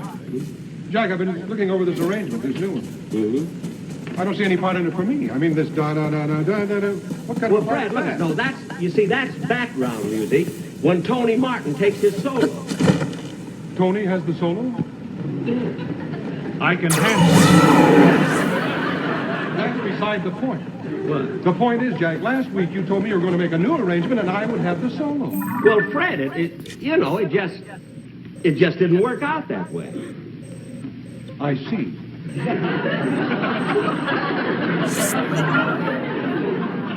Fred, what are you doing? I'm going home. I'm a movie star and I'm not going to be humiliated like this. Tony, you talk to him, will you, please?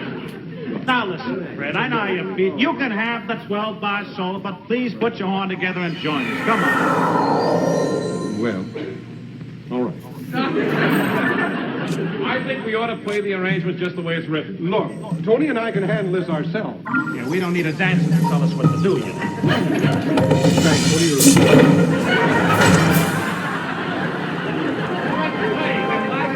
Let's play something. For heaven's sake.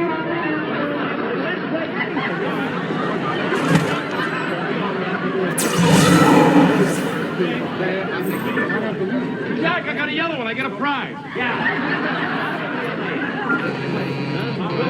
wait, I tell you, we're all here. I tell you who else is coming. I know it must be them. It's from our radio orchestra. Bagby and Remley and John Rice and the whole thing. Come on in, fellas. I know who it is. Come in. Hi, Bagby. Hi, boy. Right in.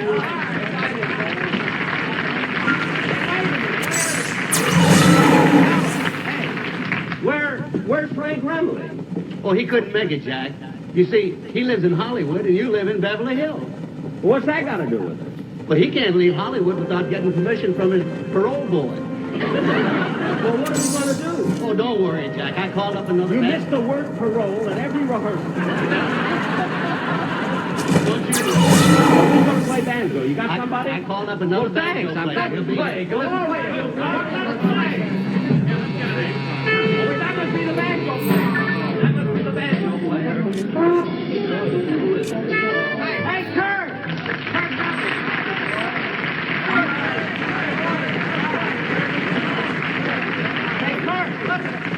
When you came to my house to play bridge last week, you didn't tell me that you played banjo. Nobody asked me, man. Nobody asked me. Oh. Hey, Kurt, what do you got hanging on your back here? You know, on the way down here, some crazy jaguar chased my MG up a tree. What did you want me to do? Shoot it? I thought you made up a joke. I haven't seen you for a couple of weeks. You look a little heavy, like you put on some weight. Same? My weight hasn't changed. It's always 180. I don't believe it. You look like you weigh a lot more than that. Well, I don't think so. Find out.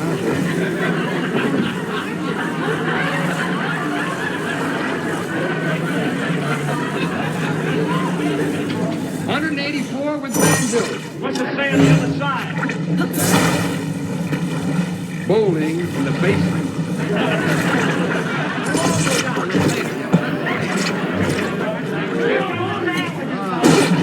What kind of sandwiches are there? Peanut butter and jelly. Peanut butter and jelly? What happened to the hams, the turkeys, and the imported caviar? What? I'm on your party line.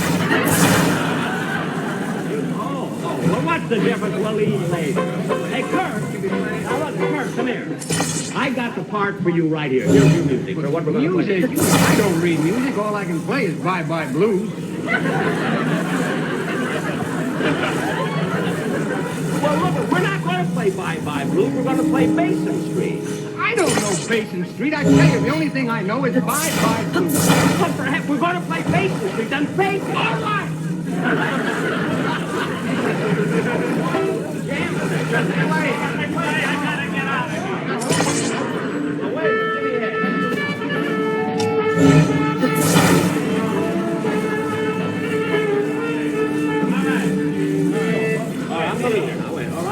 Ready? 1 second.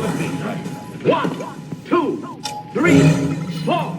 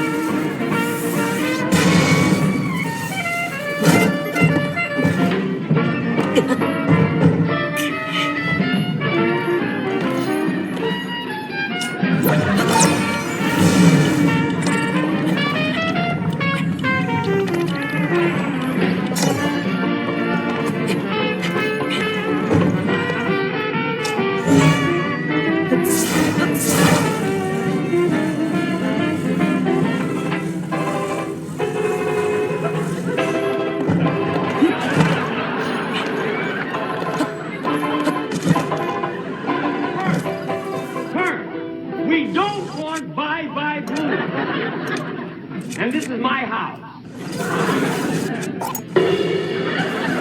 Those are my drums. Forward, let's play. And sing. Now play what we got with it, will you? All right. 1, 2, 3, 4.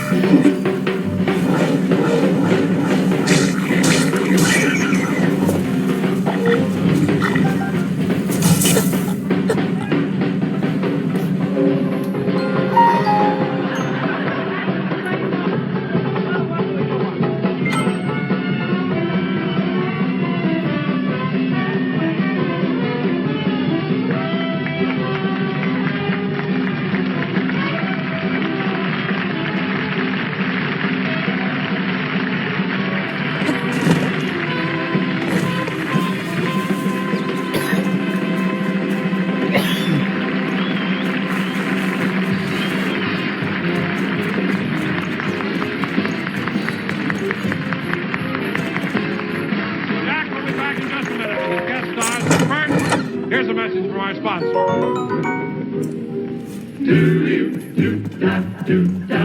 If you want better taste from your cigarette, Lucky Strike is the brand to get. It's toasted to give you the best taste yet. It's the toasted cigarette. They taste fine. Tobacco is light. Tobacco is mild. Tobacco too. And it's toasted, yes, it's toasted, because the toasting brings the flavor right through. So to get better taste from your cigarette, Lucky Strike is the brand to get. It's toasted to give you the best taste yet. It's the toasted cigarette. Friends, no wonder Lucky's taste better. They're made of fine tobacco and the famous Lucky Strike process. It's toasted. Tones up Lucky's fine tobacco to make it taste even better. Cleaner, fresher, smoother. So, be happy. Go Lucky.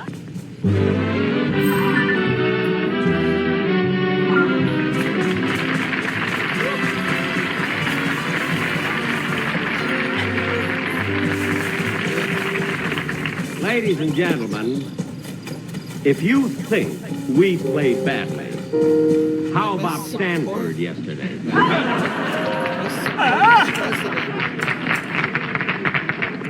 Of course, I must say, you know, it was a shame that I had to pull the curtain down, you know, right in the middle of our number, but I had to do it before the commercial because I told all those guys this was a benefit.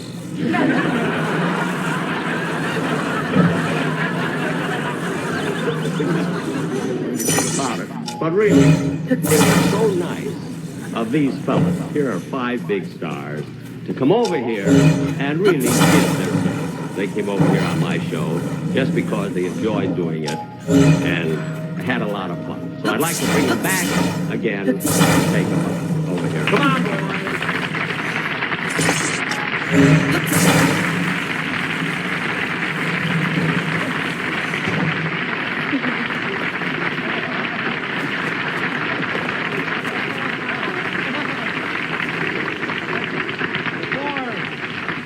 I would like to pay you all a compliment. You are the lousiest musicians.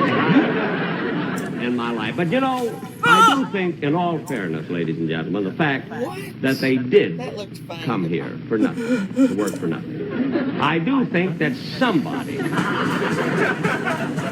Yes, Fred, did you know about that? Oh. I'm telling you now. The only thing, I do think it would be fair if just, you know, if somebody went back with something. Now, I want you to forget that these are all big stars, you see. I want you to just consider them musicians, amateur musicians.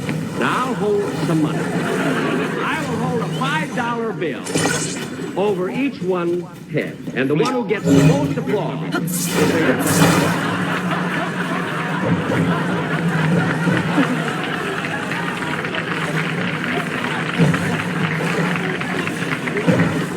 the one who gets the most applause will go home with the money.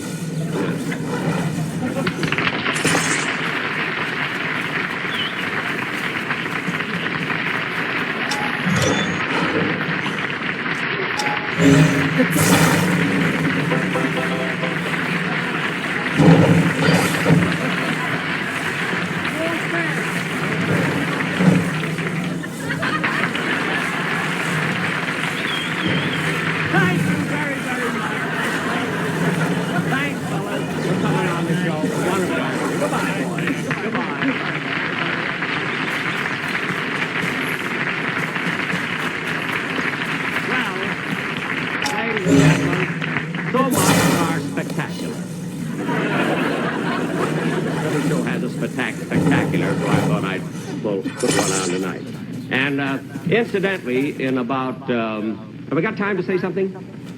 Just a second, because I just wanted to announce that either in 2 weeks from now or 4 weeks, we're doing our version of Kane Music. And our guest star is going to be Leo DeRoche.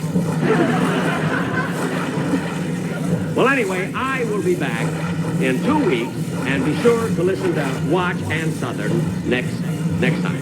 Thank you.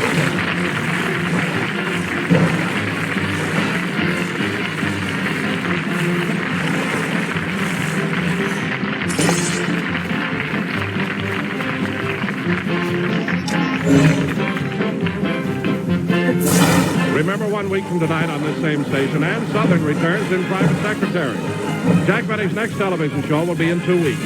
In the meantime, be sure to listen to Jack Benny on radio every Sunday night over the CBS radio network. The Jack Benny program has been brought to you by Lucky Strike, product of the American Tobacco Company, America's leading manufacturer of cigarettes. This is Don Wilson saying, be happy, go lucky.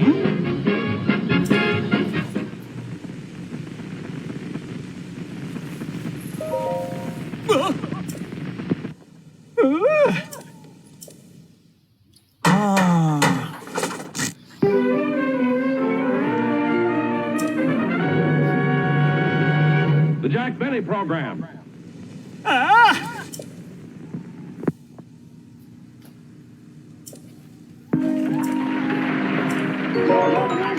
Come over and help me clean the house, boy. That's all right, Rochester. Say, it must have been a big party Mr. Benny had. Oh, it was.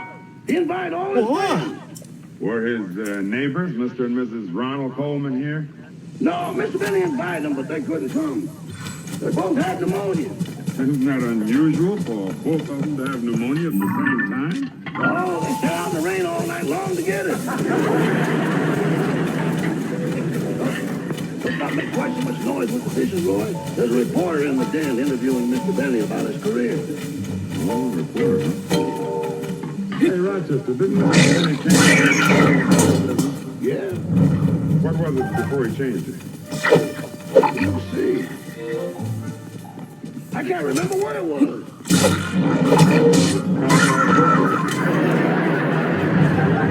Oh, that. Well, Mr. Benny took that as a souvenir while he was out to dinner. Oh, at one of Mr. Hilton's hotels. No, at his house.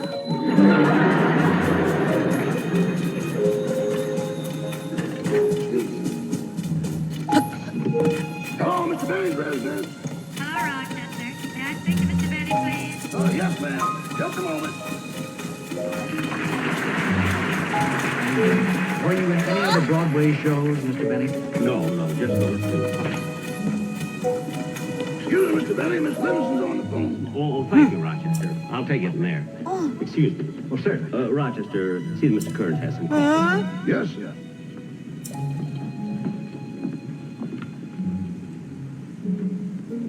Hello, Mary. Jack?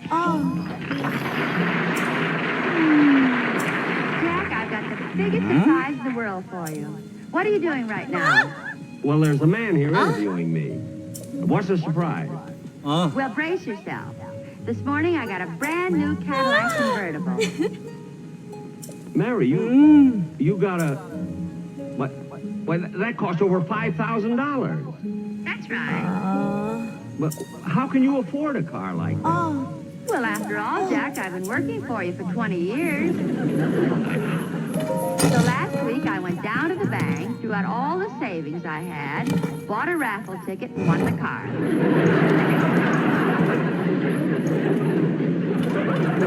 Well, congratulations. And you know, it's fully equipped. It has radio, heater, and everything. All I have to buy is just a spare tire. Mary, you mean the car didn't come with a spare tire? No. Well, all the nerve. Well, that's awful. Well, what do you want me to do? Go get my $1 back? The next time you buy a raffle ticket, read it carefully. That way you won't get stuck. All right, Jack. But I've got to go now. I'm so excited about driving my new car. So I'll see you tomorrow. Bye. Goodbye, Mary. I'm sorry for the interruption, Mr. Kern. Oh, that's quite all right. Now, where were we? Well, Mr. Benny, I think that while the sun is nice and bright, would you mind if we stepped out into your backyard so that I could get a few pictures of you around your pool? Oh, fine. Should I put on a coat? Oh, no, that shirt will photograph beautifully. It is a nice shirt, isn't it? I've had it for some time. Guaranteed.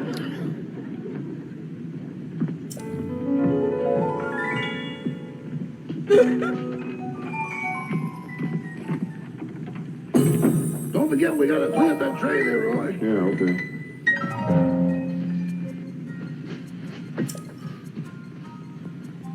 Uh-oh, Mr. Benny forgot to put his violin away. He sure hates it when dust gets on it. Shall I dust it? Well, I don't know. You think you might drop it? Of course not. Well, let me dust it. Maybe Mr. Benny doesn't play so good, but you shouldn't take it out on his violin. It might be very valuable. It could be a Stradivarius or a Guarnerius. Do you know what kind it is? No. How do you tell? The maker's name's always on the inside. You can see it by looking through these holes. Let's see here. Yeah, there it is. What does it say? The Pep Boys. I'll get the tray, Rochester. Okay. Well, hello, Mr. Wilson. All right. Hi, fellas. Hi, Rochester. Hi. Good to see you, boy. Mr. Benny's out in the backyard taking pictures. I'll tell him you're here. Oh, no, Rochester. We don't want to see him. We want to see you. The Sportsman Live worked out a wonderful number, but we need another voice. You sing, don't you? Hey, here's your music. Look it over. Isn't too hard for you, is it? Let's see. I think I can handle this. Let's run over one. Yeah, let's do it. Come on, boy.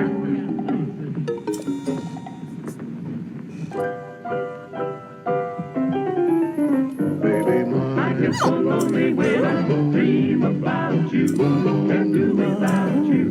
That's why I dream about you. If I could only put my arms about you, life would be so fair. Tossing and turning in my slumber, holding you it seems. I give you kisses without number, but only in my dreams. Oh, baby, mine. I get so lonely when I dream about you. Can't do without you. That's why I dream about you. If I could only put my arms about you, life would be complete.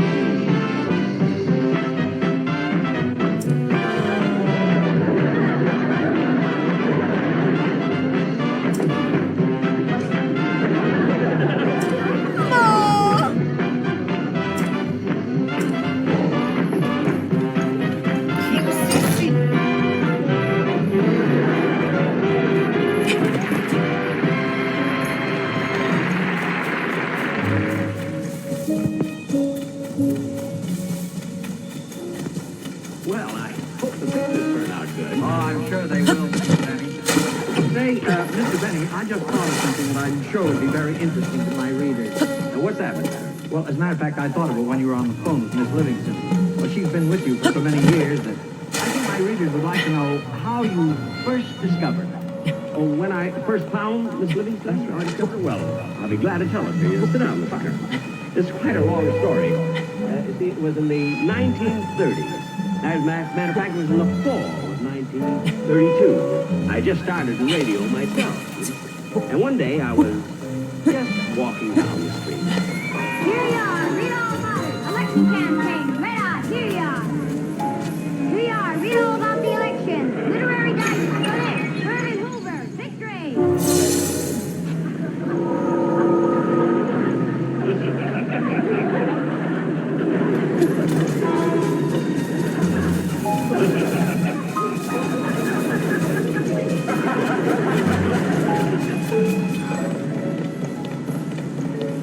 Look, mister, this is your third time around the block. Now why don't you buy a paper?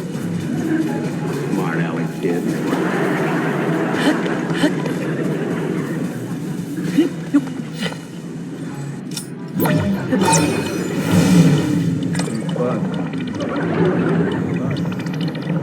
Huh? Got a match? Yeah. There.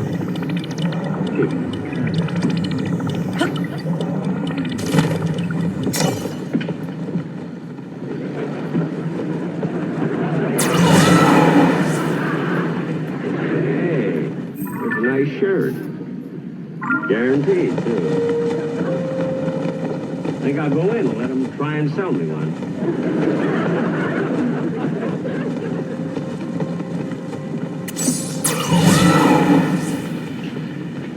Just a gigolo everywhere I go. People know. Wonder where the shirt sale is.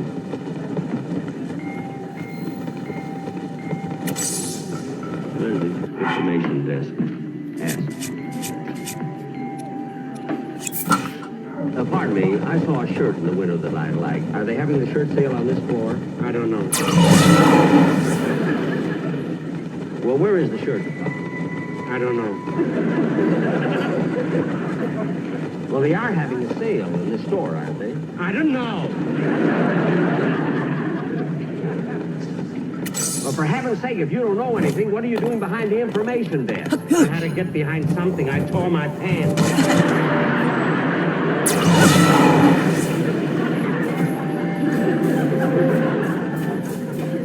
Number 4 is the next elevator up, sir. Thank you.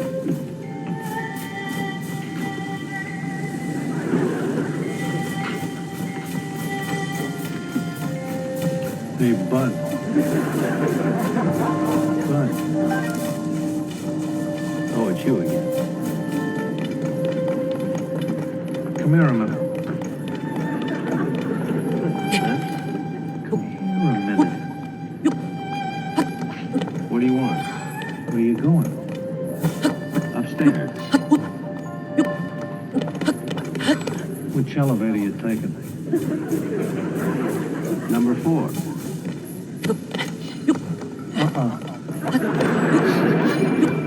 Take number 3. But why number 3? It'll beat number 4 to the top by 2.5 floors.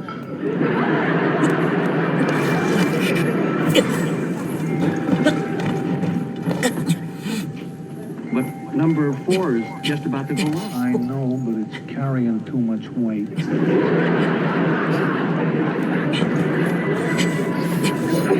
Well, see, I just want to get a shirt. That's all, you know, so I'll just take number 4. Okay. It's your dough.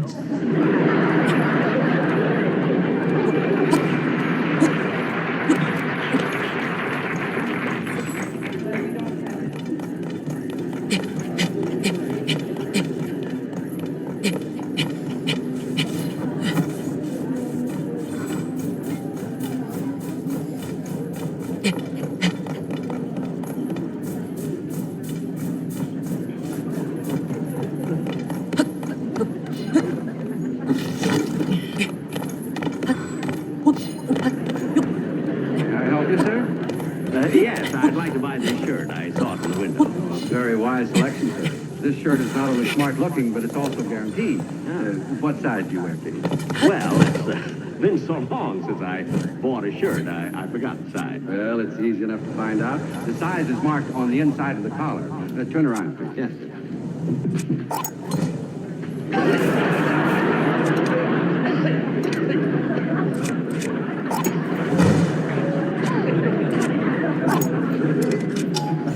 You wear a size 15. I noticed by the manufacturer's label that you've had that shirt a long time. Manufacturer? Yes, it was made by Hard Shot Man Geronimo. Oh, yes. You know, Geronimo is in business for himself now. He makes Arrow shirts. This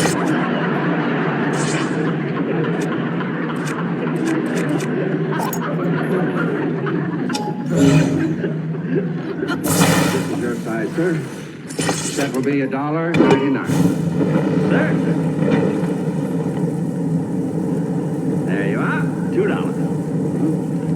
$1.99 out of 2. It will take a few minutes to get your change. I'll wait.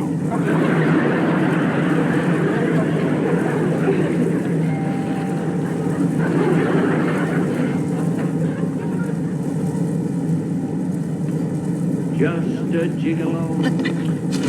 Every place I go, people know the part I'm playing. Yum bum bum bum bum. Hey, get that good-looking girl behind that hosiery counter. What a chicken.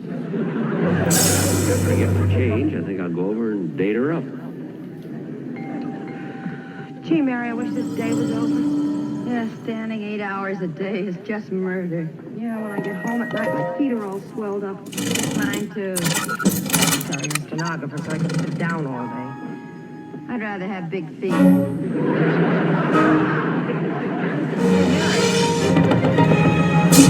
Thanks for attention.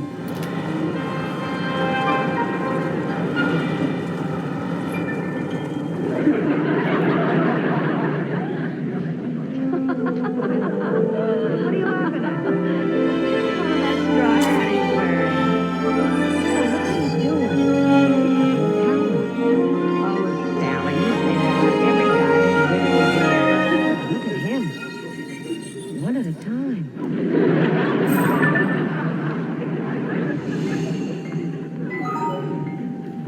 Pardon me. Yes, ma'am. May I help you? I hope so. I'm looking for some extra strong silk stockings, size 8.5. Extra strong? Yes, you see, I'm on the stage, and it's rather embarrassing if the stocking develops a run during your performance. Well, we have some new three-thread hose that are very strong. Very much.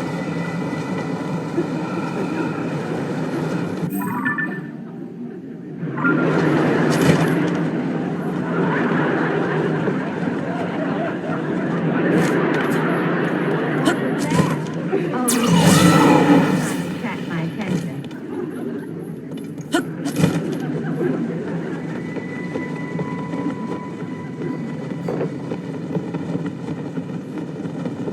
Do you mind if I try these stockings on? Well, it's not customary, but there's a dressing room right back there. Thank you.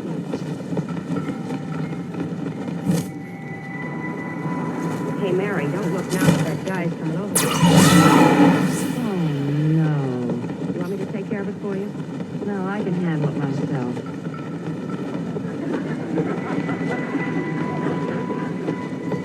Look, he's walking like Theta Vera. Everywhere I go. Hello, kiddo. Where have you been all my life? Avoiding it. Hey, you're good.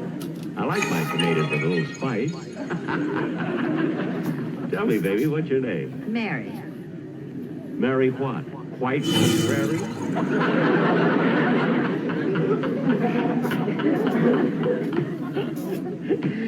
Oh, you beautiful doll. What's your full name?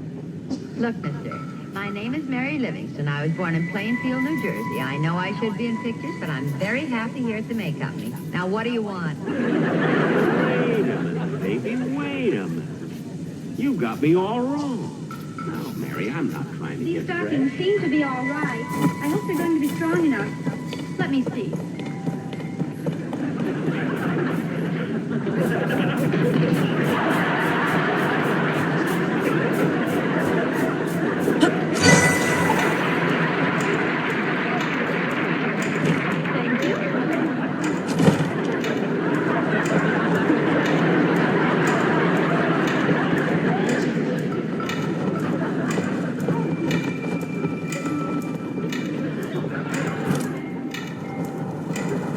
Hey, you got a lot of strange customers around here, don't you? Oh, you're just self-conscious. Hello, Mary. I'm not trying to get fresh. I really like it. Now, look, if I hang around here until you get through working, can I take you home? No, I don't think so. Why not? I got a taxi outside. Look, mister, I've before, and I'm not driving. Look, baby. Don't you know who I am? No, thrill me. Well, hang on to your counter because I'm going to. I'm Jack Benny. Well, what do you know?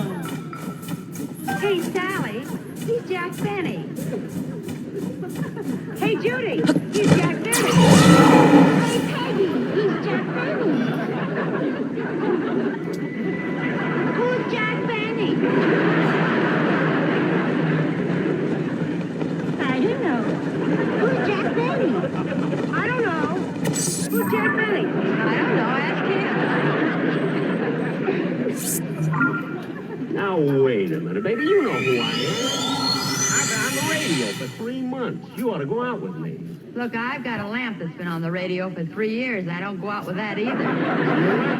Hey, that's good. You're fast on the trigger. What are you doing working in a department store? Look, I can put you on the radio. Hey, Sally, I knew this was coming. My mother told me there'd be guys like you, but I thought they'd be much younger.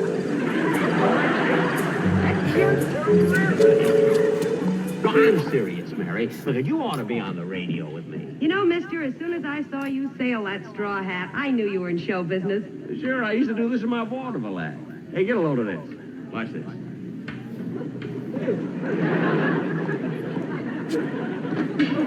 Gosh, wonderful. You think that's something? Get a load of this one. I'll really sail it this time.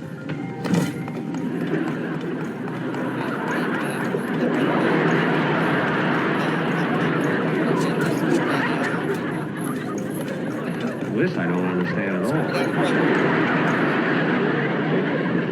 Now, Mary, how about it? Ah, Mary, why don't you make a date and go out with him? He seems like a lot of fun. Yes, he does. Well, Oh, look at Mary. Now, look at, I'm serious. You go out with me, look, you go places. I can make a big star out of it. you're not kidding, are you? Of course I'm not kidding. Why don't you meet me tonight for dinner and we'll talk? Okay. There's a cafeteria right across the street. No cafeteria. Why, baby, you're going out with me, Jack Benny. Hey, Judy, who's Jack Benny? I don't know. Never mind. You're going out with me tonight. A big star. I'll take you to the Brown Derby for dinner. Then we'll go dancing at the Coca-Cola. Take you to a couple of swanky nightclubs on Sunset Strip. My baby, when you go out with me, money means nothing. Why, I'll take you... Pardon me, mister. Here's a penny change.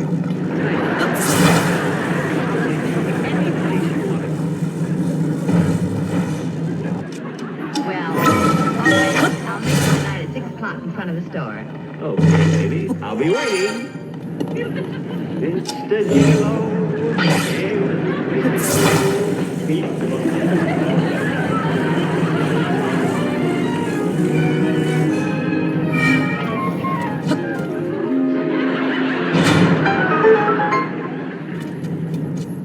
And that, Mr. Kearns, is the story of how I found Mary Livingston. Well, that certainly is very interesting, Mr. Benny. Well, I better be going now. I don't want to take up any more of your time. All right, I'll take you to the door.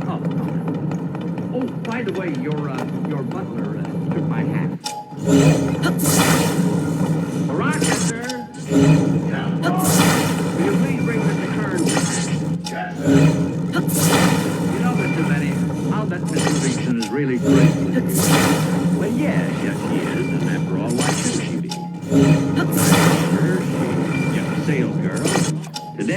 drives a brand new...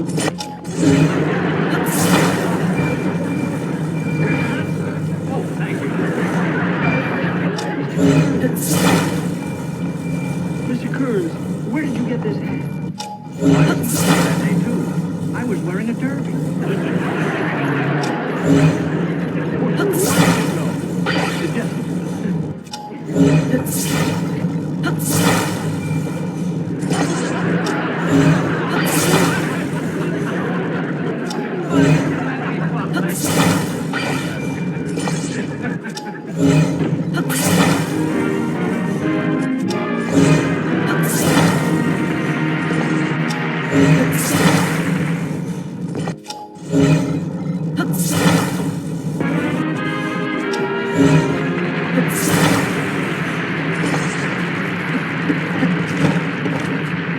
Thank you very much. Well, Mary, how'd it feel being out in the show? Oh, it was a lot of fun. Driving was kind of a cute story, the way I found you at the make. Well, it was true. Yeah. You know, I don't want to brag, but you've been doing very well. I mean, it's kind of lucky for you that way back in 1932, I happened to walk into the store and buy that shirt for $1.99. You want to know something, Dad? You remember when that clerk came over and handed you the penny change? Yeah. Well, wasn't there something kind of about that penny?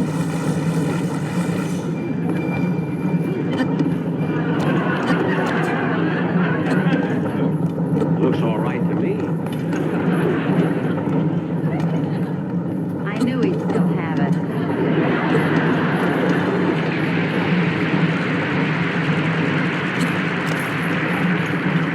Only kept it as a souvenir. Well, good night, folks.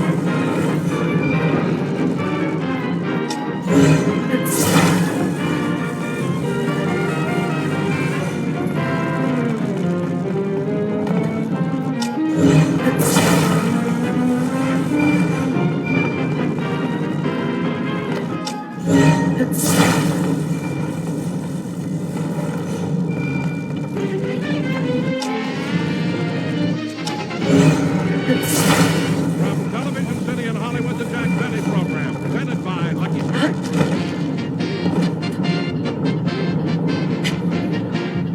What makes a Lucky taste better? A Lucky's better taste begins on the farm. Yes, better taste begins with fine tobacco. Naturally light, mild, good-tasting tobacco. Tobacco that gets careful handling from the very moment it is planted.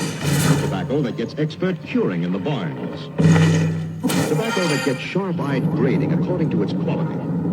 And then this tobacco reaches one of the most colorful and exciting events in tobacco land.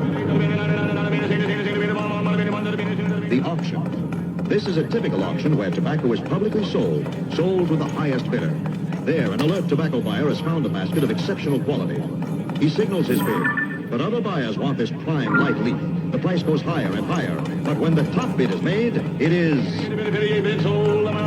Yes, sold to the American Tobacco Company, makers of Lucky Strike, another basket of fine, naturally good-tasting tobacco. You know, there's something extra that happens to Lucky's fine tobacco just before it's made into Lucky Strike cigarettes. Something that makes it taste so much better. It's toasted to taste better.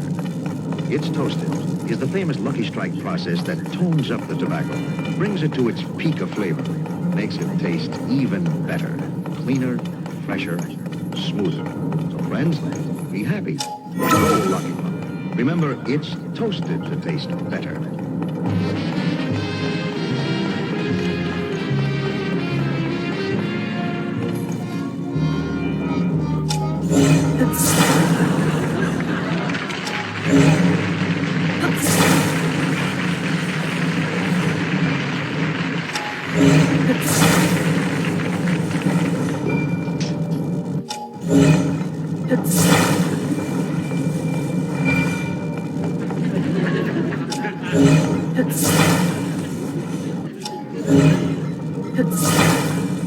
Never knew a floor could get so dirty.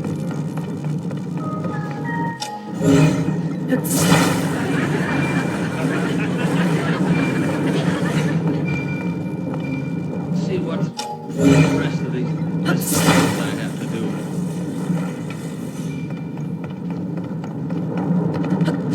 Already dusting the bedroom.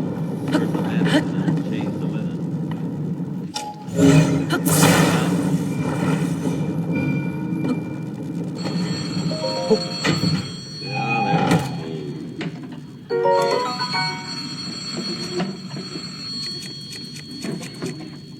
Hello? Hello, Mr. Benny, this is Roger.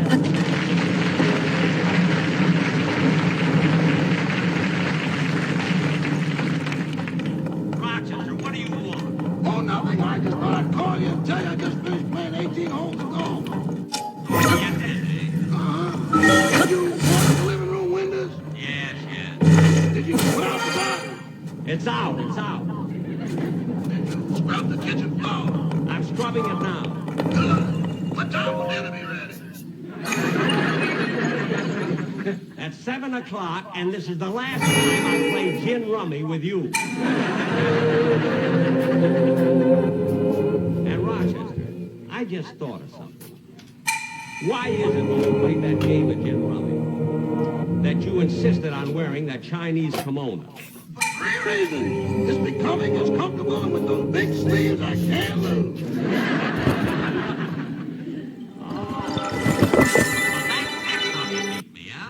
Wearing the kimono with the big sleeve. Don't get mad, boss. I only did that to play a joke on you. Well, joke or no joke, I'll remember that. Goodbye. Next time I play cards with him, door.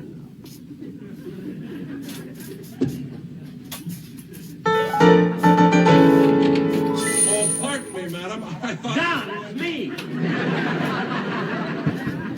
Come on in. Pardon me, ma'am.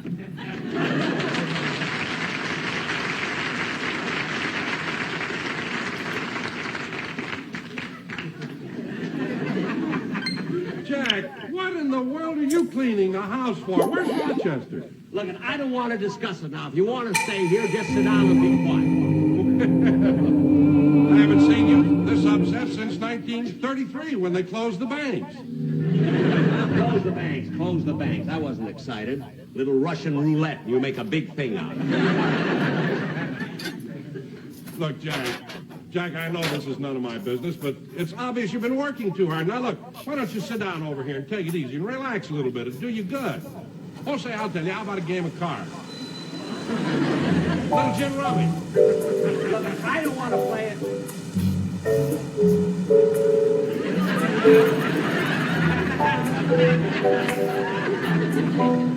Gin rummy? Yeah, Jack, yeah, sure. Where are the cards? Well, look, the cards are in the drawer there. Get them out, will you? And deal them up. I'll be right back. All right, hurry up now. Okay.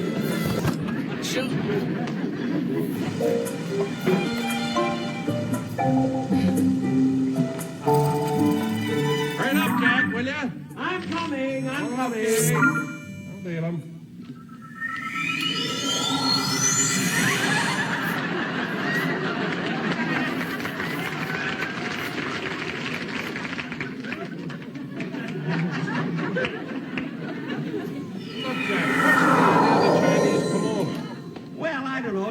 impresses me more, you know. I play much better with the...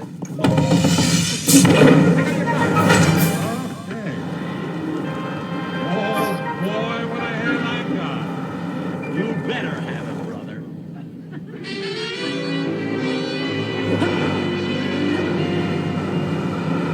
Hey, Rochester, we're all waiting for you. You're going down again. Oh, change my mind, Roy. I'm going back home. I just hate sticking with Benny with all that. Yeah, but you played him a game of General. I'm going to get the day off. You won it fair and square. See, I wore a Chinese kimono. Chinese kimono? What are you laughing at? One time I had so many cards up my sleeve, they were so far up I had to go for them with a pair of chopsticks. Rochester, you shouldn't do that to Mr. Benny. Well, we always play little tricks on each other to win. Last time we played Scrabble, he beat me with the word Mazel Tov. Yeah, Mazel Tov means good luck. Not to me, it didn't. Well, I'm going to call Mr. Benny. Tell him I'm on my way home. Yeah, we're going around. I'll see you, Roch. Okay, Roy.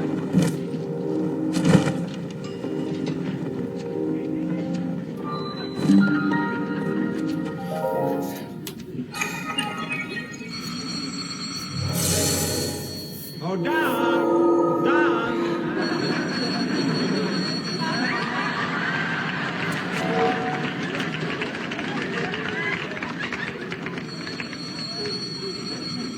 Don, you're supposed to answer the phone, too, you know.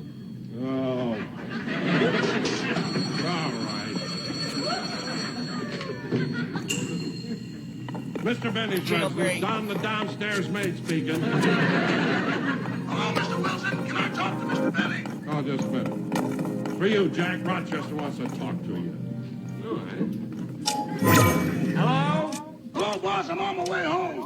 It's about time. Look, the Christmas cards haven't been addressed, the gifts haven't been wrapped, and we haven't even done our shopping yet at the market. Well, it's I'm by the market on my way home.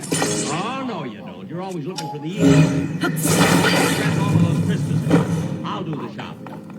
Don't forget to buy a turkey. Remember what happened Thanksgiving? It was embarrassing. People sitting around your table with nothing to eat but potatoes, carrots, and so on. Gee, Rochester, I tried to get a turkey. Well, this time, buy one. You can't depend upon a rat.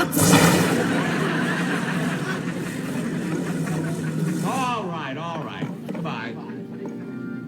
Meow. See? I gotta get a turkey. What do I have to do after I finish with the dishes? Well, then you have to clean the floor, you know, and wash the windows and clean out the garage and everything. I'm going out. I'll see you later. Is that all? You have to cook dinner for Rochester. He ordered ham hocks under glass. I'll see you later. I'm going to.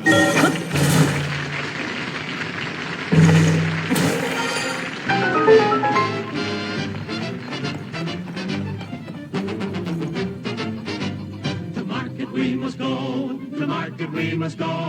Hi-ho, the prices be, to market we must go. Christmas shopping, counter hopping, running here and there. Hustle, bustle, bustle, hustle, people everywhere. Oh, hurry, hurry, buy that turkey, buy it by the pound. Your money flows like water, but it makes a different sound. Jingle, jingle, jingle, jingle. The market where we shop is packed from morn till night. The people love to push and shove. It's really quite a sight. You gotta fight your way around the store and help yourself. But when you get where you should be, there's nothing wrong with that. Pork and beans, turnip greens, chicken soup with rice. White and wine with bacon rind or coffee, sweet and spice. Caviar by the jar, what a ritzy store. Before you know you spent your dough 300 bucks or more. They're crazy. Stop and check your shopping list, be sure you don't forget. Buy yourself some Lucky Strikes, the toasted cigarette. Lucky Vino, you'll agree. Lucky Strikes means fine tobacco, LS-17. LS-17. It's a fresher cigarette, the only smoke for me. Yes, when you're puffing, there is nothing like a Lucky Strike. Round and firm and fully packed. It's Lucky's you will like.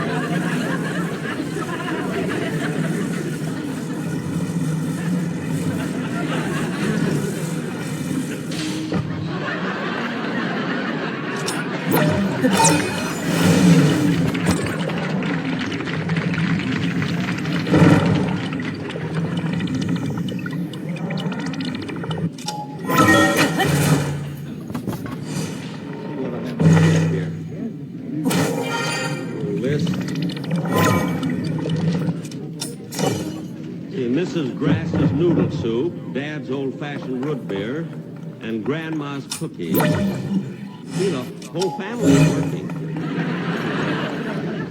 Can of corn. I think I'll get that first. Oh, clerk.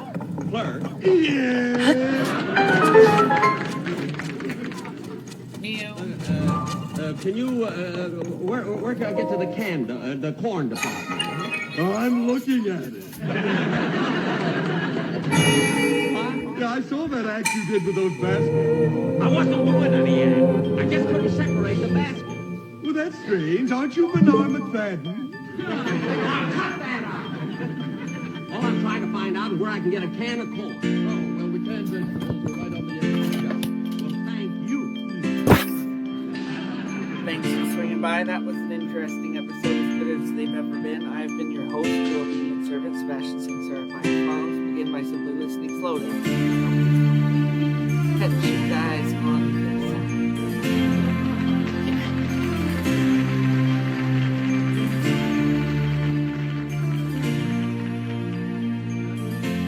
Time no see. I always run into that racetrack tout every place I go.